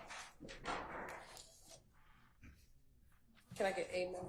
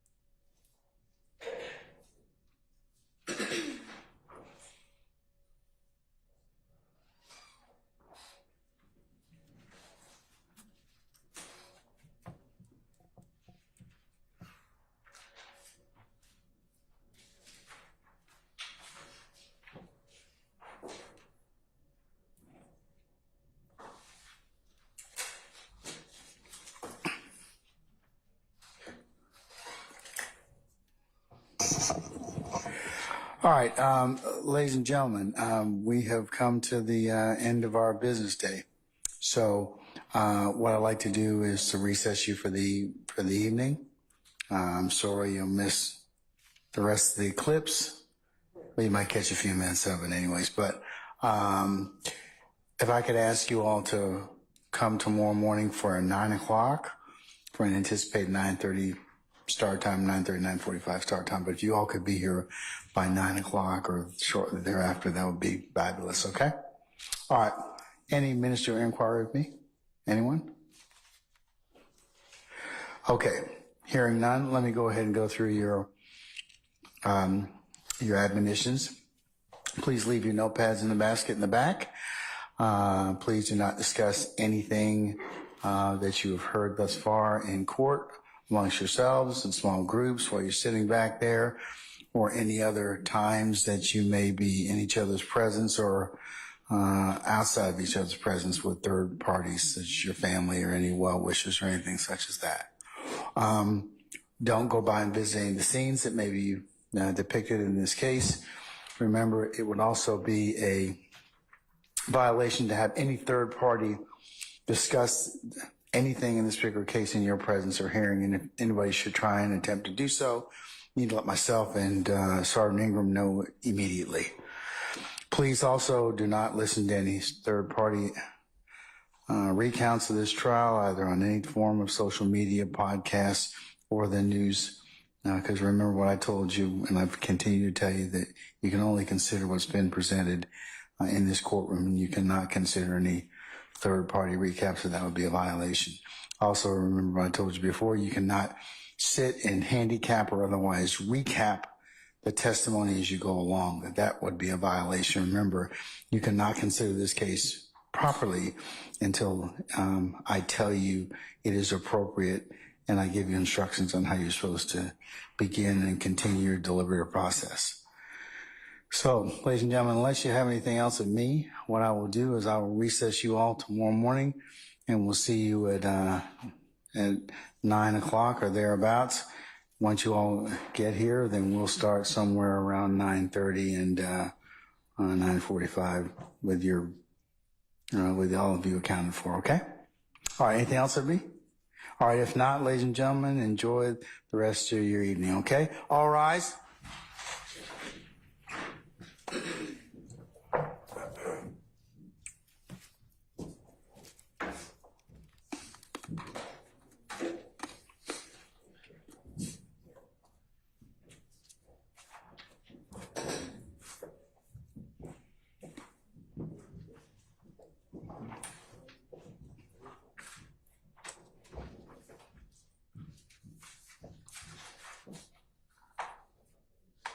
All right, ladies and gentlemen, please be seated.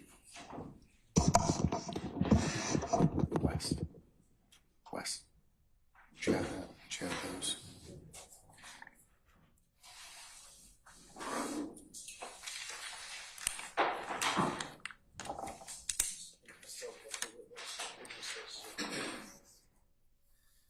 Where's the witness list?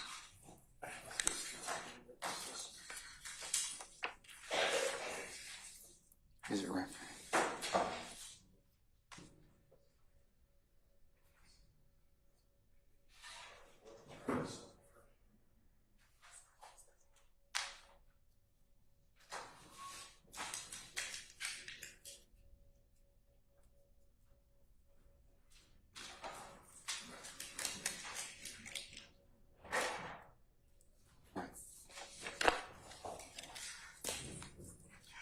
All right, councils, I am going to hand out for your consideration a copy of the recent administrative order regarding the length of trial that I told you I would go through with you.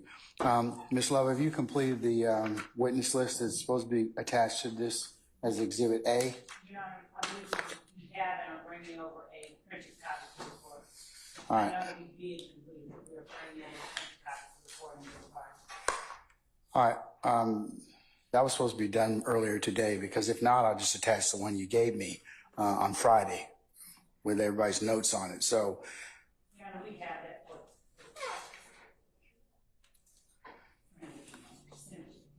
And we will, if the court allows us, just grab a copy of it from you. all right, is there,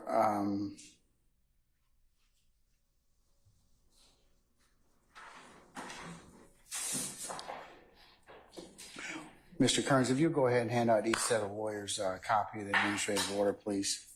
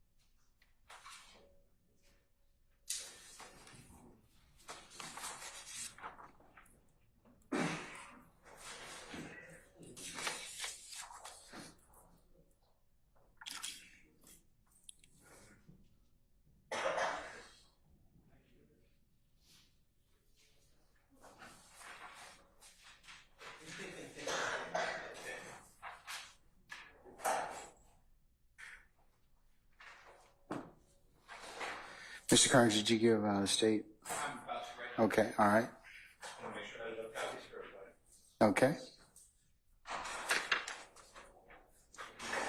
Counsel, the only thing that's missing from this, which I'll label as the next court's exhibit in order, is the witness list on Exhibit A, which will be fixed in just a minute. But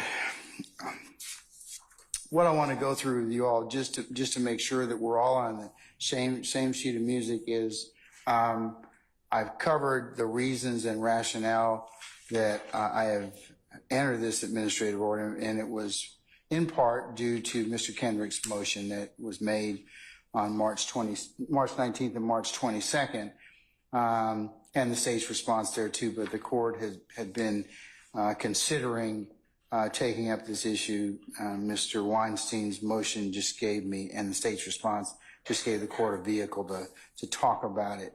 So I've gone through the dates already in the motion.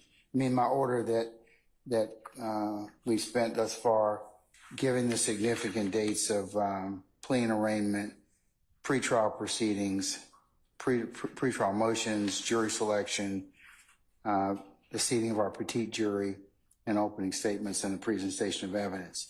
So in order to expedite or otherwise move this trial along, which I'll note today was pretty good, couple things. On Mondays, Thursdays, and Fridays, I'd like you all to be here for 8:45. I'll, of course, reserve the right to change that time should other things or events present. But for ongoing, so starting this Thursday, you need to be here by 8:45. Consistent with that, I have asked Captain Kendall to alert the sheriff's staff, and I'll make sure that an order has been entered and signed for you all to get into the courthouse early enough so you may get situated and be ready to proceed at 8:45 on Mondays, Thursdays, and Fridays. We talked about the disclosure of evidence and timely disclosure. It's if not already in discovery, and any purported evidence not timely disclosed or already in discovery is subject to exclusion within the court's discretion. And to that extent, you all can certainly look at OCGA 17-16-6 and Muse versus the state, which we talked about earlier in the trial of this case, where our Supreme Court indicates that the preference is, of course, to give a continuance. At this point in time, given the commencement of this trial and the number of months of days and months that we have already gone, that I'm going to exercise my discretion at this point to do a couple of things. I told you I might dismiss the jury for the day if I have to hear argument on the omission of evidence that hasn't been on time or that's been untimely disclosed. So, and other things that I may do consistent with this order. So, third thing, any evidence offered by any counsel should be submitted to the court and is court reported in physical form, that is hard copy documents, images to include USB drives, CDs for audio and video, and marked as an appropriate exhibit at the time of its submission to be properly made a part of the record. So, if you're going to show something, there should be a corresponding document, CD, or USB, or photo that is handed to Ms. Weaver, shown to counsel, of course, but handed to Ms. Weaver for her inclusion into the record at the time that the proponent seeks to admit that particular evidence or attempts to make it part of the record. And then for evidence that's already been admitted, but has not been submitted to the court in physical form, I've directed counsel that you need to provide Ms. Weaver a copy of that exhibit within 7 days of the entry of this order. So if you owe her something, she's going to ask you for it, and it needs to be turned in within a week's hence, if not sooner. All right. The next thing is We have talked about this already, but counsel is directed to provide a list of all proposed witnesses, the acts which count the witnesses testifying to, and the exhibits that the parties will seek to admit for each of the witnesses to the court and all interested parties every other Friday, no later than 5 p.m. This has been, I understand, already started to occur. I'd like that to continue. And related to that, in number 5, counsel is to copy the court on communications between the parties and to immediately apprise the court of any issues that arise from said communications. So, and I directed that you all copy me, the court, Ms. Weaver, and my staff attorney, Mr. Kearns, on these communications. And that includes motions or other things that need to be filed, or you have, for example, Mr. Steele had something this morning that hadn't been accepted for filing, but to the extent you can just send me a copy of it along with everybody else, then I can at least kind of read it and kind of get a head start on it. So in the future, please just know to do that, as well as, unless when you file a motion, unless you click the court, I'm not an e-file party. So, and I don't usually check Odyssey.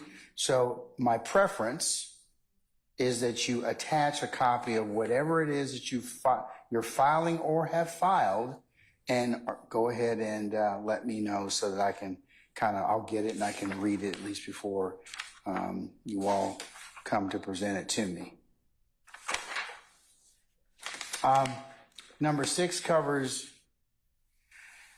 us working potentially on the weekends, on Saturday and Sunday.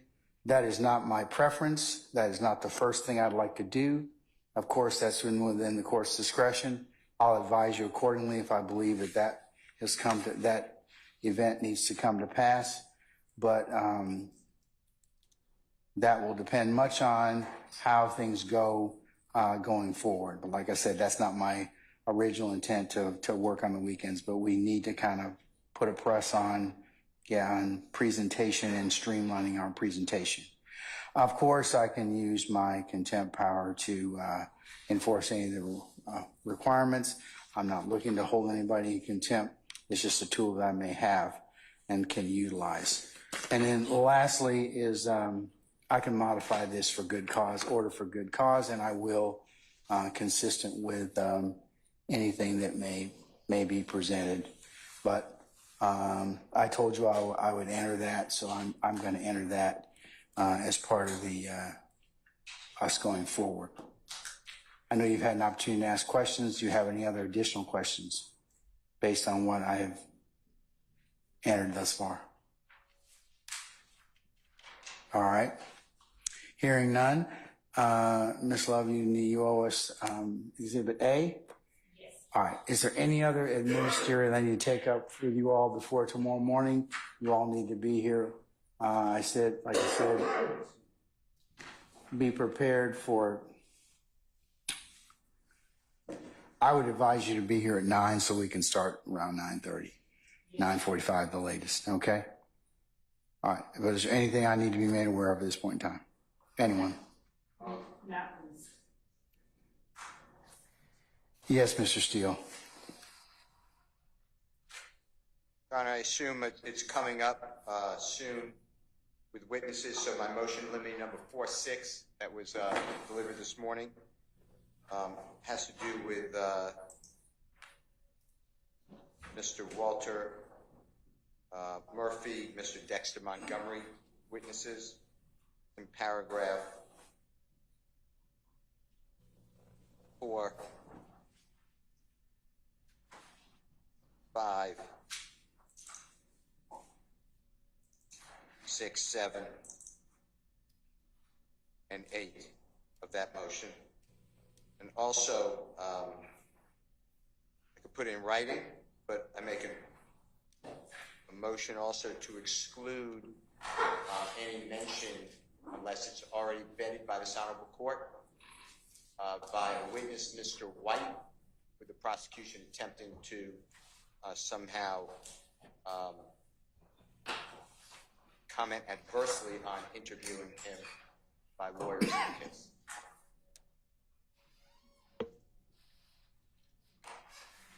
Who's being called tomorrow? Thank you, Mr. Steele. Who's being called as a witness tomorrow? Witnesses tomorrow?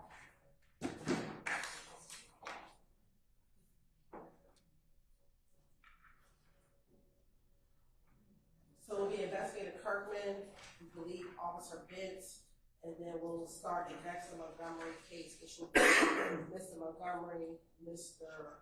Wright, and potentially Mr. Sharon Landers and Mr. Murphy. I don't know if all those people will start tomorrow, but that's just the statement that's on. Okay, what about, do you have Mr. Steele's motion, number 4, motion limiting number 46, paragraph 4 up?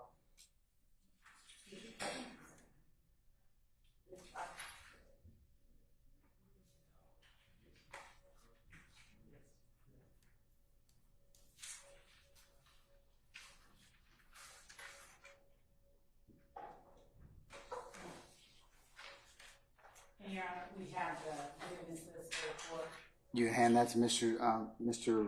yes. Kearns, and we'll go ahead and attach it and file it. Thank you. And make sure everybody else gets a copy, or is it, I think they've already been, if you want to just show them that to make sure they have a copy that you have otherwise given out, Yes. that would be fine. Copy of the same document that we were sharing with Mr. Kearns.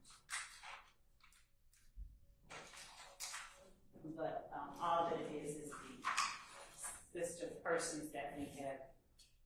I'll give this to Mr. One. Thank you. It's the list of persons we provided previously, but without all the notations.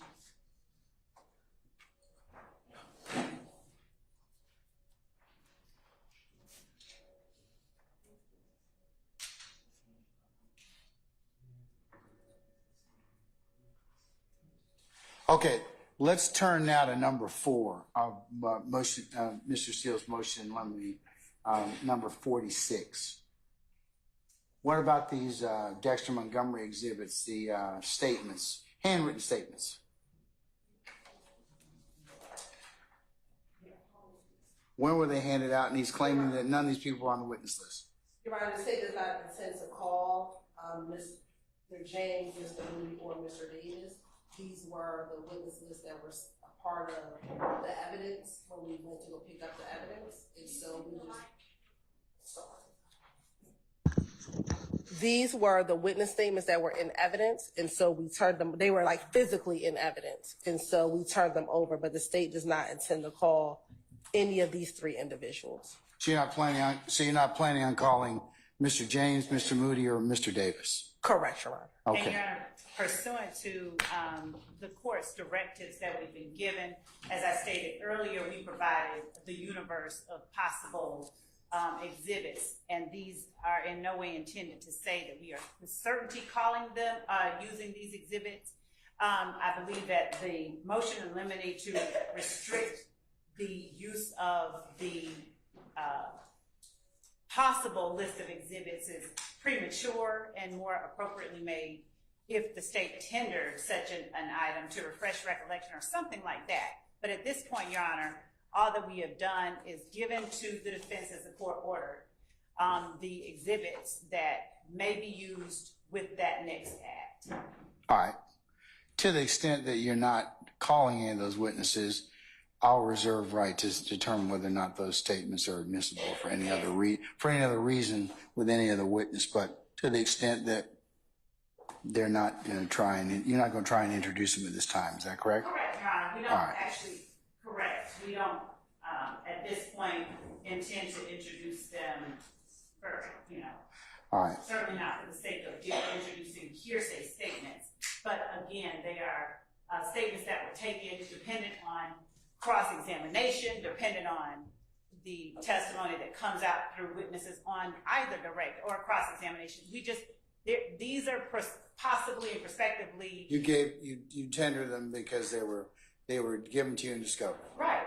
Okay. Yes. All right. Mr. Sealer, Mr. Adams, anything else depending upon what is adduced at trial? No, sir. Okay. Let's move on to number 5 concerning ex parte seal motion in regards to Mr. Walter Murphy.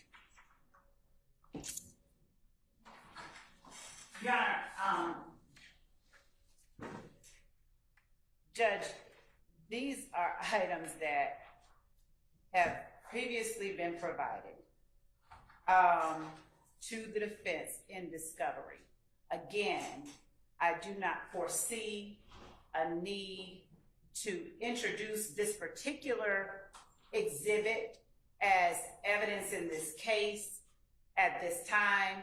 This is a witness that the state will be calling, and these are the items that were provided to the defense in discovery as it relates to this particular act. We have simply, per the court's directive, turned over the universe of potential exhibits that we are in receipt of and that we have in our possession at this time. The point was to foresee all possible exhibits for any reason, and so that we don't incur the argument that defense has not been placed on notice that this potentially could have been used as an exhibit. We are complying with what the court has ordered, and Your Honor, we cannot, as the court is aware, we cannot predict what questions the defense is going to ask or what answers they're going to elicit. But these items at this time, the state has no reason to introduce on their own. Unless the door is open. Right. So Through the witness, Mr. Murphy? through the witness, Mr. Or in Murphy, somebody, or some other examination? correct, All Your right. Honor. So Okay. we don't- All right. Mr. Steele, anything else in regards to paragraph number 5? No, sir. Okay, all right. What about paragraph number 6, referencing a chain of custody report?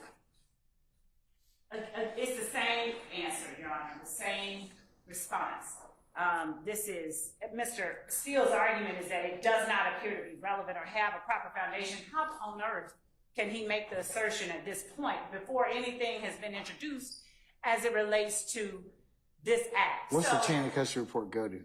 Your Honor, the chain of custody report that he is referring to, can you pull up that exhibit, PowerPoint?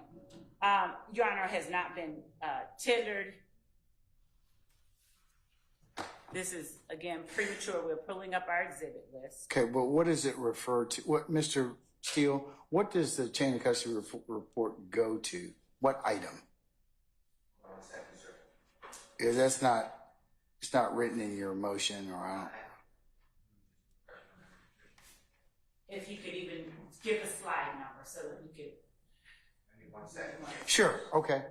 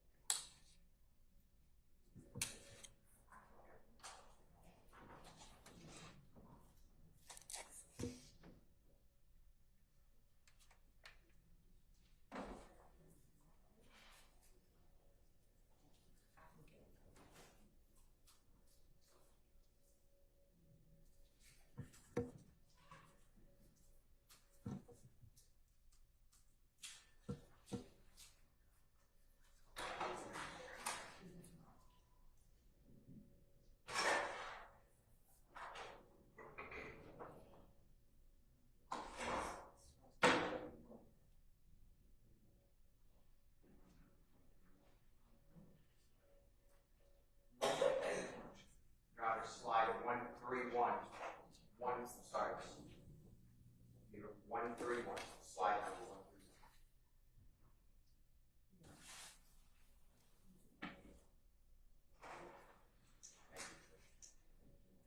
Just one second.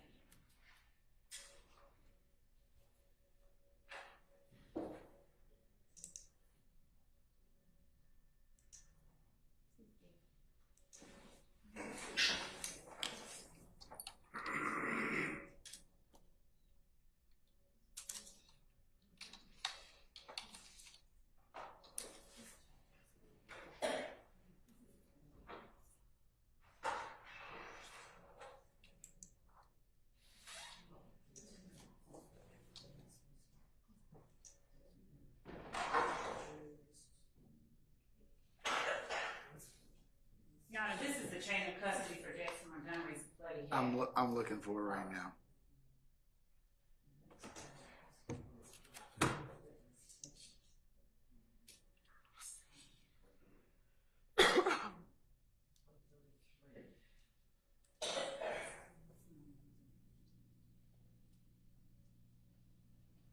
Also 133, Your Honor. Same thing. Chain of custody. And Your Honor, since we haven't tendered this exhibit, we believe that it is not right for any kind of motion to exclude.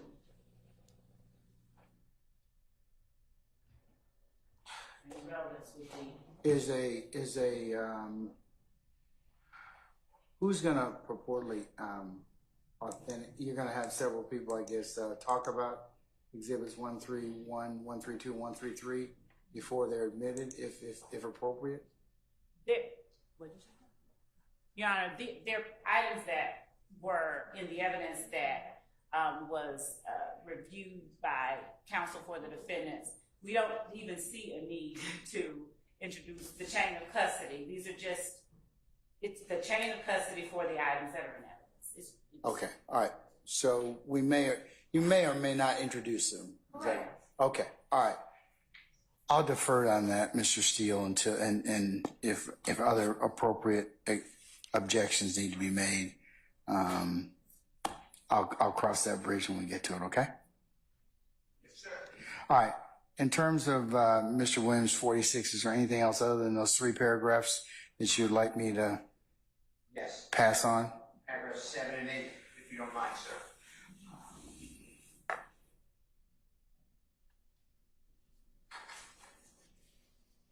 All right, there's this jail call from Kevin Treadwell.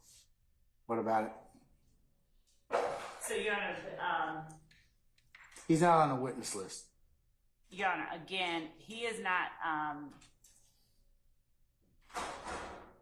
the jail call is not something that at this time we are offering.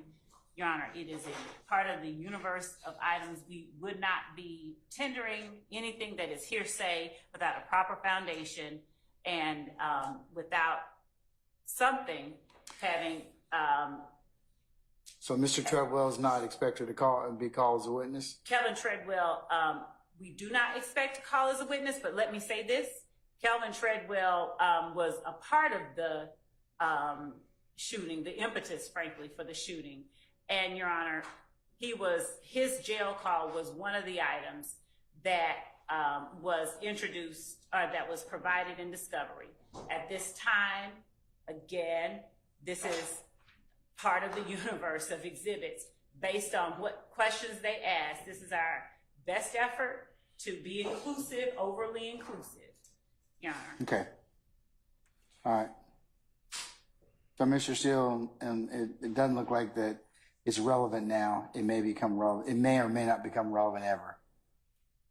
Yeah, that's what I'm hearing on most of these, which is, I'm just doing that. Happy judge is a informed judge because, you told us, hey, if you see something, raise it now. Sure. Don't waste time. So if the state is just throwing everything that they served in discovery, it may become relevant, then these are my objections. Okay, and to the extent that I can consider them, I appreciate being forewarned about it so I can rule on them accordingly. Because now I have context. And then the, just just Mr. Treadwell, let's say, he's not a witness. I don't know any way it comes into evidence. So that's my belief. So I understand it may not be used, but you know, just thinking ahead, I see it's not on the witness list, so how is that going to be used? So I raised it to the court. I got you. Okay. It's going to be the same with the next one. All right, and that is the telephone call from Mr. Stevens. Is that Trontavia Stevens? I believe it is, sir. To Mr. Allison? I believe it is. Ms. Allison is not on the witness list. Okay. State. Your Honor, Rodney Allison, we're not going to introduce his statement. We are not throwing up everything. This is in anticipation of the evidence that we know will be admitted or that we will be tendering. If they deal with a particular statement made by a person, Rodney Allison, Mr. Treadwell, these are all persons with whom the police interacted. Again, we will not elicit hearsay. We know the proper foundation to be laid for items of evidence. It is, again, extremely premature. We can list out the items that, this is premature. We will, if something happens that causes us to say, okay, Your Honor, based on this line of questioning by Mr. Steele, the state believes that it is now proper to do X as it relates to the list of exhibits. We would do that, and we would not, we would not spring anything on them that they haven't notice of that we intended to introduce. Then I'll take. So, go right, ahead. and so that's where we are now. All right.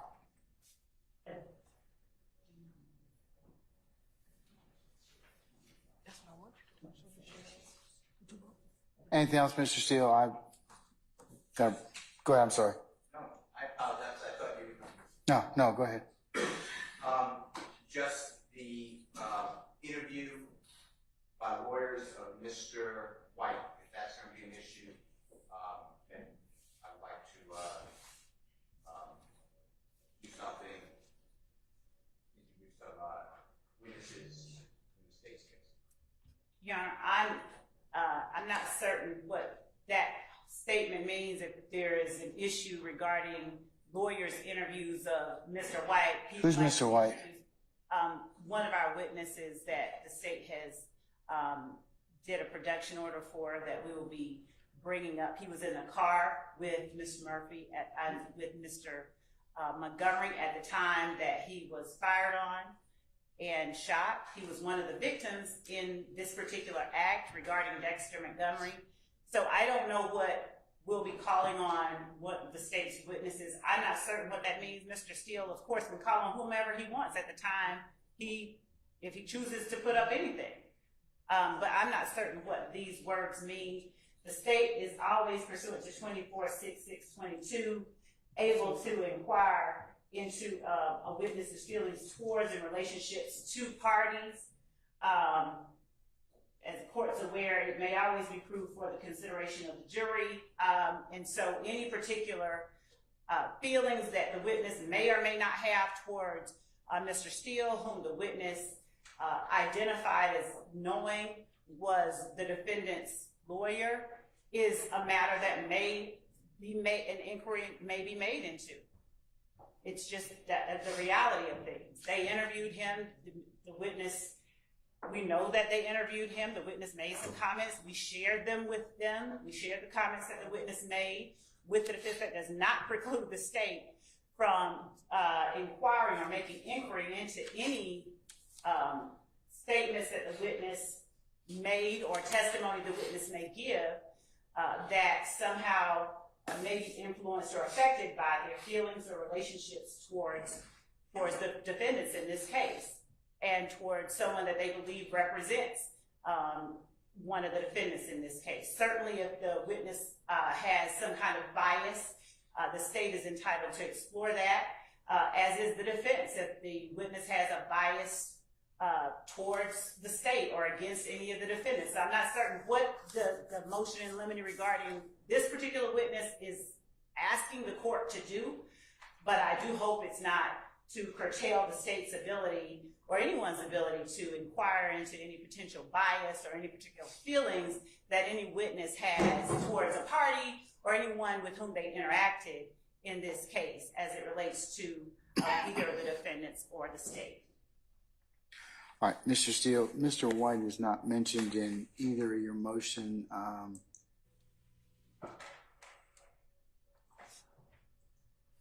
45 or 46 motions in limine. Where is he coming from?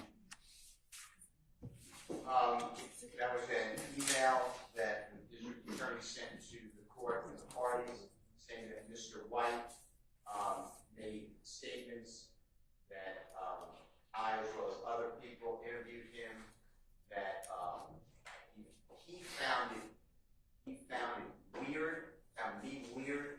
I was asking questions about Walter Murphy. And I know that Walter Murphy is close with Jeffrey Williams, and if the state wants to introduce that, there's other information I'd like to take immediately. Interrupt the state's presentation evidence to put on other information immediately when the state finishes this. Why would you be able to put on something in their case in chief? Well, the court has the ability to do that, and it's going to be 6 or more months so we get to call witnesses, and I think that it would be zero go to bias, 0 go to relationship. It would just be a comment by a witness, and it can't confront it for another 6 months, and that's just inappropriate in this type of case. So I ask the court to use its exercise of power and let me use 4 witnesses and for the state's case after they know that. Your Honor, the state with the burden of proof, the defendant having no burden of proof. You don't have to present anything, Mr. Steele, so I would probably defer to you if you decide to call people in your case, you know, and present a case in chief, because at this point you have no responsibility to do that. But I would not permit you to call witnesses in the state's case in chief. I would ask the court to permit it. Listen to it outside the presence of the jury. Any, the same thing I raised this morning. Any statement where the state tries to interject, it's not for bias, it is to get the jurors to question lawyers or Mr. Williams. That's what it's for. There's no bias here. I don't know the person. Your Honor, that's So I'd ask you to take it up outside the presence of the jury and listen to a proffer from the witness and then make a decision. Your Honor, we would ask that not be done for 2 reasons. Judge, this is an effort to quell or chill the state's ability to make examinations, proper examinations of witnesses. Mr. Steele has no question that he has heard that entitles him to any kind of relief. If the state makes or asks the witness a question, the proper time to enter an objection to that question is when an improper question is asked, and at that time, the court has stated what it is willing to do, but Mr. Steele has an obligation to make contemporaneous objections, not predict and try and curtail what the state may properly ask of witnesses and are entitled to make inquiry into in order to prove its case. So we would ask that the court deny any such motion made by Mr. Steele at this time until, if there is a question that Mr. Steele believes is improper, he make that objection at that time. That is what he is required to do in order to preserve his rights with respect to rulings, and there's just nothing at this time to be ruled on. This witness did not say that Mr. Steele knows that Mr. Murphy and Mr. Williams are friends. The witness said he himself knows that they are like this, as he put it, like this. And what we did was we gave to counsel for the defendants an oral statement that was given to one of our lawyers and our investigators by a witness. So now Mr. Steele is going to go through and try and keep the state from eliciting information from the witness on the stand in proving the state's case in chief.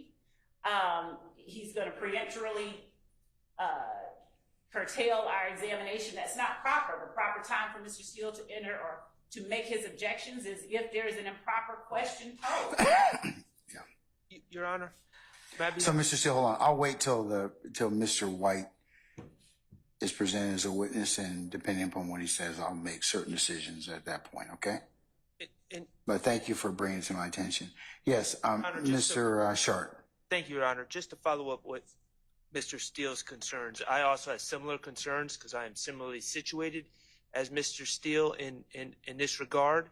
And, you know, Mr. White talking about your client as well? Well, me. Is Mr. White talking about? Mr. White wasn't really talking about anyone's client. He was talking about attorneys. Judge, May I finish? But rudeness doesn't be up to anybody, okay? Your Honor, Just this is a conversation, okay? So, Okay, well- and the jury's not in the box, it's just me. I So, understand, and I'm just trying to get a couple words in. And Your Honor, so we there's a concern that if the state wants to go down this road, and you say a forewarned judge is a happy judge, and I understand that, and that's why we're trying to forewarn the court. If the state wants to go down this road, I don't think it's going to end well for them. this but road also, of what? This road of what? of what Mr. White's saying, it's not going to end well for them, but additionally, it's going to turn into a mini trial, which What implicates. Mr. White says about you as lawyers is not relevant anyways. Well, that's kind It's of not. our I point. mean, so That's exactly our point, Your Honor. so And- if that's the case, then I'll make appropriate rulings at that time. Okay, and all we're saying is that those would need to be discussions outside the presence of the jury, and that's all we're saying, Your Honor. No, you're not going to preempt the witness. I'm not previewing the witness's testimony. You make a valid objection, I'll hear it. Okay.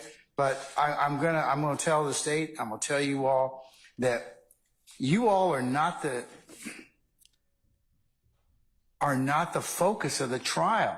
I so agree. please don't ask questions about one another and what they said and what you all did and whatever. I don't want to hear it. In fact, it's improper.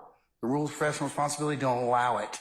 So stop it on either side. I don't want that to occur ever again in this trial. Am I clear? Ms. Love? Your Honor, All right. Okay. And Your Honor, what I wanted to say in response to what Mr. Sharp said is that there literally was nothing that was offered by the witness regarding these lawyers as it relates to the fact anything that they said. All that was said was that Mr. Steele, an involved white attorney, and a young African-American female came to visit.